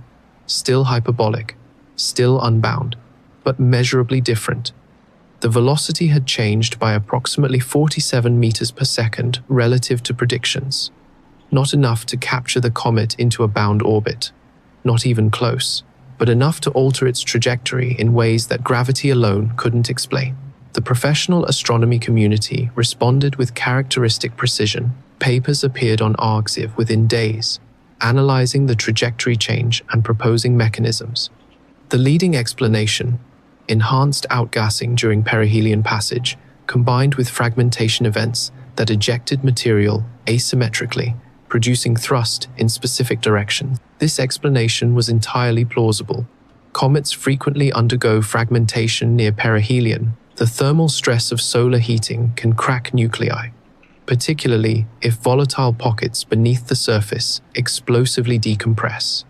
Each fragment that breaks away carries momentum, causing the parent body to recoil in the opposite direction. Observations from SOHO's coronagraphs during the conjunction period showed increased dust production from 3I Atlas at perihelion, consistent with intense activity. Parker Solar Probe's wide-angle camera captured brief glimpses of the coma expanding rapidly as the comet passed through perihelion at 1.36 AU from the Sunday.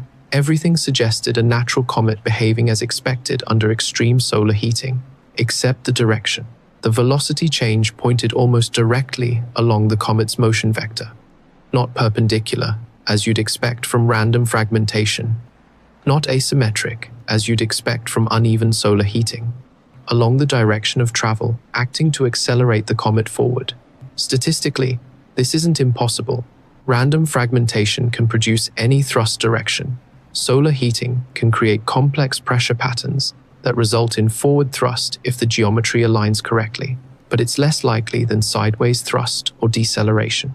The probability calculations showed odds of roughly 1 in 15 that random processes would produce thrusts so closely aligned with the velocity vector. Added to everything else, the trajectory coincidences, the chemistry anomalies, the Mars flyby timing, the CME impact correlation, the pattern was becoming difficult to ignore, even for skeptics.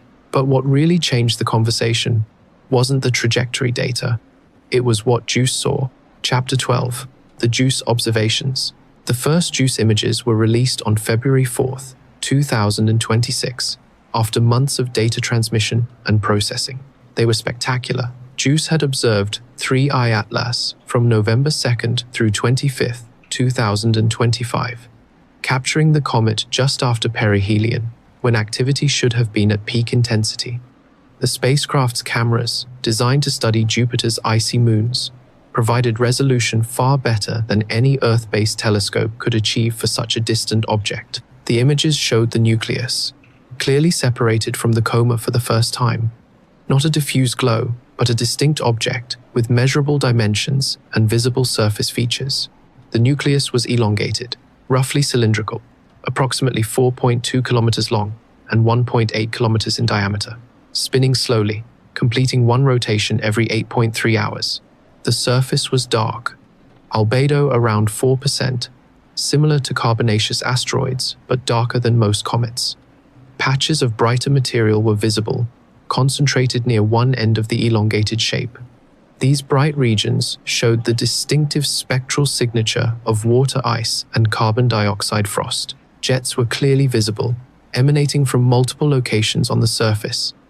The dominant jet emerged from the bright end, pointing toward the sun just as ground-based observations had shown. Secondary jets sprouted from various locations, creating a complex pattern of outgassing that rotated with the nucleus. So far, entirely consistent with natural cometary behavior, elongated nuclei are common. Dark surfaces are typical of objects that have spent time in deep space. Bright patches indicate fresh ice exposure, where darker dust has been blown away by outgassing. Jets emerge where volatile-rich regions are exposed to sunlight. But the images also showed something else. Surface features, linear structures running along the length of the elongated nucleus, too regular to be random fractures, too straight to be erosional features, too geometric to be natural topography. ESA's official statement was cautious.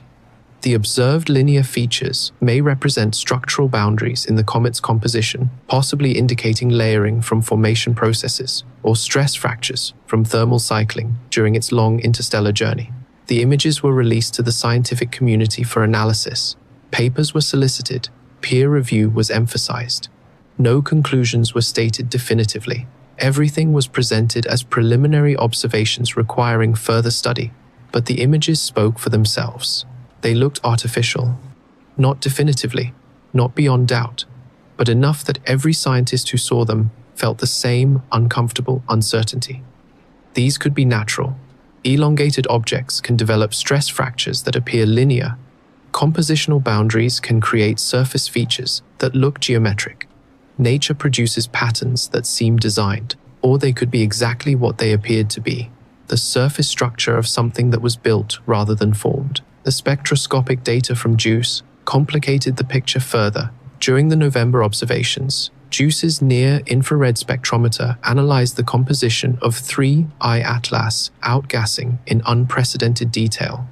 The results confirmed everything Webb had detected: abundant carbon dioxide, trace water, carbon monoxide, various organic compounds.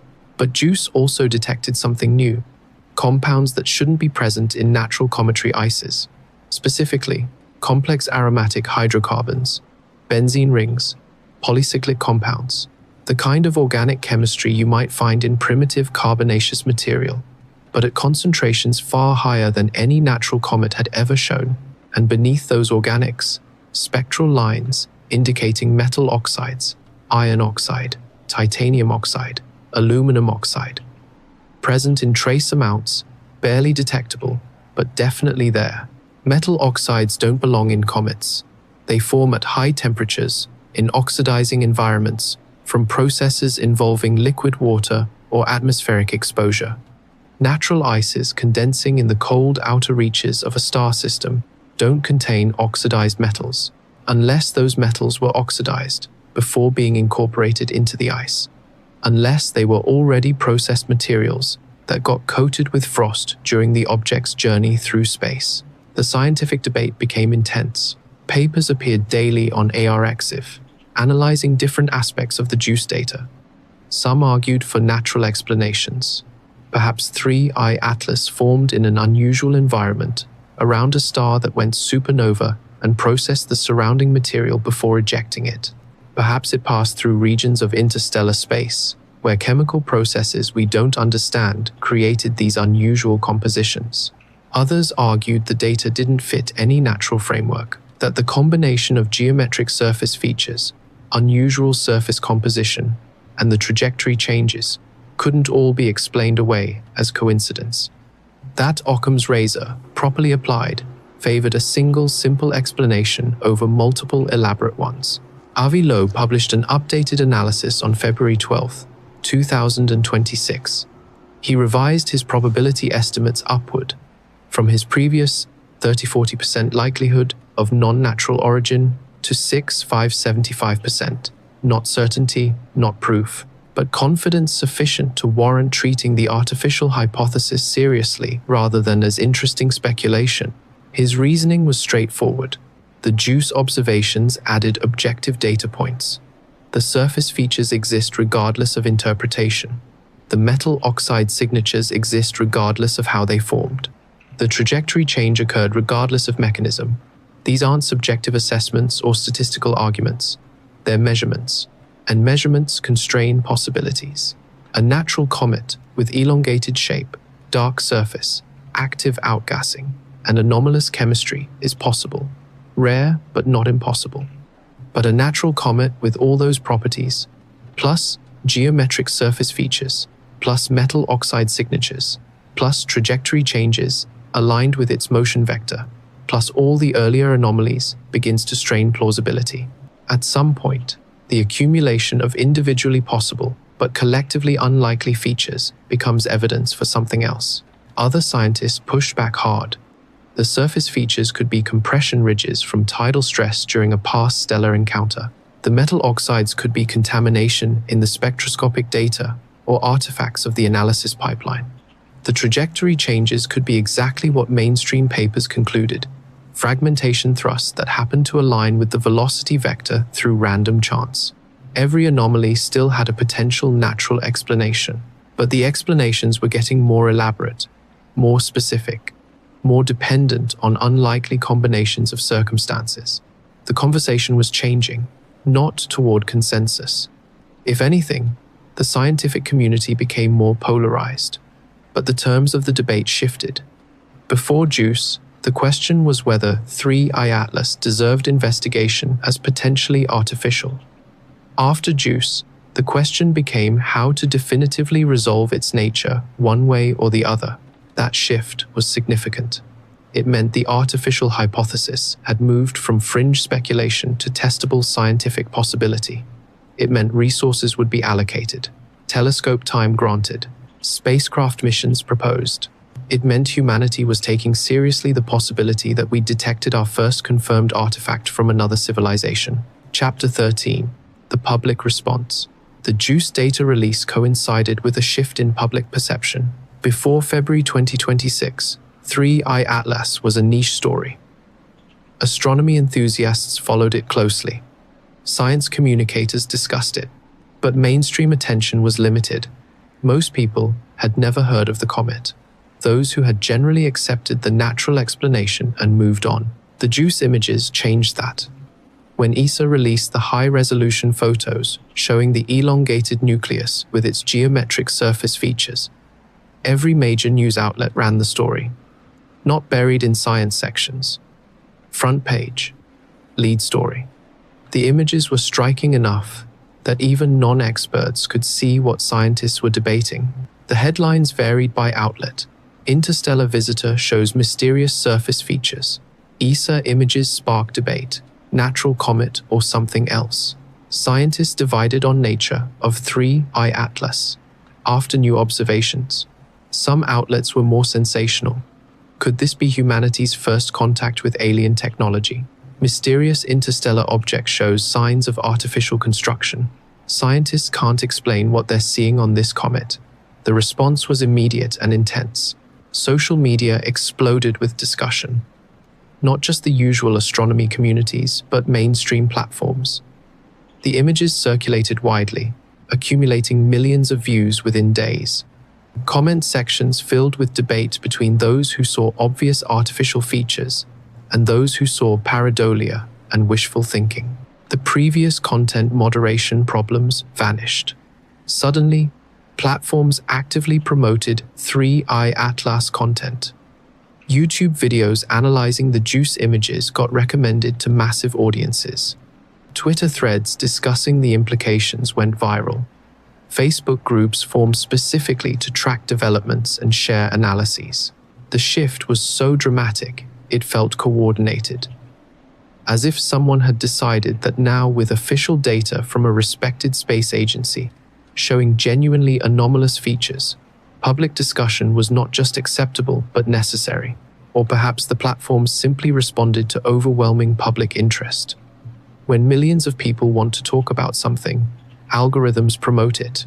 When engagement is high enough, moderation becomes impossible, even if desired. Either way, the conversation was happening, openly, loudly, globally. Scientific institutions struggled to manage the public response. NASA issued careful statements emphasizing that the data was preliminary, that natural explanations remained viable, that extraordinary claims require extraordinary evidence. ESA echoed similar sentiments, adding that their scientists were conducting thorough analyses and would publish results through proper peer review channels. But the institutional caution felt inadequate. People weren't asking for more careful analysis. They were asking for answers. Is it artificial or not? If we don't know, why not? What would it take to know? And if we're not sure, shouldn't we act as if it might be artificial just to be safe? These were reasonable questions without good answers. The truth was that science doesn't provide quick, definitive answers for genuinely novel situations. The process is slow. Observation, analysis, peer review, replication, consensus building. It works brilliantly for accumulating knowledge over time, but frustratingly, for addressing urgent questions, demanding immediate response. And 3I Atlas felt urgent. The comet was still here, still visible to telescopes, still outgassing, changing, potentially doing things we couldn't observe from a distance. Every day brought new data. Every observation potentially revealed new features. The situation was dynamic in ways that made patience difficult. Public figures weighed in. Some called for international cooperation and calm, measured investigation. Others demanded immediate action, intercept missions, defensive preparations, diplomatic outreach attempts. if communication might be possible. A few voices argued for complete transparency. If we've detected something potentially artificial, the public has a right to know everything immediately. Classified observations should be declassified. Careful scientific language should give way to clear acknowledgement of possibilities. Others argued the opposite. Public panic serves no one. Speculation without firm evidence causes more harm than good. Better to wait until analysis is complete, until consensus forms, until we actually know what we're dealing with, before making dramatic announcements. Both positions had merit. Both led to difficult questions about who decides, on what basis, using what criteria. The geopolitical implications added another layer of complexity. If 3I Atlas was artificial, did any nation have authority over it? Could it be claimed as territory, studied exclusively, controlled? Or was it humanity's shared heritage, requiring international cooperation and open data sharing? The Outer Space Treaty of 1967 addressed celestial bodies in our solar system but didn't explicitly cover interstellar objects. Legal experts disagreed on whether 3I Atlas fell under existing frameworks or represented an entirely new category requiring new international agreements. China announced on February 18th that it was accelerating plans for a small intercept mission, not a large spacecraft, but a probe that could reach 3I Atlas while it was still within reasonable distance, sometime in 2027 or 2028. The announcement was framed as scientific curiosity and international leadership in space exploration. The United States responded by revealing its own preliminary mission concepts, though without firm timelines or funding commitments. ESA expressed interest in a joint mission with NASA. Russia proposed an international collaboration under UN oversight. The space race was back, but the target wasn't the Moon or Mars. It was an interstellar visitor of uncertain origin. Meanwhile, amateur astronomers continued observing 3I Atlas with whatever equipment they could access. Their observations, posted online and aggregated by volunteer networks, sometimes spotted details that professional surveys missed simply because the amateurs were more numerous and more persistent. One amateur, based in Australia, reported on March 3rd that 3I Atlas appeared to have brightened slightly over a 2-week period in ways inconsistent with its increasing distance from the Sunday. The comet should be getting dimmer as it moved away.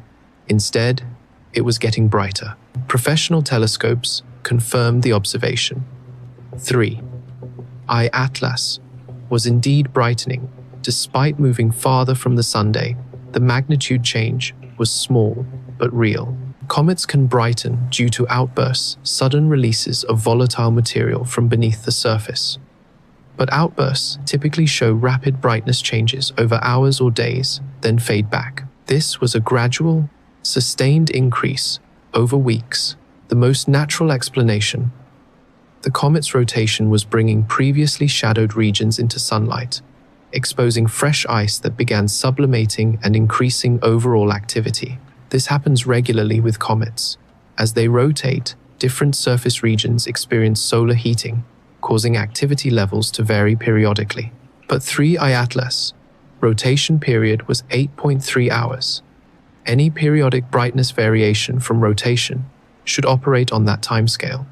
This was something different, a systematic trend rather than a periodic fluctuation. Speculation intensified. Was the comet reactivating? Was the CME-induced acceleration resuming?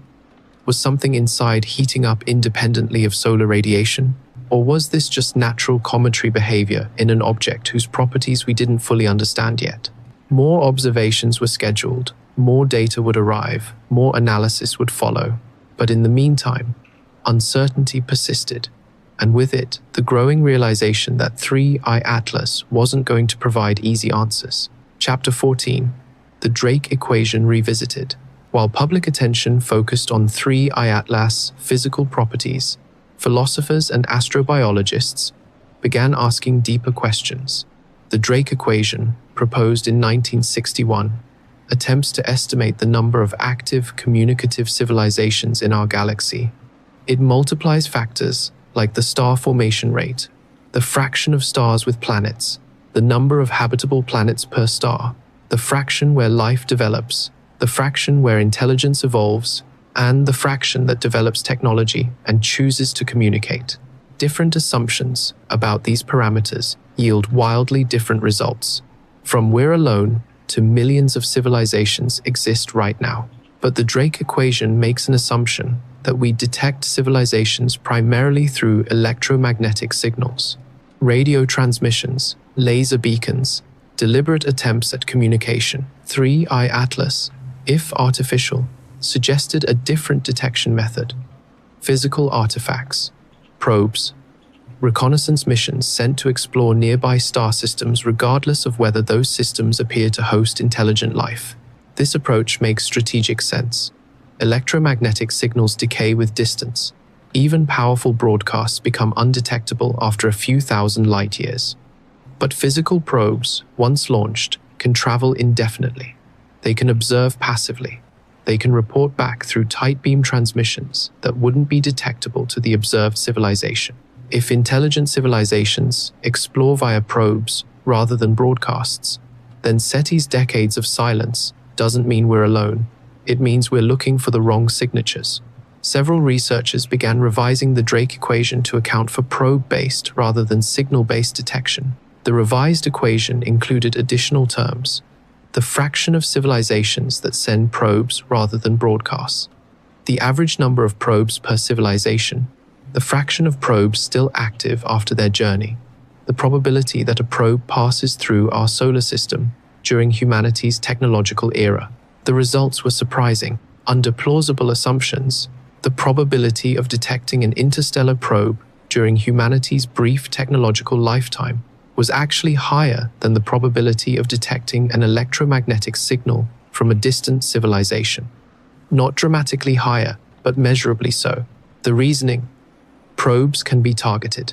You send them to star systems that appear interesting, those with planets in habitable zones, those showing biosignatures in their atmospheres, those where spectroscopy suggests complex chemistry. Electromagnetic broadcasts are omnidirectional and wasteful. They announce your presence to everyone, including potential threats. If the dark forest hypothesis has any validity, if revealing your location is strategically dangerous, then civilizations would favor probes over broadcasts. Send reconnaissance missions. Gather data. Maintain silence. Assess before making contact. 3i Atlas fits that profile perfectly.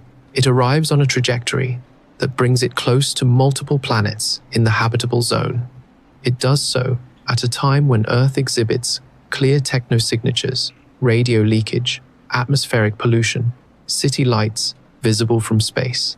Its chemistry is ambiguous enough to avoid immediately screaming artificial, while displaying just enough anomalies to attract close study. If you were designing a reconnaissance mission, you'd want exactly those properties. Camouflage as a natural object. Minimize the chance of triggering panic or aggressive response. Gather data while appearing innocuous. Report findings back to your civilization via methods the observed species can't detect. The Drake equation revision suggested this wasn't just possible but likely. If intelligent civilizations are common, and if they explore systematically, then our solar system should receive visits. Not frequently, maybe once every few million years, but regularly enough that during humanity's to 10,000-year technological era, encountering one isn't absurdly improbable. The probability calculations varied depending on assumptions, but several independent analyses converged on similar ranges, somewhere between 1 inch, 10,000, and 1 inch, 100,000, that we detect an interstellar probe during the current century. Long odds, but not impossibly long. And if 3i Atlas was that detection, it meant our assumptions about contact had been wrong. We'd expected radio signals from the stars. We'd expected deliberate attempts at communication. We'd expected first contact to be unambiguous, a clear message we couldn't misinterpret.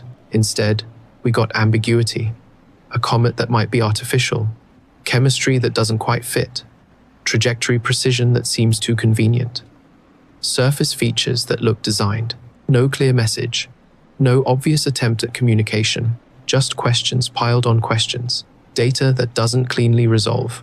and the uncomfortable realization that if this is contact, it's not happening on our terms or expectations. The philosophical implications were profound. If 3i Atlas is artificial and we're struggling to confirm it even with our best instruments and analysis, what does that say about our ability to detect other artifacts? How many probes might have passed through our solar system before we developed the technology to notice? How many might pass through in the future that we'll miss because they're designed to avoid detection? And if we do confirm artificial origin, what then? Attempts at communication seemed obvious, but fraught with risk. How do you communicate with an object that shows no receivers, no antennae, no obvious communication infrastructure? Do you aim radio transmissions at it? Laser pulses? Hope that whatever intelligence designed it anticipated contact and included appropriate sensors? Or do you assume the probe is autonomous, following pre-programmed instructions, not capable of real-time response? Do you treat it as a passive observer, sending data back to its creators across light years of distance, with any potential reply decades or centuries away? The Voyager spacecraft carried golden records with information about humanity, intended for any future civilization that might encounter them. If 3i Atlas is someone else's Voyager, does it carry information too?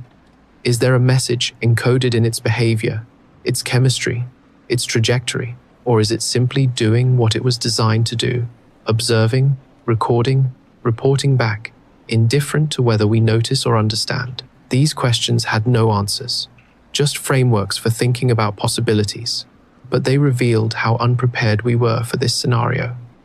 All our contact protocols assumed unambiguous evidence, clear signals, obvious artificiality.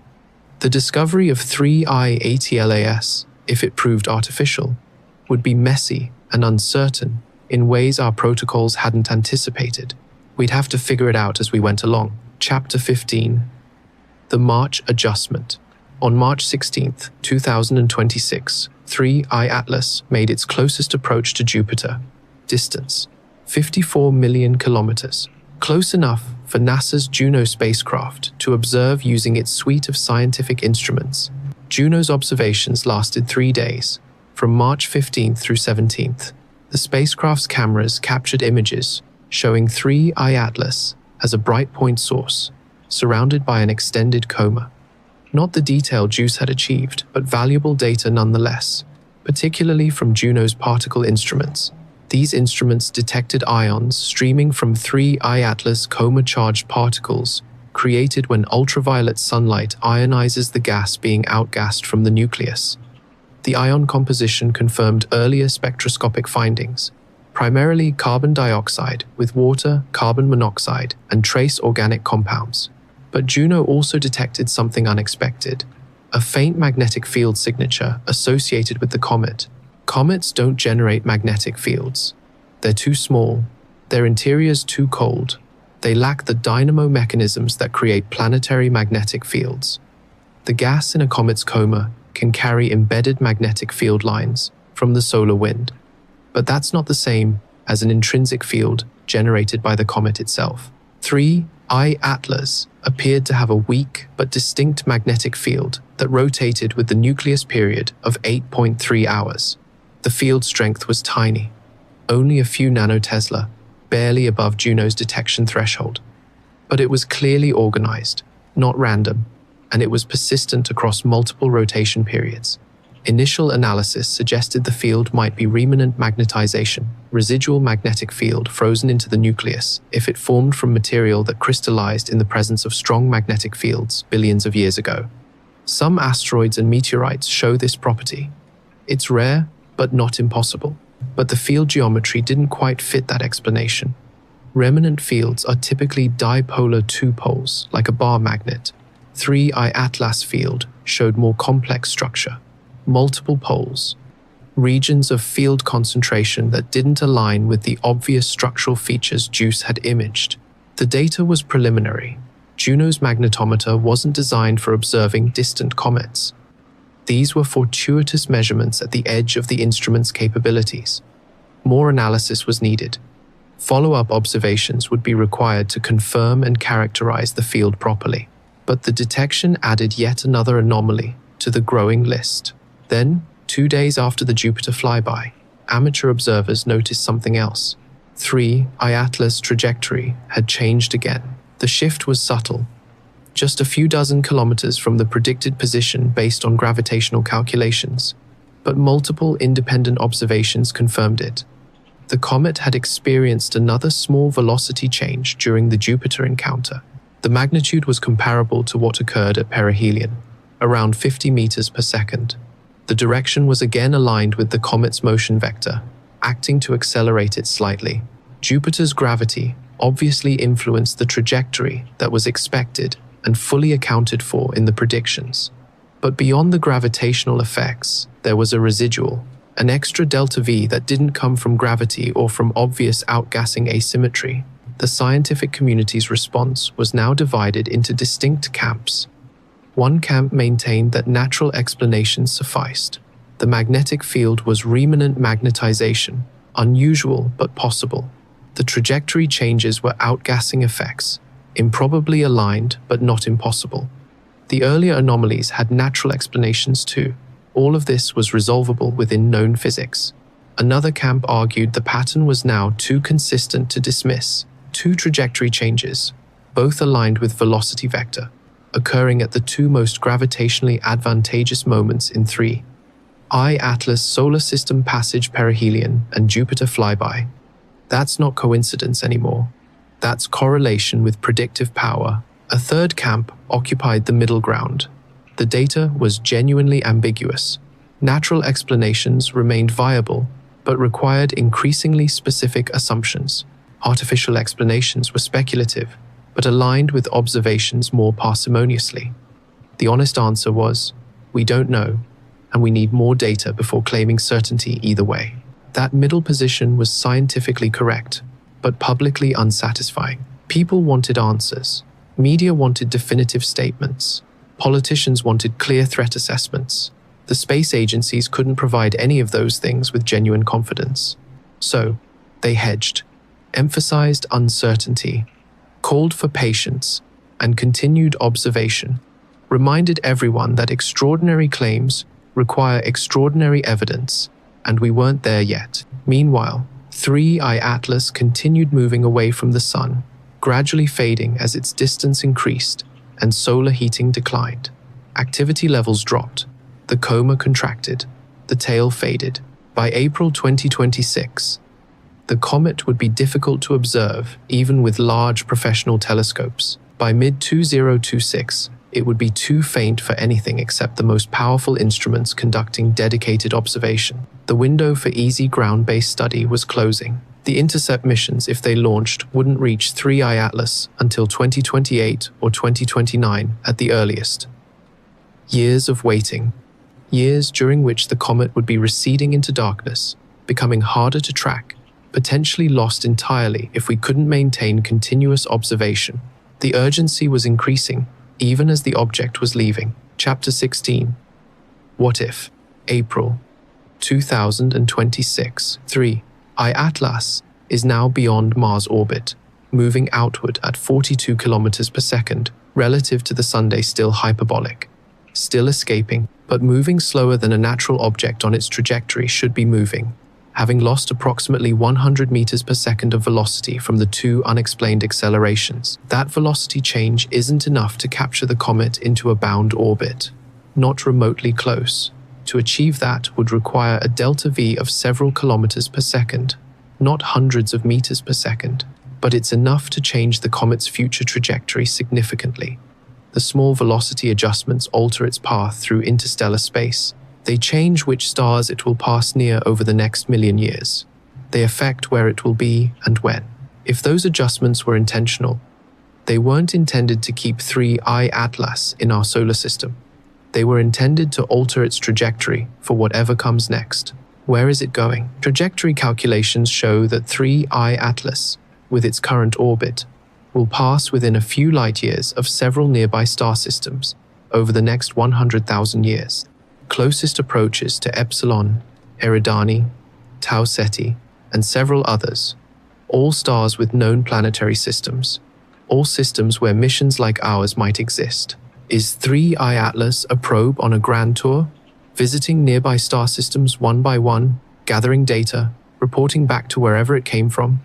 If so, we're just one stop on a journey that might span millions of years. That possibility is deeply humbling. We've spent months obsessing over whether 3I Atlas is natural or artificial, treating it as something that happened to us, as if we're special or chosen or targeted. What if we're just on the route? What if whoever sent 3I Atlas built thousands or millions of these probes billions of years ago and sent them out systematically to explore the galaxy? What if passing through our solar system, observing our planet, cataloging our biosignatures and technosignatures is no more significant to them than a single photograph in a planetary survey? We are one data point among countless others, interesting but not unique, notable but not special. That's hard to accept. Humans have a deep psychological need to be important, to matter. The idea that we might be an incidental observation in someone else's science project challenges our sense of cosmic significance. But it's probably closer to the truth than any scenario where we're the primary target. If 3I Atlas is artificial, it likely wasn't built specifically to visit us. It was built to visit everyone, to map the galaxy, to understand what's out there, to answer the same questions we're asking about the universe. And if that's true, then several implications follow. First, contact may be passive rather than active. 3I Atlas observes but doesn't communicate because communication isn't its purpose. It records and reports, nothing more. Second, whoever built it values knowledge over interaction. They want to know what exists, not necessarily to engage with what they find. Scientific curiosity rather than diplomatic or strategic interest. Third, they've been doing this for a very long time. An object that's potentially 7 to 14 billion years old wasn't built recently. The civilization that created it might not even exist anymore. We might be looking at archaeology, not first contact. That last possibility is the strangest. What if 3I Atlas is ancient? What if it's been wandering the galaxy for billions of years, built by a civilization that rose and fell before Earth formed? What if it's still executing programming, written when the universe was young, following instructions from creators who died eons ago? We're used to thinking of technology as ephemeral. Our spacecraft last decades if we're lucky.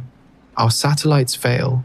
Our probes go silent. Even the Voyagers, our furthest travelers, will eventually exhaust their power sources and drift inactive through interstellar space. But what if you could build something that lasted, not decades or centuries, but billions of years? What would you build it from?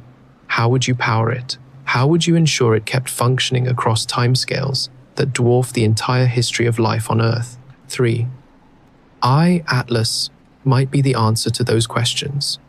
A probe designed for the truly long term, built to last not just for one mission, but for countless missions across the lifetime of the galaxy itself. If that's what we're seeing, then confirming it is artificial becomes even more urgent. Because we're not just detecting first contact, we're detecting something far rarer, evidence that technological civilizations can create things that outlast them. That intelligence, once it emerges, can leave marks on the universe that persist for billions of years.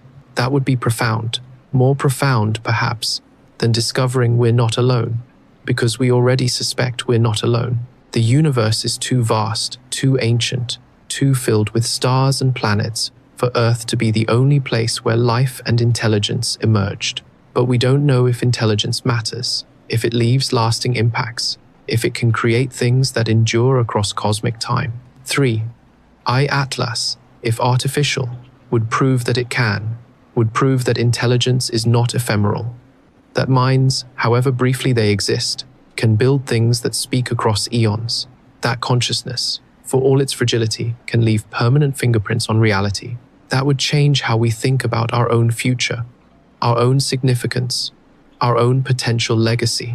It would mean that what we build, what we send into space, what we leave behind, might still be functioning long after humanity is gone.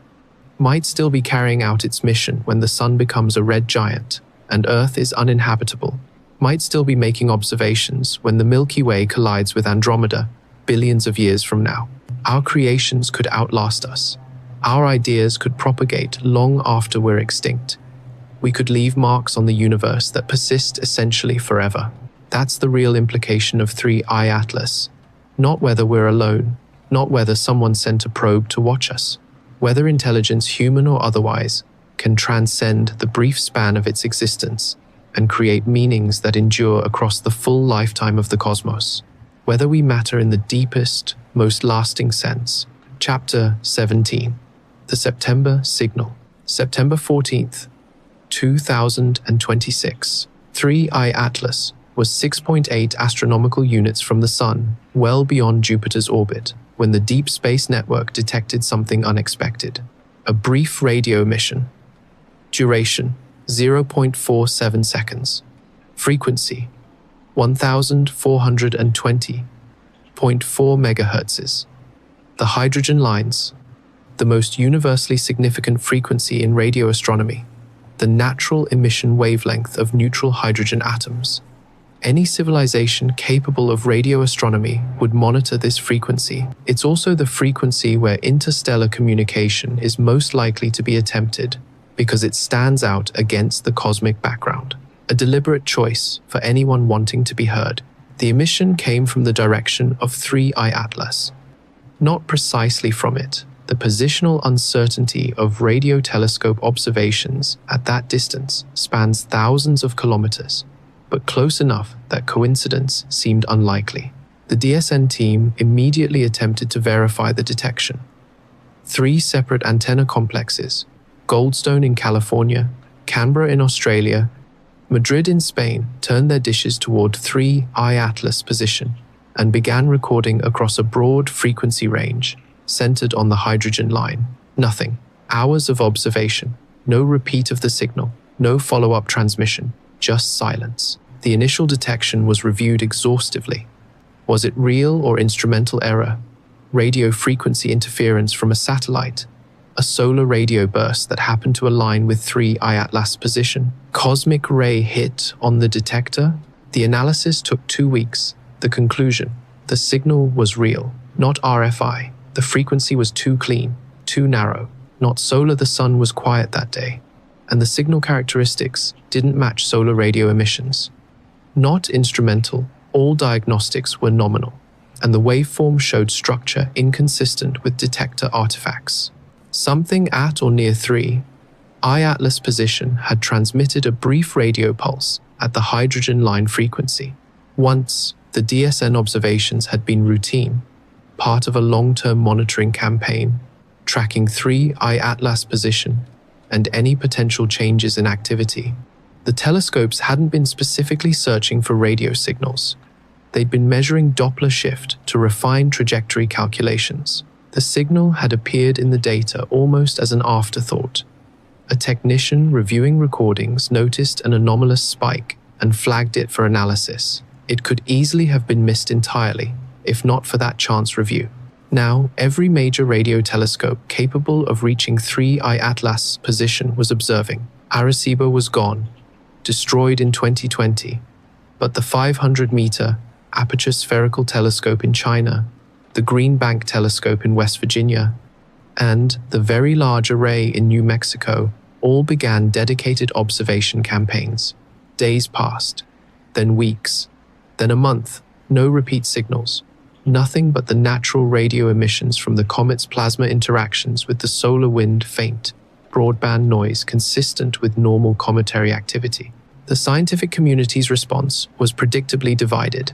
Skeptics argued the signal was likely a statistical fluke. With thousands of hours of radio observations across hundreds of frequencies, you expect occasional random fluctuations that look significant if you squint hard enough. The 0.47-second burst at the hydrogen line was selected from a much larger dataset. Selection bias could easily explain a single anomaly. Others pointed out that the signal showed structure, not just a noise spike, but a modulated waveform. The modulation was subtle variations in amplitude over the 0.4 7-second duration that showed a pattern, not obviously information-bearing, but not obviously random either. Analysis of the modulation pattern consumed weeks of computational time and expert attention.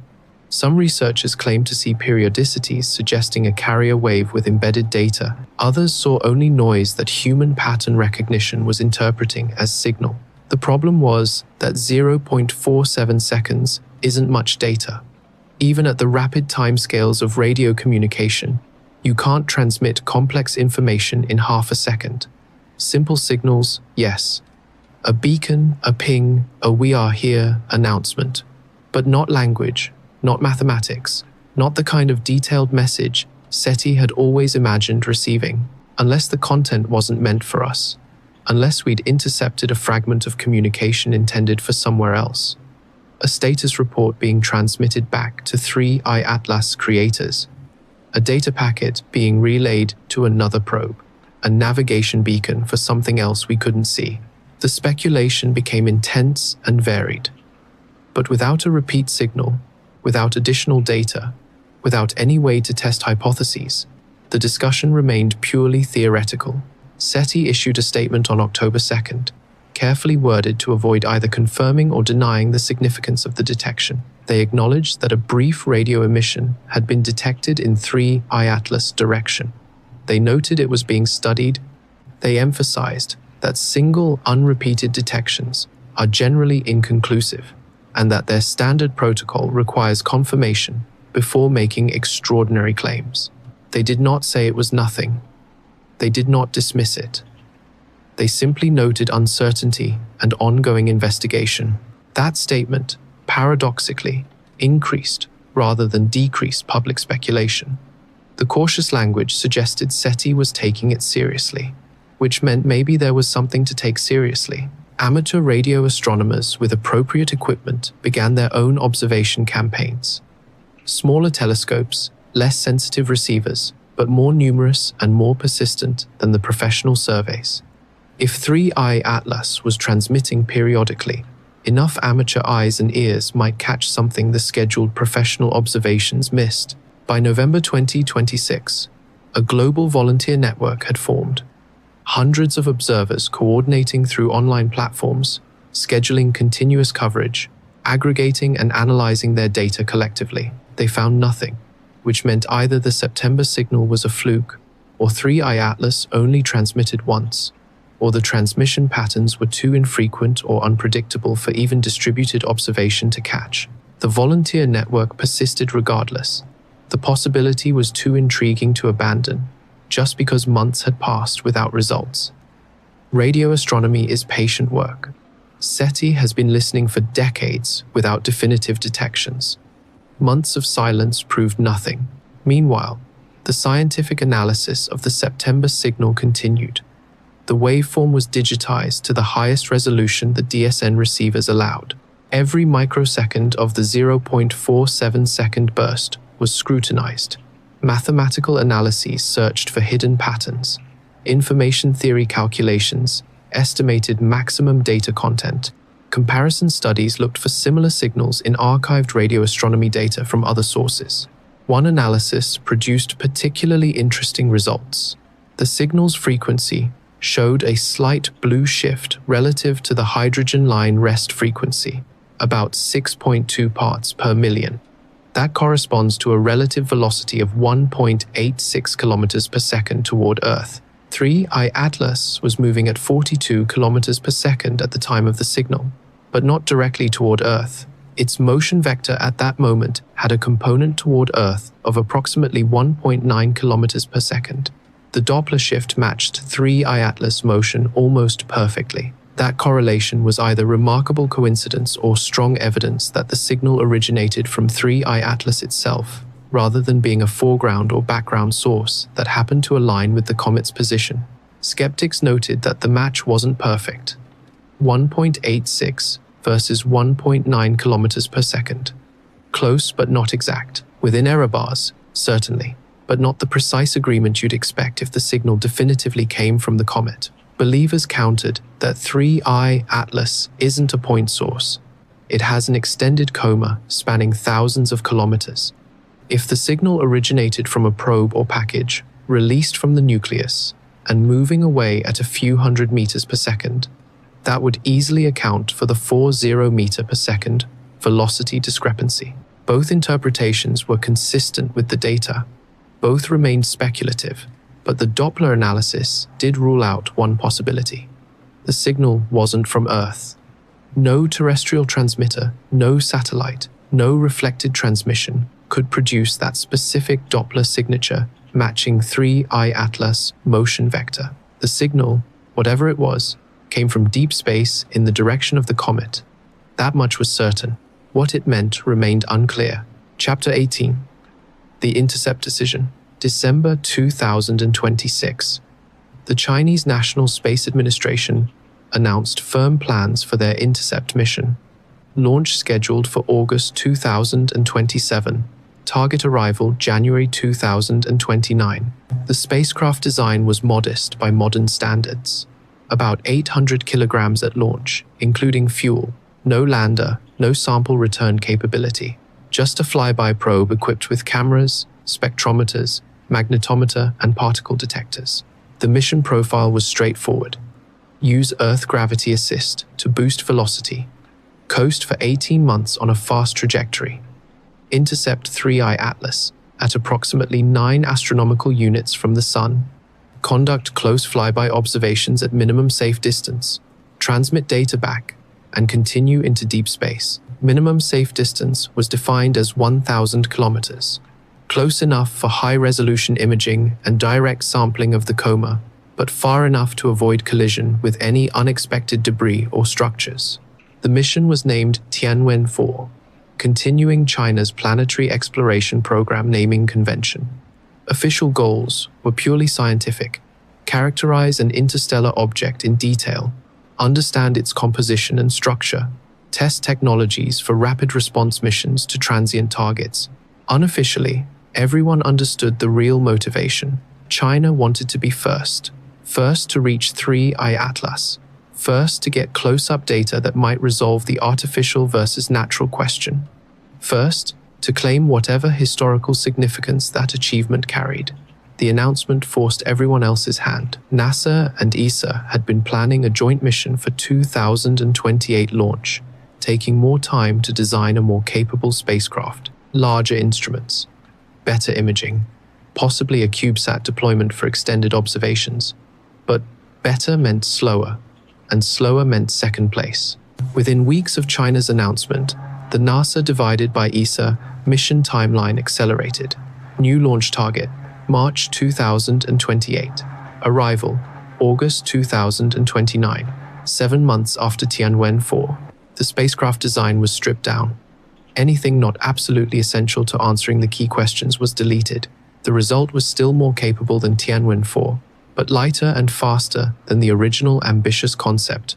The mission was named Interstellar Reconnaissance 1, IR-1, appropriate acronym for a mission that might be investigating intelligence, reconnaissance, or infrared observations depending on what it found. Japan's space agency, JAXA, announced participation, contributing a small ion engine that would allow IR-1 to make minor trajectory adjustments during the approach, potentially enabling closer flyby distance than the ballistic Chinese mission. Russia proposed adding instruments but couldn't commit funding. India expressed interest but similarly lacked budget.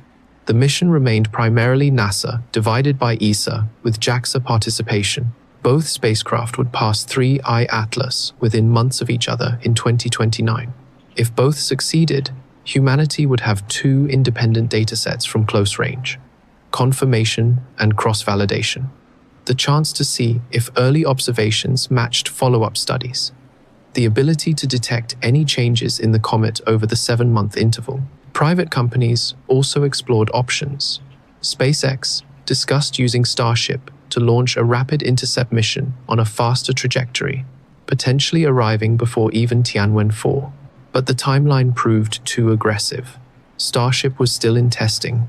Launching an interplanetary mission on an unproven platform was too risky even for SpaceX's risk-tolerant culture. Blue Origin considered whether their New Glenn rocket could support an intercept mission, but reached similar conclusions. The window for beating China had closed. Better to focus on supporting the NASA divided by ESA mission and positioning for potential follow-up missions in the 2030 seconds. The new space race was underway, not to the moon or Mars, to a comet that might be more than a comet. Public interest fluctuated. The initial excitement of the JUICE images had faded somewhat. Months had passed without dramatic new revelations. The September radio signal was intriguing, but inconclusive. 3. I-Atlas had become familiar rather than shocking, but the intercept missions renewed attention.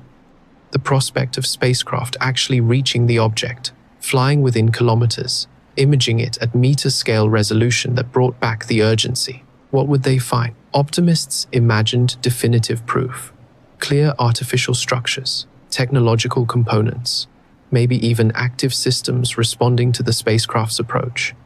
Confirmation that would end all debate and force humanity to confront the reality of alien intelligence. Pessimists predicted disappointment, a natural comet that looked strange because we weren't used to seeing interstellar objects up close. Natural explanations for all the anomalies once better data arrived. The artificial hypothesis quietly fading as mundane reality asserted itself. Realists acknowledged both possibilities and added a third: continued ambiguity. Images that showed something. Features that might be artificial or might be natural, depending on interpretation. Data that constrained possibilities without definitively resolving them. The debate continuing even after close-up observations because nature and artifice aren't always clearly distinguishable. That third possibility might be the most likely and the most frustrating. Because humans crave certainty, we want answers. We want the story to have a clear resolution, either first contact or false alarm, either historic discovery or interesting science, either vindication or debunking. Continued ambiguity after the intercept missions would mean living with uncertainty indefinitely.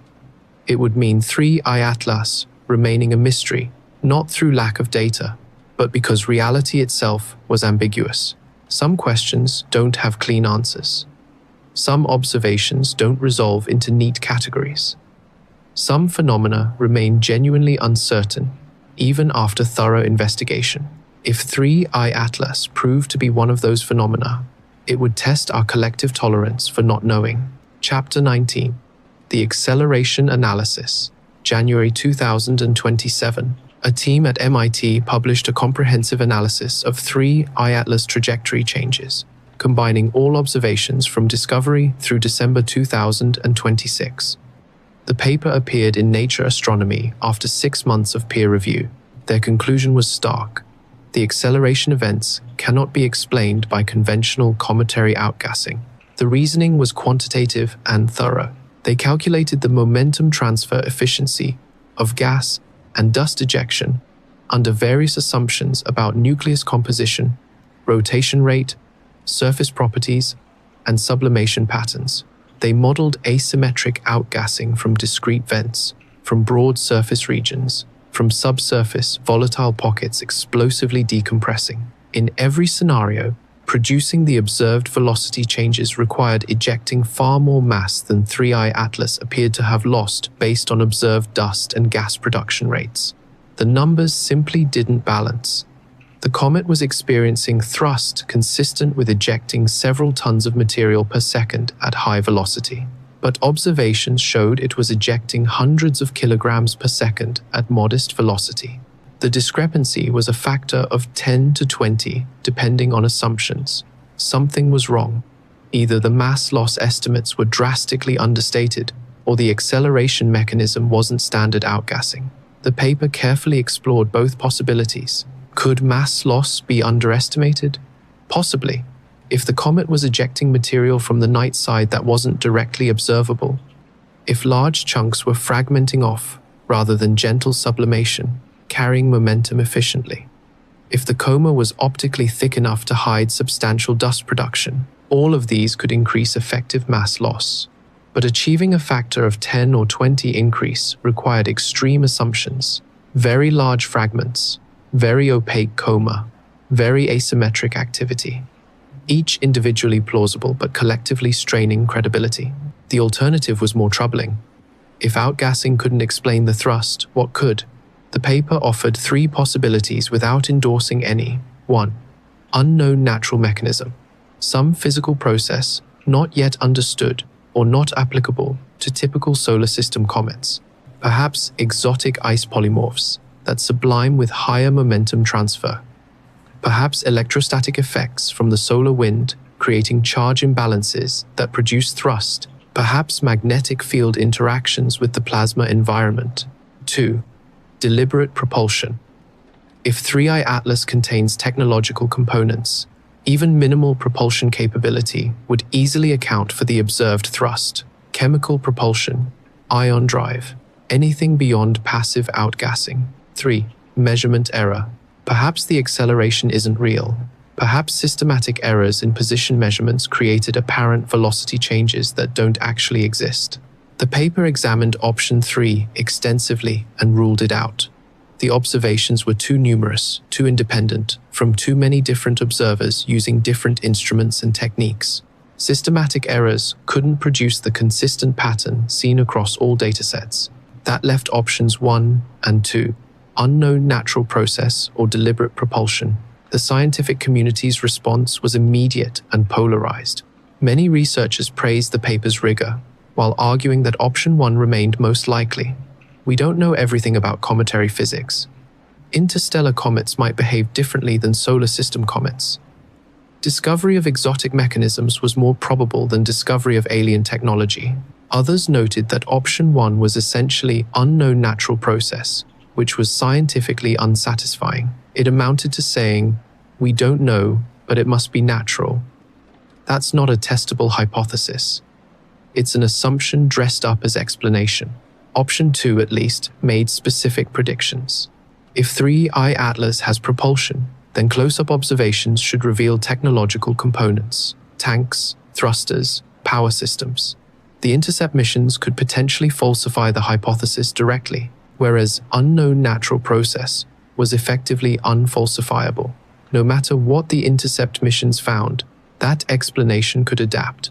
Unexpected structures, natural geology, unusual compositions, exotic formation conditions, organized patterns, convenient coincidences. The debate revealed deep epistemological divides. How do you evaluate competing hypotheses when one is specific and testable while the other is flexible and adaptive? How do you balance prior probability, artificial origin is extremely unlikely, against evidential support? Observations seem inconsistent with natural mechanisms. Bayesian statisticians wrote papers attempting to formalize the calculation. The prior probability of artificial origin was vanishingly small, maybe 1 inch, 10 circumflex 8, based on Drake equation considerations and estimates of probe density in the galaxy. But the likelihood ratio, how much more probable the observations are under the artificial hypothesis versus natural, might be quite high, perhaps 100 or 1,000 to 1. Multiplying these together still favored natural origin, but not overwhelmingly. Maybe 100,000 to 1 rather than billions to 1. Still long odds against artificiality, but not so long that the hypothesis could be dismissed without investigation. And every new anomaly shifted the odds further. The trajectory precision, maybe another factor of 10. The radio signal, another factor of 5. The magnetic field, another factor of 2. Individually, each anomaly barely moved the needle. Collectively, they were dragging the posterior probability toward genuinely uncertain territory where neither hypothesis was clearly preferred. By some estimates, the probability of artificial origin had climbed from 1 inch 10, circumflex 8, to maybe 1 inch 1000 or even 1 inch 100 after accounting for all observations. Still more likely natural than artificial, but not so lopsidedly that investigation was unwarranted. That was progress, of a sort. Moving from obviously natural, why are we even discussing this, to probably natural, but possibly artificial. We should investigate thoroughly. The MIT paper accelerated that shift. Its quantitative analysis of the acceleration mechanism made continued dismissal harder to justify. Even skeptics acknowledged the thrust problem was real and significant, which meant either we were missing something about cometary physics or we were seeing something extraordinary. Time would tell which, but in the meantime, uncertainty deepened rather than resolved. Chapter 20. The Long Wait. By mid-2027, 3I Atlas had faded to magnitude 23, visible only to the largest telescopes conducting dedicated observations. Even then, the comet was difficult to track consistently. Weather, telescope schedules, competing observation priorities all conspired to create gaps in coverage. Several times between January and June 2027, 3I Atlas was temporarily lost. Not actually lost, its orbit was well determined, its position calculable to within a few hundred kilometers, but lost in the sense that no telescope had visual confirmation for days or weeks at a time. Each gap created anxiety. What if the comet changed course during the blind spots? What if it stopped being where calculations said it should be? What if we lost track entirely and the intercept missions arrived at empty space? The concerns were probably overblown. 3I Atlas' trajectory was constrained by years of observations. Even if it underwent another acceleration event, the positional uncertainty wouldn't grow large enough to cause intercept problems. The spacecraft had autonomous navigation systems that could acquire the target even with kilometer-scale position errors. But the anxiety persisted anyway, irrational but understandable. We'd invested enormous resources in missions to reach this object. The prospect of arriving at nothing after years of travel and billions in spending was psychologically unbearable, even if statistically unlikely. By August 2027, the faintness problem became acute. 3I Atlas was now magnitude 24, beyond the limit of most professional telescopes for routine observation. Only the largest facilities, Keck, Subaru, the Very Large Telescope, could detect it, and even they required long exposures and optimal conditions. The observation cadence dropped to once per week, then once per 2 weeks. Each successful detection was announced on astronomical circulars as minor victories. 3I Atlas successfully observed on August 23. Position confirms predictions. The thinning dataset made some scientists nervous. If the comet underwent another velocity change, we might not detect it immediately. The gaps between observations were now long enough that small accelerations could accumulate into significant position errors before being noticed. Tianwen 4 launched on schedule, the 17th of August 2027. The spacecraft separated from its carrier rocket successfully. Solar panels deployed. Communication links established. All systems nominal. The Chinese Space Agency released dramatic footage of the launch. Fireworks, crowds celebrating. Narration emphasizing China's leadership in space exploration and contribution to humanity's knowledge of the cosmos. The subtext was clear. China was going first. Whatever 3I Atlas proved to be, Chinese technology would reach it before anyone else's. Western media covered the launch with mixed reactions. Pride that humanity was sending missions to investigate this mystery. Frustration that China was leading. Competitive determination that the NASA divided by ESA mission would gather better data even if it arrived second. The space race narrative intensified. Commentators drew parallels to the 1,960 seconds moon race, though the analogy was imperfect. This wasn't about national prestige or strategic advantage, or at least it shouldn't have been. It should have been about science, discovery, answering questions that mattered to everyone, regardless of nationality. But humans are human. We can't help making things competitive, even when cooperation would serve everyone better. Tianwen 4 settled into its cruise trajectory. 18 months of coast to 3I Atlas. The spacecraft went into hibernation mode to conserve power and reduce wear on components. Brief check-ins every 2 weeks confirmed systems remained healthy. The waiting began. 18 months for Tianwen 4, 20 for IR-1, which wouldn't launch until March 2028. A year and a half minimum before any close-up data. More than a year of continuing to watch 3I Atlas fade into darkness while wondering what the intercept missions would find. It was agonizing. Having committed to investigation, having built spacecraft and launched them, we now face the hardest part. Patient waiting, while uncertainty persisted. The scientific community settled into a holding pattern. Papers continued appearing, analyzing existing data.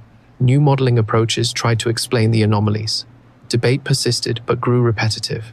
Everyone was saying essentially the same things they'd said months earlier, just with slight variations. The conversation needed new data, fresh observations. The intercept missions would provide that, but not for another year.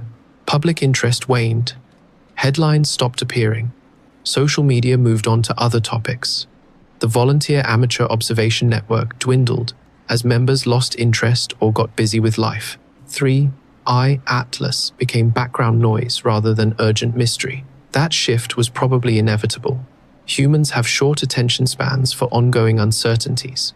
We need resolution, stories with endings, questions with answers. When those don't come quickly, we lose focus and move to the next thing. A core group persisted. Professional astronomers who'd built careers around this object, amateur enthusiasts for whom 3I Atlas represented something profound, science communicators tracking the story, reporters specializing in space exploration, but the broad public attention faded. The conversation moved from mainstream to specialized channels, which was fine, perhaps. The work of science continued regardless of public attention. The missions proceeded on schedule. The observations continued when conditions allowed. The analysis went forward.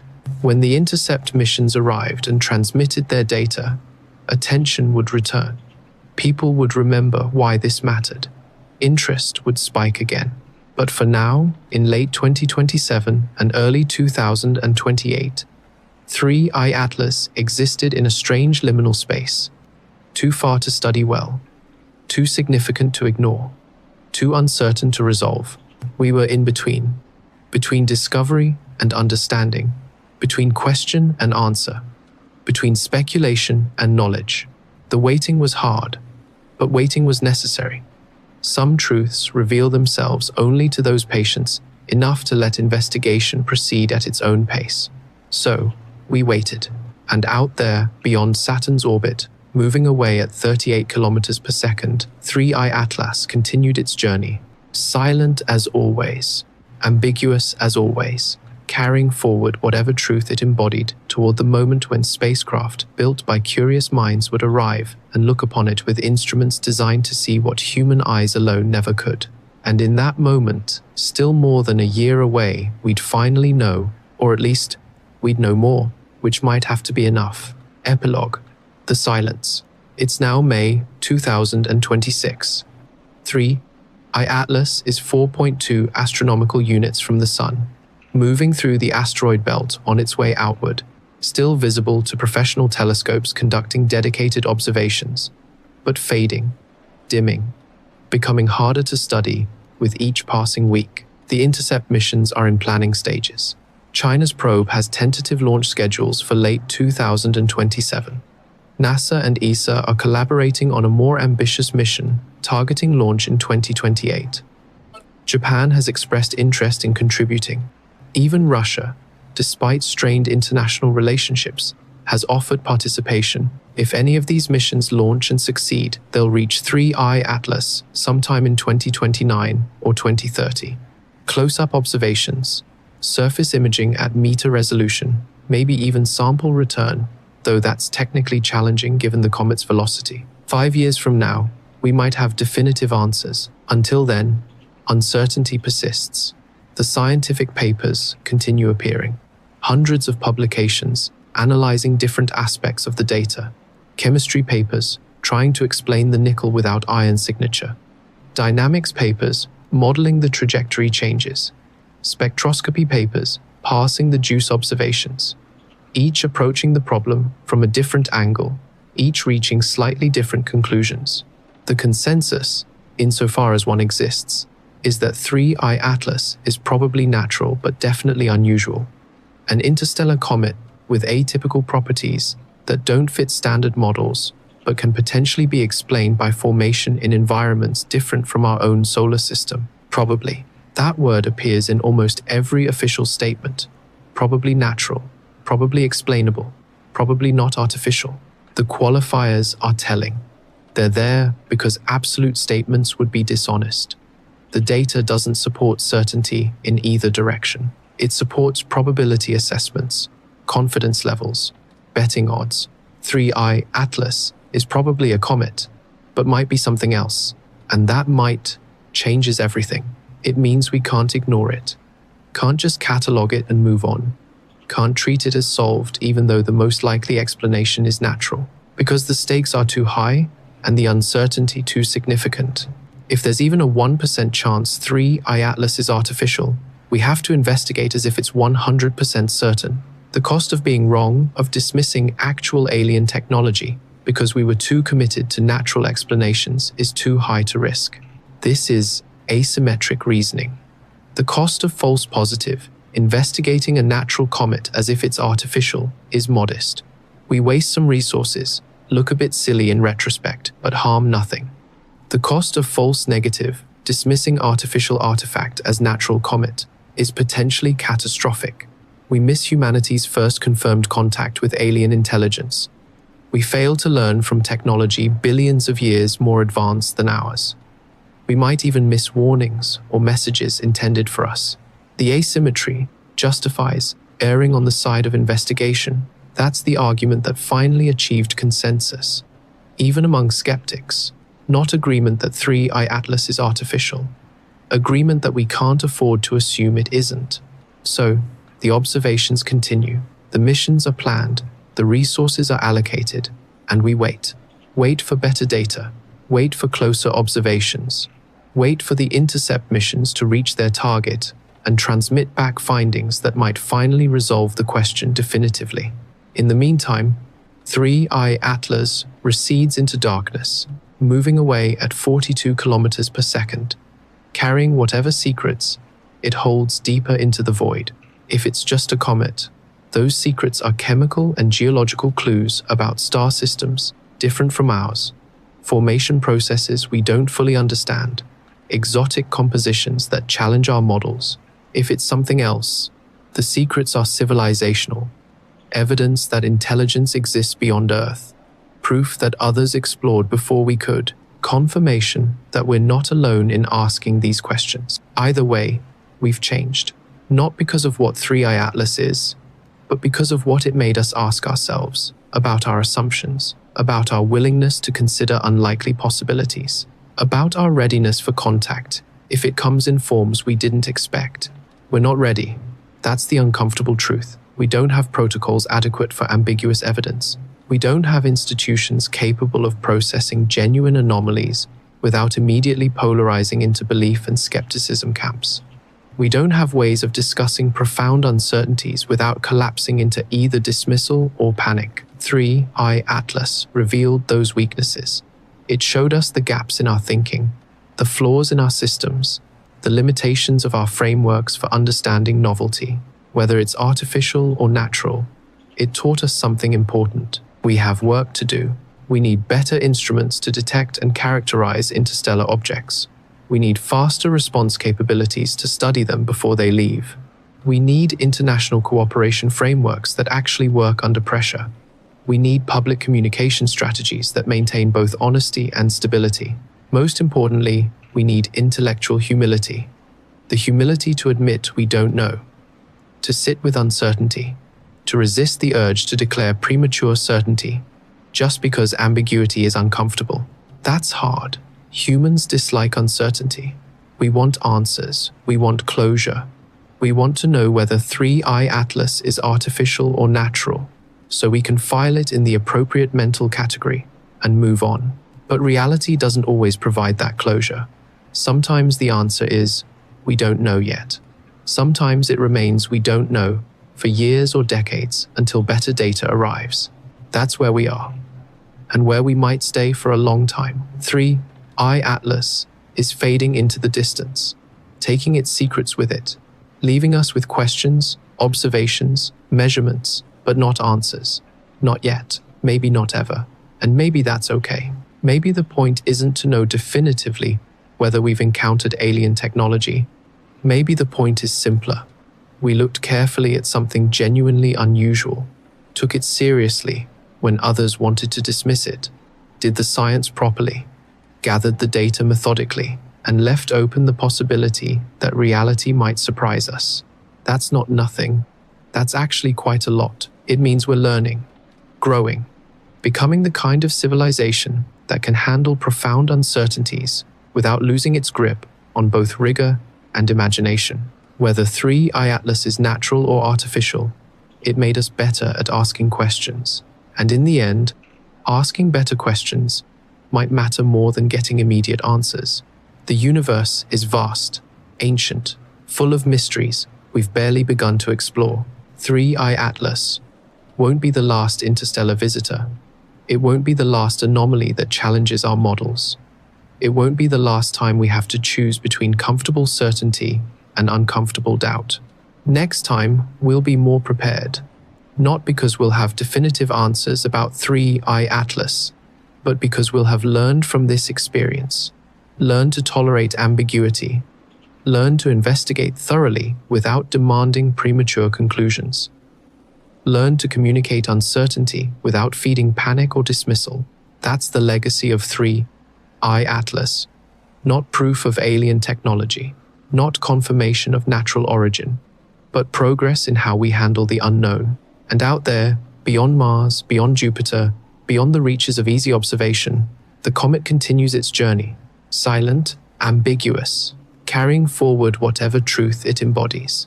Perhaps someday we'll know for certain. Perhaps we won't. Either way, we'll keep watching, keep questioning, keep looking up at the sky, and wondering what else might be out there, waiting to surprise us. Because that's what it means to be human. To ask, to wonder, to seek, even when the universe refuses to give easy answers. I have seen impossible things in my lifetime, but the latest action taken by 3I Atlas goes beyond paradox. I am referring to a calculated maneuver that defies the known limits of force and energy, a true act of cosmic impossibility. The interstellar object 3I Atlas was meant to be a quiet, local phenomenon, yet the tracking data surrounding its transit has revealed an act of cosmic provocation so profound that our entire scientific community is paralyzed with fear. The object, merely by passing the sun, triggered an energy signature that propagated across a staggering gulf of space, correlating with a violent, instantaneous event at the edge of a distant galaxy. 3I divided by Atlas just rang a black hole. This is not a metaphor for a gravitational event. This is a physical, causal link between a small icy fragment and a violent galactic catastrophe millions of light years away. The response from that distant behemoth was equally clear. NASA hears a sinister warning. This signal is a message written in the fundamental physics of the universe, a silent alarm that we are only now beginning to comprehend. The ultimate truth is that space is not empty. It is a highly sensitive, conductive medium linked by invisible, higher dimensional forces. This crisis of cosmic causality has forced us to use the only language capable of classification. I'm talking about a non-local energy cascade that forces us to use the framework of Michio Kaku's string theory. To understand the crisis, we must first isolate the three core anomalies of 3I Atlas that preceded and enabled this catastrophic long-range event. The initial consensus was based on flawed type 0 physics. We now see the impossible. The first anomaly that truly perplexed us was the impossible energy deficit. As 3I Atlas passed its closest approach to the Sun, it absorbed a massive amount of solar energy. Yet, we measured a stunning 40% deficit in thermal radiation energy that simply vanished from our observable space. The standard, easy debunking, was extreme albedo reduction, masking the surface. But the expanded scientific truth is that the object was violating the conservation of energy principle in our baryonic space. A huge portion of solar energy was fundamentally erased from our visible universe. We conclude this is the first clue that the object was acting as a perfect energy sink, a temporary gateway into the dark sector, transferring energy away from our dimension. The second anomaly was the sustained anti-gravitational deceleration. After the object rounded the sun, it experienced a powerful, constant braking force that reduced its velocity against the gravitational pull of the sunday. The standard, scientifically feeble debunking was subtle outgassing torque. But the expanded scientific truth is that the deceleration signature perfectly matches a theoretical model for field drag from an invisible structured medium. The braking force was external, proving the object was interacting powerfully with the subtle but immense ambient density of dark matter. This massive interaction created a compression and turbulence in the dark medium, generating a propagating dark matter shockwave that traveled outward from the solar system. The third and most terrifying anomaly, the one that directly leads to the black hole event, was the transient gravimetric fluctuation.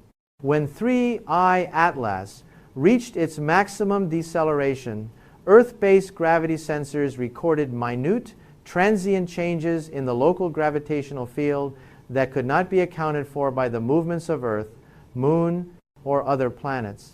The conventional debunking, quickly classified, was instrumental noise. The expanded scientific fact is that the fluctuation was precisely correlated with the object's position and deceleration, suggesting the object was either locally increasing its own mass or, more radically, creating a localized perturbation in space-time geometry. This proves that the object, or the forces acting upon it, is capable of generating a powerful local gravitational signal that propagated across space, reaching far beyond the confines of our solar system. The ultimate claim that 3I Atlas rang a black hole is the direct consequence of the extreme physics we observe.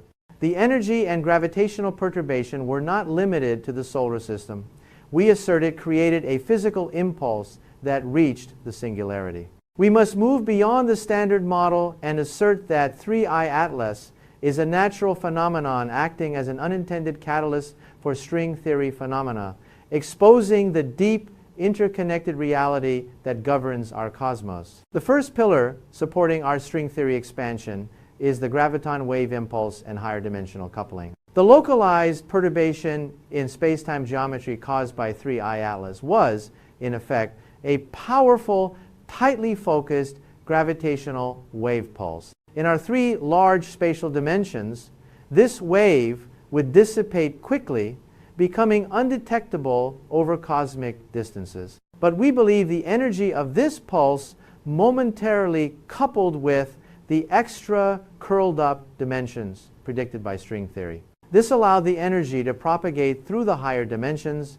circumventing the standard inverse square law of gravity and reaching the distant black hole with near perfect coherence. This is the mechanism by which 3I Atlas rang the black hole, transmitting a physical disturbance across an impossible gulf of space. The second pillar is the graviton black hole resonance and ergosphere instability. The distant black hole, already highly active due to a recent merger or accretion event, would naturally be a massive source of gravitons and a region of extreme space-time curvature. We believe the impulse from 3I Atlas did not just hit the singularity, it hit the ergosphere, the outermost region of the black hole, from which energy can be extracted. This external impulse caused a momentary graviton cascade within the ergosphere, disrupting the delicate balance of infalling matter and spinning space-time. This cascade triggered a rapid asymmetric consumption of nearby plasma, which we observed as a powerful immediate gamma ray burst, the sinister warning. The black hole was already unstable, and 3I Atlas provided the final, necessary, tiny impulse to trigger a massive output, a cosmic sneeze. The third pillar is the propagating torsion field and dark energy interaction.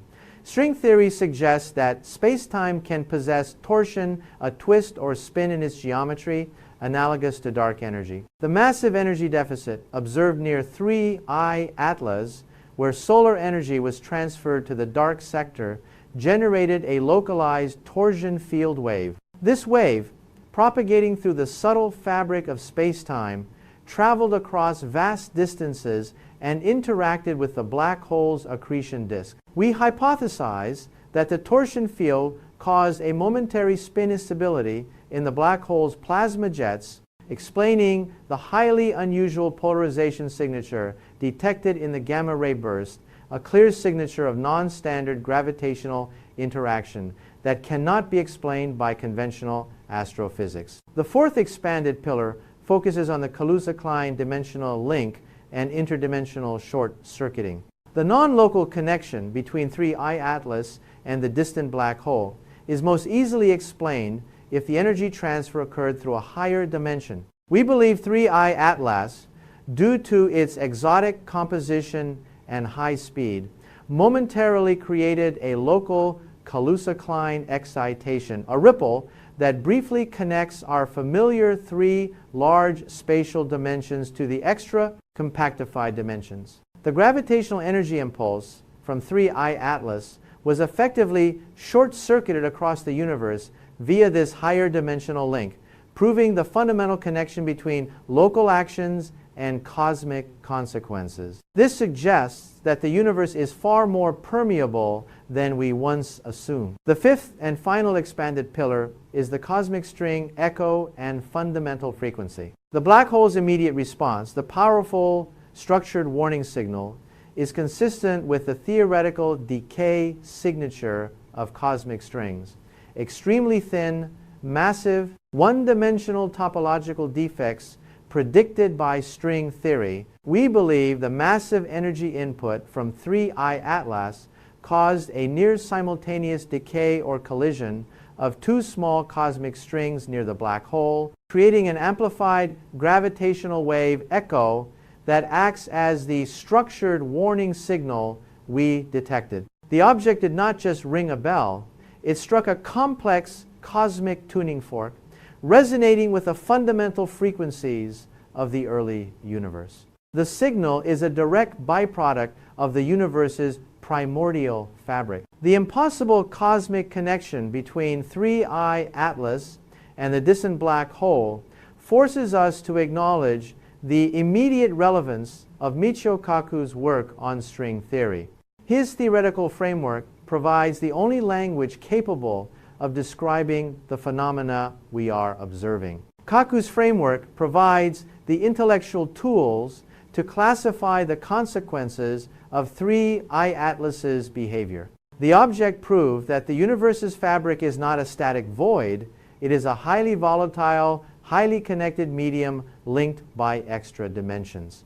Kaku's framework demands that we stop treating space as empty and start treating it as a fluid, conductive medium where local energy fluctuations can travel globally via hidden channels. This means the universe is a single, vast, interconnected entity, and our localized actions have far-reaching, even cosmic consequences. Kaku's ultimate refutation of the easy answer, the random coincidence narrative, is that the reality of the physics is worse than the political lie. The precise correlation between the object's energy sink event and the black hole's immediate, violent response is too exact. We realize the vastness of space offers no protection. We are constantly immersed in a dimensional matrix where the laws of local energy conservation are irrelevant. We must use string theory to understand the true threat.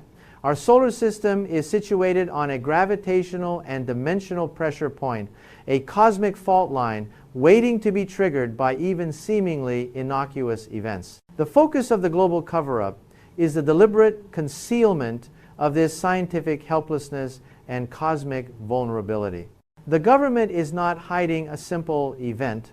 they are hiding their institutional inability to even model the new physics revealed by 3I Atlas. The government is hiding the fact that our entire strategic framework for solar system defense, which relies on the physical isolation of distance, is obsolete. To admit that a small object in our solar system can trigger a graviton pulse capable of causing a black hole to fire would reveal that we live in an incredibly fragile, interconnected universe. They are concealing their lack of a fundamental scientific grasp. The existence of a natural object that acts as a string theory catalyst proves that the ultimate forces of the cosmos are far more influential than the visible ones, and we are utterly unprepared to comprehend them. Their secret is their profound inability, their total failure to answer the core question posed by the data. How do we survive in a universe where the laws of cause and effect are transmitted instantaneously through extra dimensions, bypassing all known safeguards? The official panic is not about the black hole itself, but the terrifying realization that our actions, however small, might have irreversible light-speed consequences on galactic scales, consequences we cannot predict or prevent. We are left with the final, uncompromising choice. The easy lie is the satisfying scientific cop-out. 3I Atlas was an exotic comet, and the black hole event was a statistical anomaly. It requires no effort from you. The difficult scientific truth, the one confirmed by the energy deficit, the anti-gravitational braking, and the structured gravitational wave echo, is that 3I Atlas exposed a global scientific crisis. It is a natural catalyst for phenomena governed by string theory, proving that the universe is highly reactive and capable of instantaneous long-range communication via hidden dimensions. The ultimate threat is the realization that the cover-up is about protecting the stability of the global powers at the cost of confronting the terrifying reality of our cosmic environment. The laws of physics were proven to be incomplete, and the black hole's warning signal is the distant, terrifying proof of our ultimate vulnerability. If you refuse the easy lie and demand the terrifying, complex reality of a universe where physics is breaking down, then share this video and join our community by subscribing. We will continue to decode the gravitational warning and expose the truth behind the panic. 3. Atlas proved that the cosmos is listening. I need to tell you something that has fundamentally shattered my understanding of the cosmos and the principle of local physics. For months, we've debated the velocity and composition of 3I Atlas, confining its strange actions to our solar neighborhood. But the latest, highly sensitive cosmological data reveals a truth so profound, so utterly impossible, that it forces us to confront our cosmic insignificance. I am talking about a violation of action at a distance that defies the speed of light itself. The data confirms that 3I divided by Atlas just ignited a galactic ring of fire. This is not a metaphor for a gravitational event. This is a physical, causal link between a small icy fragment and a violent galactic catastrophe millions of light years away. The official response is one of utter disbelief and paralyzing terror. NASA is in shock. This unprecedented event forces us to accept that our universe is far more connected and volatile than we ever imagined. This crisis of cosmic causality has forced us to use the only language capable of classification. I am talking about a non-local energy cascade that forces us to use the framework of Michio Kaku's dark physics. To understand the scope of this crisis, the impossible non-local ignition of a galaxy, we must first isolate the three core anomalies of 3I Atlas that confirmed its role as a galactic catalyst. The initial consensus was based on flawed type 0 physics. We now see the impossible. The first anomaly that truly perplexed us was the impossible energy deficit. as 3I Atlas passed its closest approach to the Sun, it absorbed a massive amount of solar energy. Yet, we measured a stunning 40% deficit in thermal radiation energy that simply vanished from our observable space. The standard easy debunking was extreme albedo reduction, masking the surface, but the expanded scientific truth is that the object was violating the conservation of energy principle in our baryonic space. A huge portion of solar energy was fundamentally erased from our visible universe. We conclude this is the first clue that the object was acting as a perfect energy sink, a temporary gateway into the dark sector, transferring energy away from our dimension. The second anomaly was the sustained anti-gravitational deceleration. After the object rounded the Sun, it experienced a powerful, constant braking force that reduced its velocity against the pull of the Sunday. The standard scientifically feeble debunking was subtle outgassing torque. But the expanded scientific truth is that the deceleration signature perfectly matches a theoretical model for dark matter drag. The braking force was external, proving the object was interacting powerfully with the subtle but immense ambient density of dark matter. This massive interaction created a compression and turbulence in the dark medium, generating a propagating dark matter shock wave that traveled outward from the solar system. The third and most terrifying anomaly, the one that directly connects to the galactic event, was the transient gravimetric fluctuation. When 3I Atlas reached its maximum deceleration, Earth-based gravity sensors recorded minute transient changes in the local gravitational field that could not be accounted for by the movements of Earth, Moon, or other planets. The conventional debunking, quickly classified, was instrumental noise. The expanded scientific fact is that the fluctuation was precisely correlated with the object's position and deceleration, suggesting the object was either locally increasing its own mass or, more radically, creating a localized perturbation in dark matter density. This proves that the object, or the forces acting upon it, is capable of manipulating the fundamental gravitational scaffolding of reality and influencing distant cosmic structures. The ultimate claim that 3I Atlas ignited a galactic ring of fire is a direct consequence of the extreme dark physics we observed. The energy transfer was not limited to the solar system. We assert it created an invisible energy shock wave that reached the distant galaxy. We must move beyond the standard model and assert that 3I Atlas is a natural phenomenon acting as an unintended catalyst for galactic instability. The first pillar supporting our dark physics expansion is the dark energy dissipation mechanism and wave generation.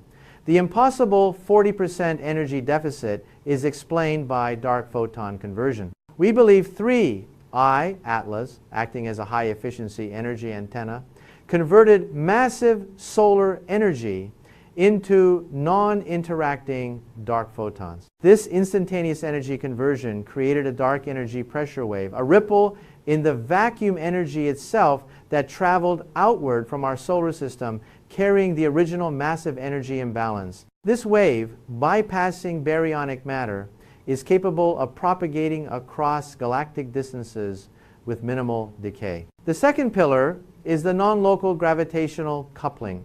The dark matter shock wave generated by the object's anti-gravitational deceleration propagated through the cosmic web, the structure of dark matter filaments linking galaxies.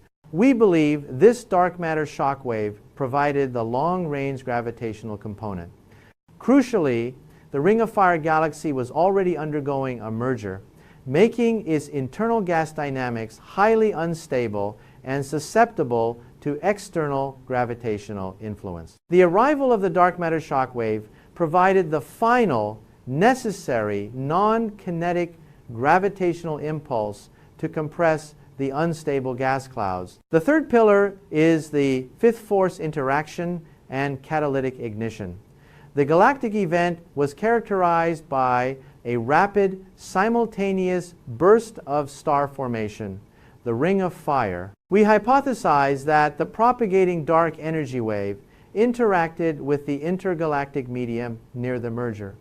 This interaction was mediated by the fifth force, a subtle long-range force predicted by dark physics. This force caused a localized, high-pressure state within the unstable gas clouds of the distant galaxy, leading to the catastrophic uniform ignition of cold gas clouds and the massive star formation we observe. The fourth expanded pillar focuses on the gravimetric microlensing and mass fluctuation.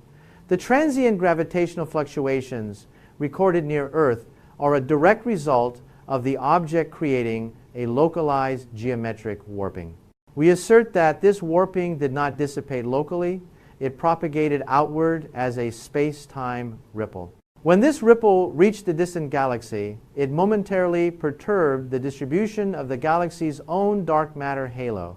This tiny transient perturbation was enough to compress the unstable gas clouds along the merger ring, providing the final gravitational trigger needed to initiate the massive simultaneous star formation we see in the Ring of Fire galaxy. The galactic event was merely a distant echo of a microscopic event in our solar system. The fifth and final expanded pillar is the dark energy feedback loop and cosmic instability.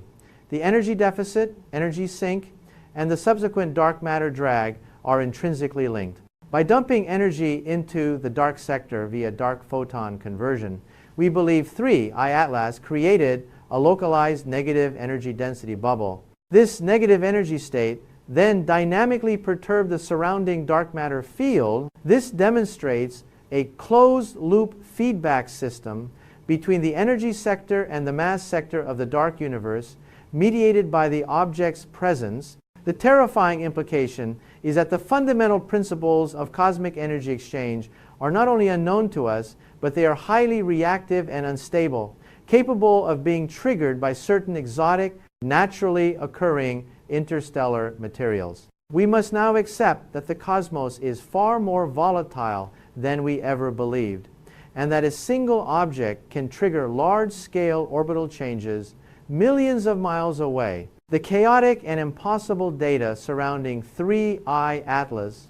culminating in the Ring of Fire causality, forces us to acknowledge the immediate relevance of Michio Kaku's work on dark physics. His theoretical framework provides the only language capable of describing the phenomena we are observing. Kaku's framework provides the intellectual tools to classify the consequences of 3 I-Atlas's behavior. The object proved that the dark sector is not passively distributed, it is highly dynamic and capable of propagating energy at vast distances. Kaku's framework demands that we stop treating the dark sector as theoretical background noise and start treating it as a fundamental, volatile cosmic force that dictates momentum, energy, and, critically, action at a distance. The causal link to the Ring of Fire galaxy confirms the existence of this long-range dark force interaction. We interpret this through Kaku's lens.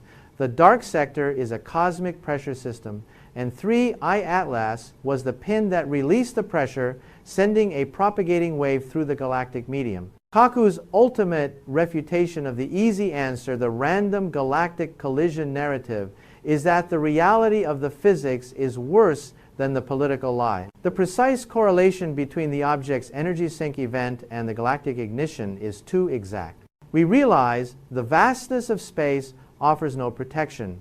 We are constantly immersed in a dimensional matrix where the laws of local energy conservation are irrelevant. We must use dark physics to understand the true threat. Our solar system is situated on a dimensional pressure point, and the cosmic environment is highly reactive. The focus of the global cover-up is the deliberate concealment of this scientific helplessness and cosmic vulnerability. The government is not hiding a simple event. They are hiding their institutional inability to even model the new physics revealed by 3 I-Atlas. The government is hiding the fact that our entire strategic framework for solar system exploration and defense which relies on the separation of cosmic events by immense distance, is obsolete. To admit that a small object in our solar system can trigger a dark energy pressure wave capable of influencing a distant galaxy would reveal that we live in an incredibly fragile, interconnected, and potentially dangerous universe. They are concealing their lack of a fundamental scientific grasp. The existence of a natural object that acts as a dark physics catalyst proves that the ultimate forces of the cosmos are far more influential than the visible ones, and we are utterly unprepared to comprehend them. Their secret is their profound inability, their total failure to answer the core question posed by the data. How do we survive in a universe where the laws of cause and effect are transmitted instantaneously by forces that we cannot predict? The official panic is not about the galactic event itself, but the terrifying realization that our actions, however small, might have irreversible, long-distance consequences on galactic scales, consequences we cannot predict or prevent. We are left with the final, uncompromising choice. The easy lie is the satisfying scientific cop-out. 3. I, Atlas, was an exotic comet, and the Ring of Fire galaxy was a statistical anomaly. It requires no effort from you. The difficult scientific truth, the one confirmed by the energy deficit, the anti-gravitational braking, and the precise cosmological correlation, is that 3 I, Atlas, exposed a global scientific crisis. It is a natural catalyst for phenomena governed by dark physics, proving that the 95% of the universe we cannot see is dynamic, volatile, and capable of linking local events to galactic scale catastrophes. The ultimate threat is the realization that the cover-up is about protecting the stability of the global powers at the cost of confronting the terrifying reality of our cosmic environment. The laws of cause and effect were rewritten, and the Ring of Fire galaxy is the distant, terrifying proof. If you refuse the easy lie and demand the terrifying, complex reality of a universe where physics is breaking down, then share this video and join our community by subscribing. We will continue to decode the invisible universe and expose the truth behind the panic. 3. I, Atlas, proved that the chaos is not local. It is cosmic.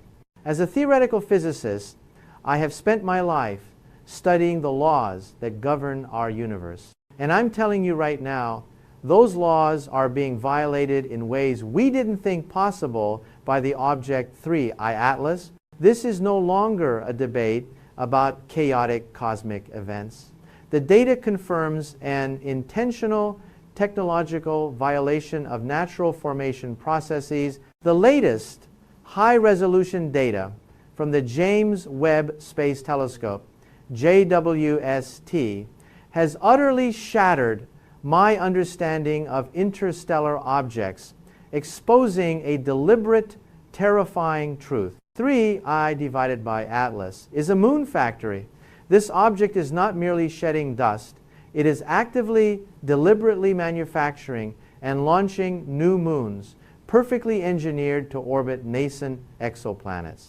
JWST confirms it's seeding alien worlds. This is an act of cosmic terraforming on an unimaginable scale, and undeniable proof of an intelligence far beyond our wildest dreams. This is not just a discovery.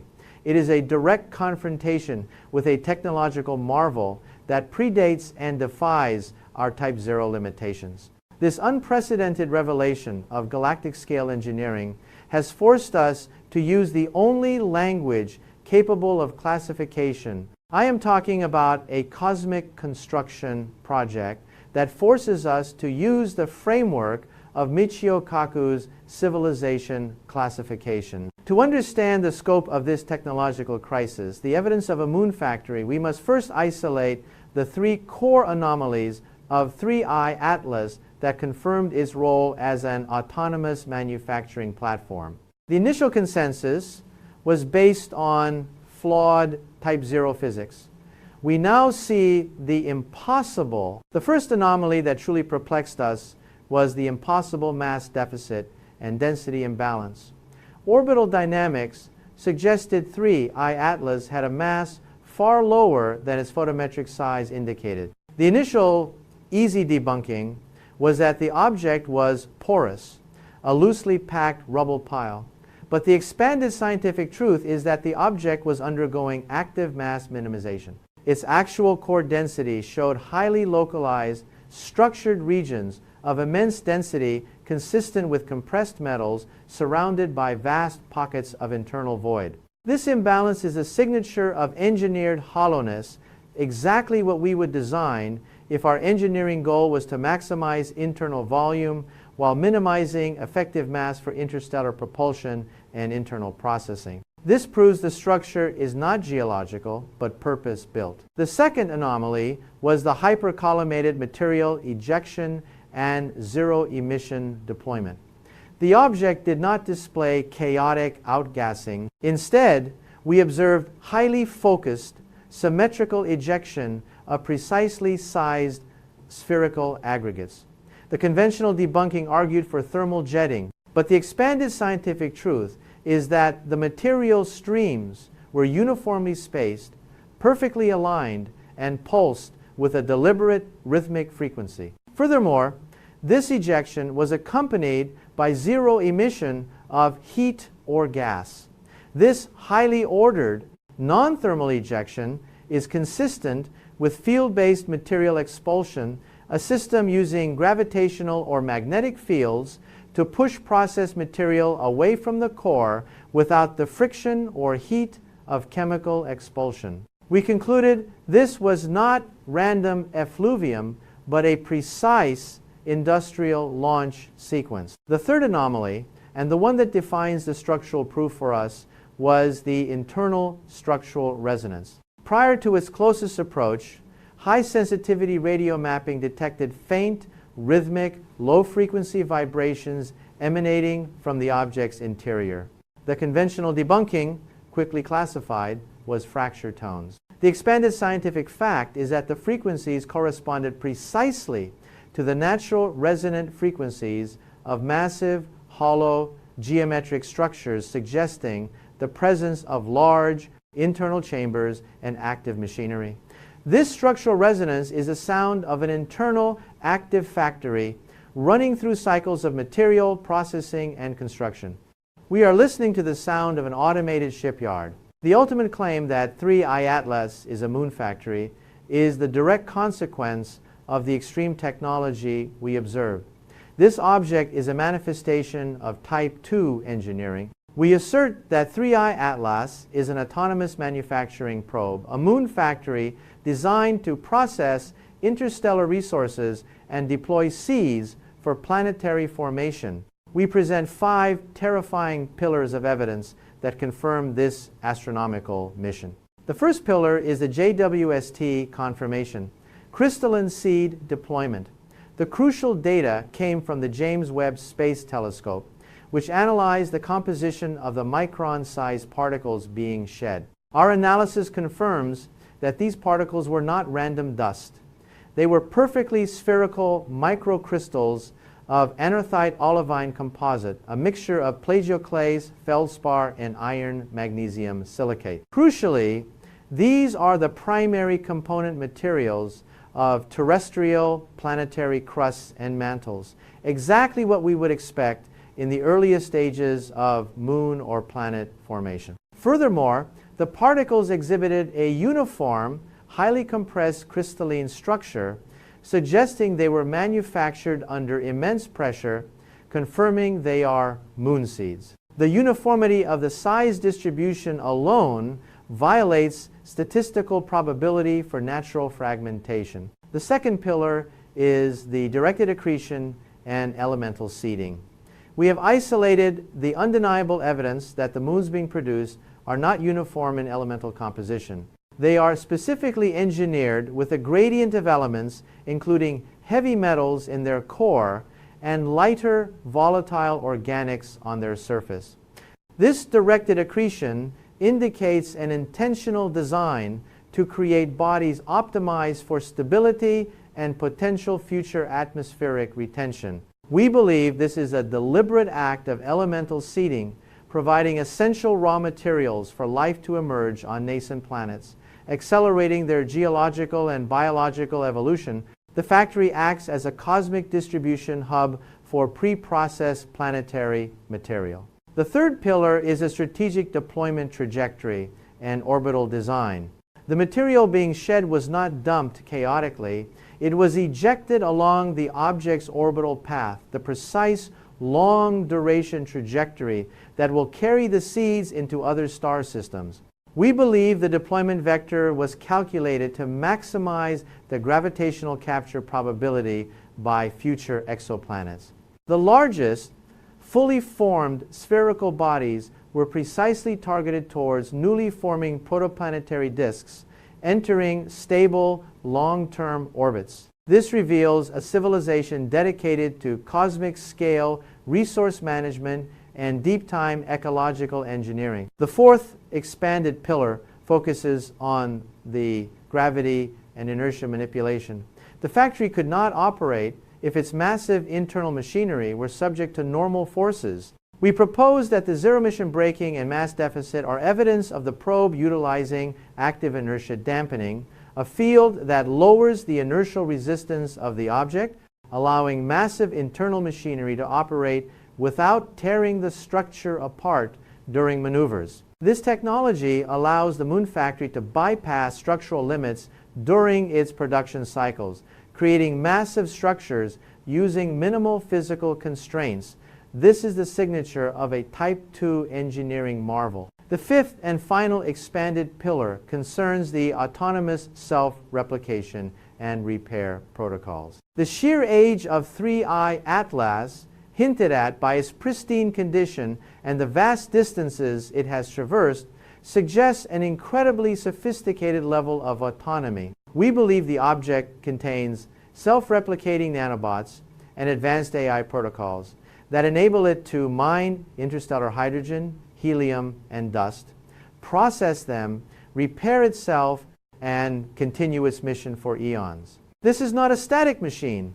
It is a living, evolving cosmic engineer capable of maintaining its functions indefinitely across galactic timescales, confirming the von Neumann engineering mandate.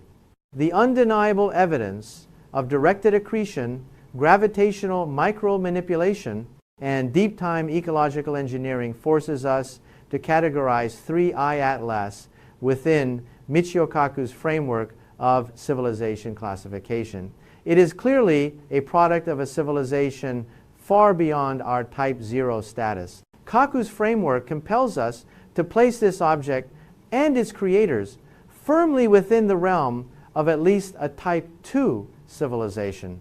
A Type 2 civilization, one that can harness the entire energy output of its star, would possess the capability for mega-engineering on a scale necessary to construct and operate an interstellar moon factory.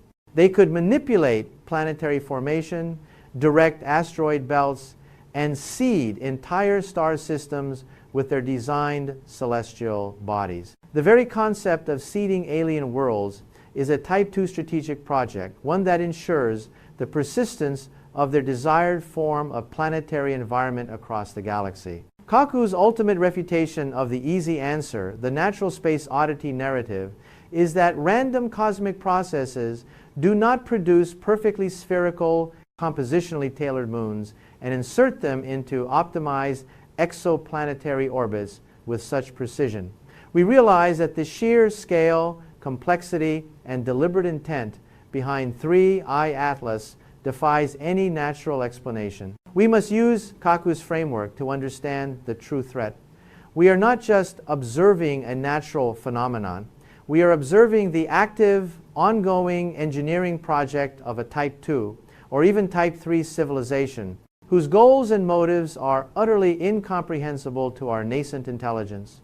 Our solar system is merely another waypoint in their grand cosmic design. The global cover-up surrounding the JWST data and the undeniable evidence of 3I Atlas being a moon factory is the deliberate concealment of our profound technological inferiority. The government is not hiding a simple event. They are hiding their institutional inability to compete with the technology revealed by 3I Atlas. The government is hiding the fact that our entire scientific and military infrastructure is utterly obsolete in the face of a Type 2 or Type 3 civilization capable of manufacturing celestial bodies and terraforming star systems. To admit that 3I Atlas is seeding alien worlds is to admit that we are primitive, uninvited guests in a galaxy already undergoing active, large-scale construction by vastly superior entities. They are concealing their lack of a technological counter-strategy. The existence of such an object reveals that we are fundamentally unprepared for the reality of advanced cosmic civilizations. Their secret is their profound inability, their total failure to answer the core question: how do we interact with, or even survive alongside, a civilization whose daily operations involve engineering entire star systems? The conspiracy is the deliberate choice to classify the JWST data, fearing that the public would panic upon realizing that our technological limitations mean we are irrelevant, a mere footnote in a galactic construction project that has been ongoing for untold eons. We are left with the final, uncompromising choice. The easy lie is a satisfying scientific cop-out. 3I Atlas was an unusual comet or asteroid that happened to fragment oddly. It requires no effort from you. The difficult scientific truth, the one confirmed by the hypercollimated ejection, the geometric material reconstruction, and the precise orbital insertions captured by JWST, is that 3I Atlas is a Type 2 autonomous factory utilizing string theory engineering to seed alien worlds with custom-made moons. It is not a threat of attack, it is a threat of replacement. The ultimate danger is the realization that our galaxy is not a pristine, untouched wilderness, but a meticulously engineered landscape crafted by intelligences operating on scales we cannot even fathom. The laws of celestial mechanics and the very definition of a natural object have been fundamentally rewritten. If you refuse the easy lie and demand the terrifying, complex reality of a universe where our solar system is merely a brief stopping point for galactic architects, then share this video and join our community by subscribing. We will continue to track the operations of this cosmic factory and demand accountability for the hidden truth. And 3I Atlas proved that the cosmos is a construction site. At the center of our galaxy lies a monster, a black hole called Sagittarius A star. It bends space traps light and hides its secrets from everything we know. What could really be inside it? Stay with us as we uncover what science can and can't explain. If you enjoy these cosmic mysteries, please like, subscribe and share, and tell us in the comments, what do you think hides inside the Milky Way's heart? Thank you for watching. Now let's begin. At the very heart of the Milky Way lies a mysterious and dense region where the fabric of space itself seems to pulse with the energy of 1,000,000 stars. The galactic center is not only the location of Sagittarius A star, the supermassive black hole at the heart of our galaxy, but also a complex dynamic environment where gravitational forces, gas dust, and radiation all interact. This region stands as the central force of the Milky Way, influencing the motion of stars and shaping the structure of the entire galaxy. It is an area so vast and so rich in phenomena that it stretches the limits of what we can observe. Yet despite its beauty and chaos, the galactic center is a place that remains shrouded in mystery, hidden from easy view by the thick layers of cosmic dust that obscure our line of sight. The stars, gas clouds, and magnetic fields that define this area all contribute to a picture of an extraordinary and violent region of space, one where the most extreme cosmic events unfold in ways that both challenge and inspire our understanding of the universe. The core of the Milky Way is a bustling, turbulent environment where stars, gas, and other forms of matter swirl around a central gravitational well. In this dense cluster, the stars move in intricate orbits that bring them dangerously close to the galactic center, but also allow them to remain bound by the immense gravitational pull of the region. The stars themselves are not isolated objects. They form part of a larger system of stars that gravitate toward the center of the galaxy. Some are young hot stars, while others are older, cooler giants. These stars, along with vast clouds of gas and dust, create a vibrant and volatile environment. The dense concentration of matter and energy at the galactic core is far from uniform, with regions of intense radiation and activity often surrounding pockets of cooler, more stable zones. What makes the galactic center so remarkable is the sheer variety of phenomena occurring within it. For one, it is an area of incredible gravitational influence. This gravitational pull is so strong that it governs the motion of everything within the Milky Way, shaping the orbits of stars, gas, and even entire star clusters. The movement of these objects is anything but ordinary. Some stars orbit the central mass at astonishing speeds, taking just a few years to complete a single orbit. This rapid movement is one of the key indicators that something massive and incredibly dense resides at the heart of the galaxy. However, it is not just the stars that define the galactic center. The surrounding space is filled with vast clouds of gas and dust, forming a dense veil that prevents us from seeing directly into the heart of the region. The dust, composed of fine particles of matter, absorbs and scatters visible light, making it nearly impossible to view the center in ordinary wavelengths. To penetrate this dense layer of dust, astronomers have turned to other methods of observation, such as infrared and radio waves, which can travel through the obscuring material. These methods allow scientists to peer into the hidden depths of the galactic center and observe the motion of stars and gas, revealing the complex and dynamic nature of this extraordinary region. Infrared observations in particular have provided the clearest view of the area surrounding Sagittarius A star. By using infrared telescopes, astronomers can detect the heat emitted by stars and gas clouds, allowing them to trace the orbits of stars moving near the galactic core. These observations have been crucial in providing the first clues that a massive object resides at the center of the galaxy. The motion of these stars, particularly those that come extremely close to the center, suggest the presence of an object with a mass millions of times that of the Sun, and the only plausible explanation for this is a supermassive black hole like Sagittarius A star. Despite the difficulties posed by the dust and gas surrounding the galactic center, astronomers have managed to obtain incredibly detailed images and data revealing the true nature of the environment near Sagittarius A star. Using powerful telescopes both on the ground and in space, scientists have studied the movement of stars, gas clouds, and other matter, and have used this information to infer the properties of the central black hole.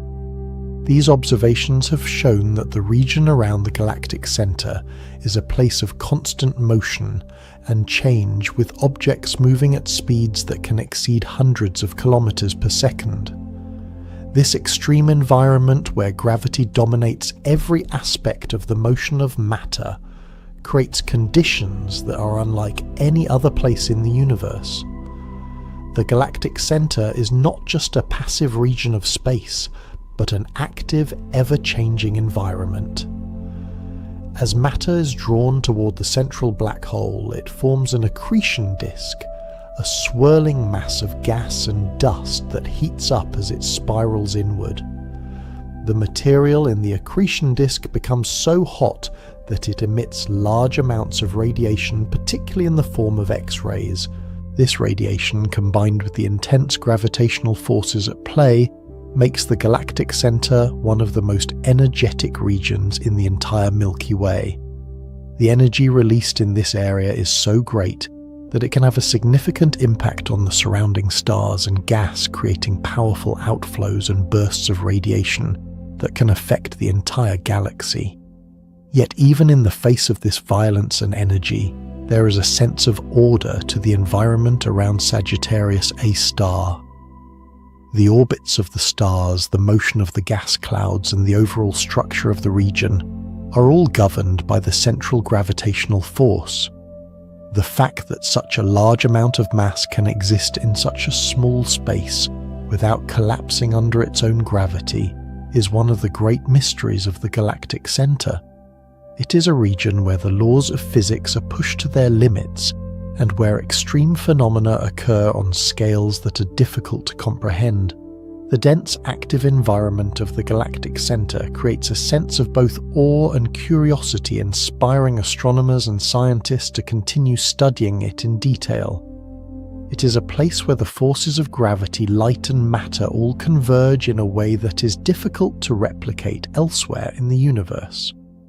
As we continue to learn more about this region, we gain not only a deeper understanding of the structure of our galaxy, but also a glimpse into the forces that govern the cosmos itself. The environment around Sagittarius A star serves as both a laboratory for testing the laws of physics and a window into the farthest reaches of the universe, offering insights into the most extreme conditions imaginable. In the heart of the Milky Way, the movement of stars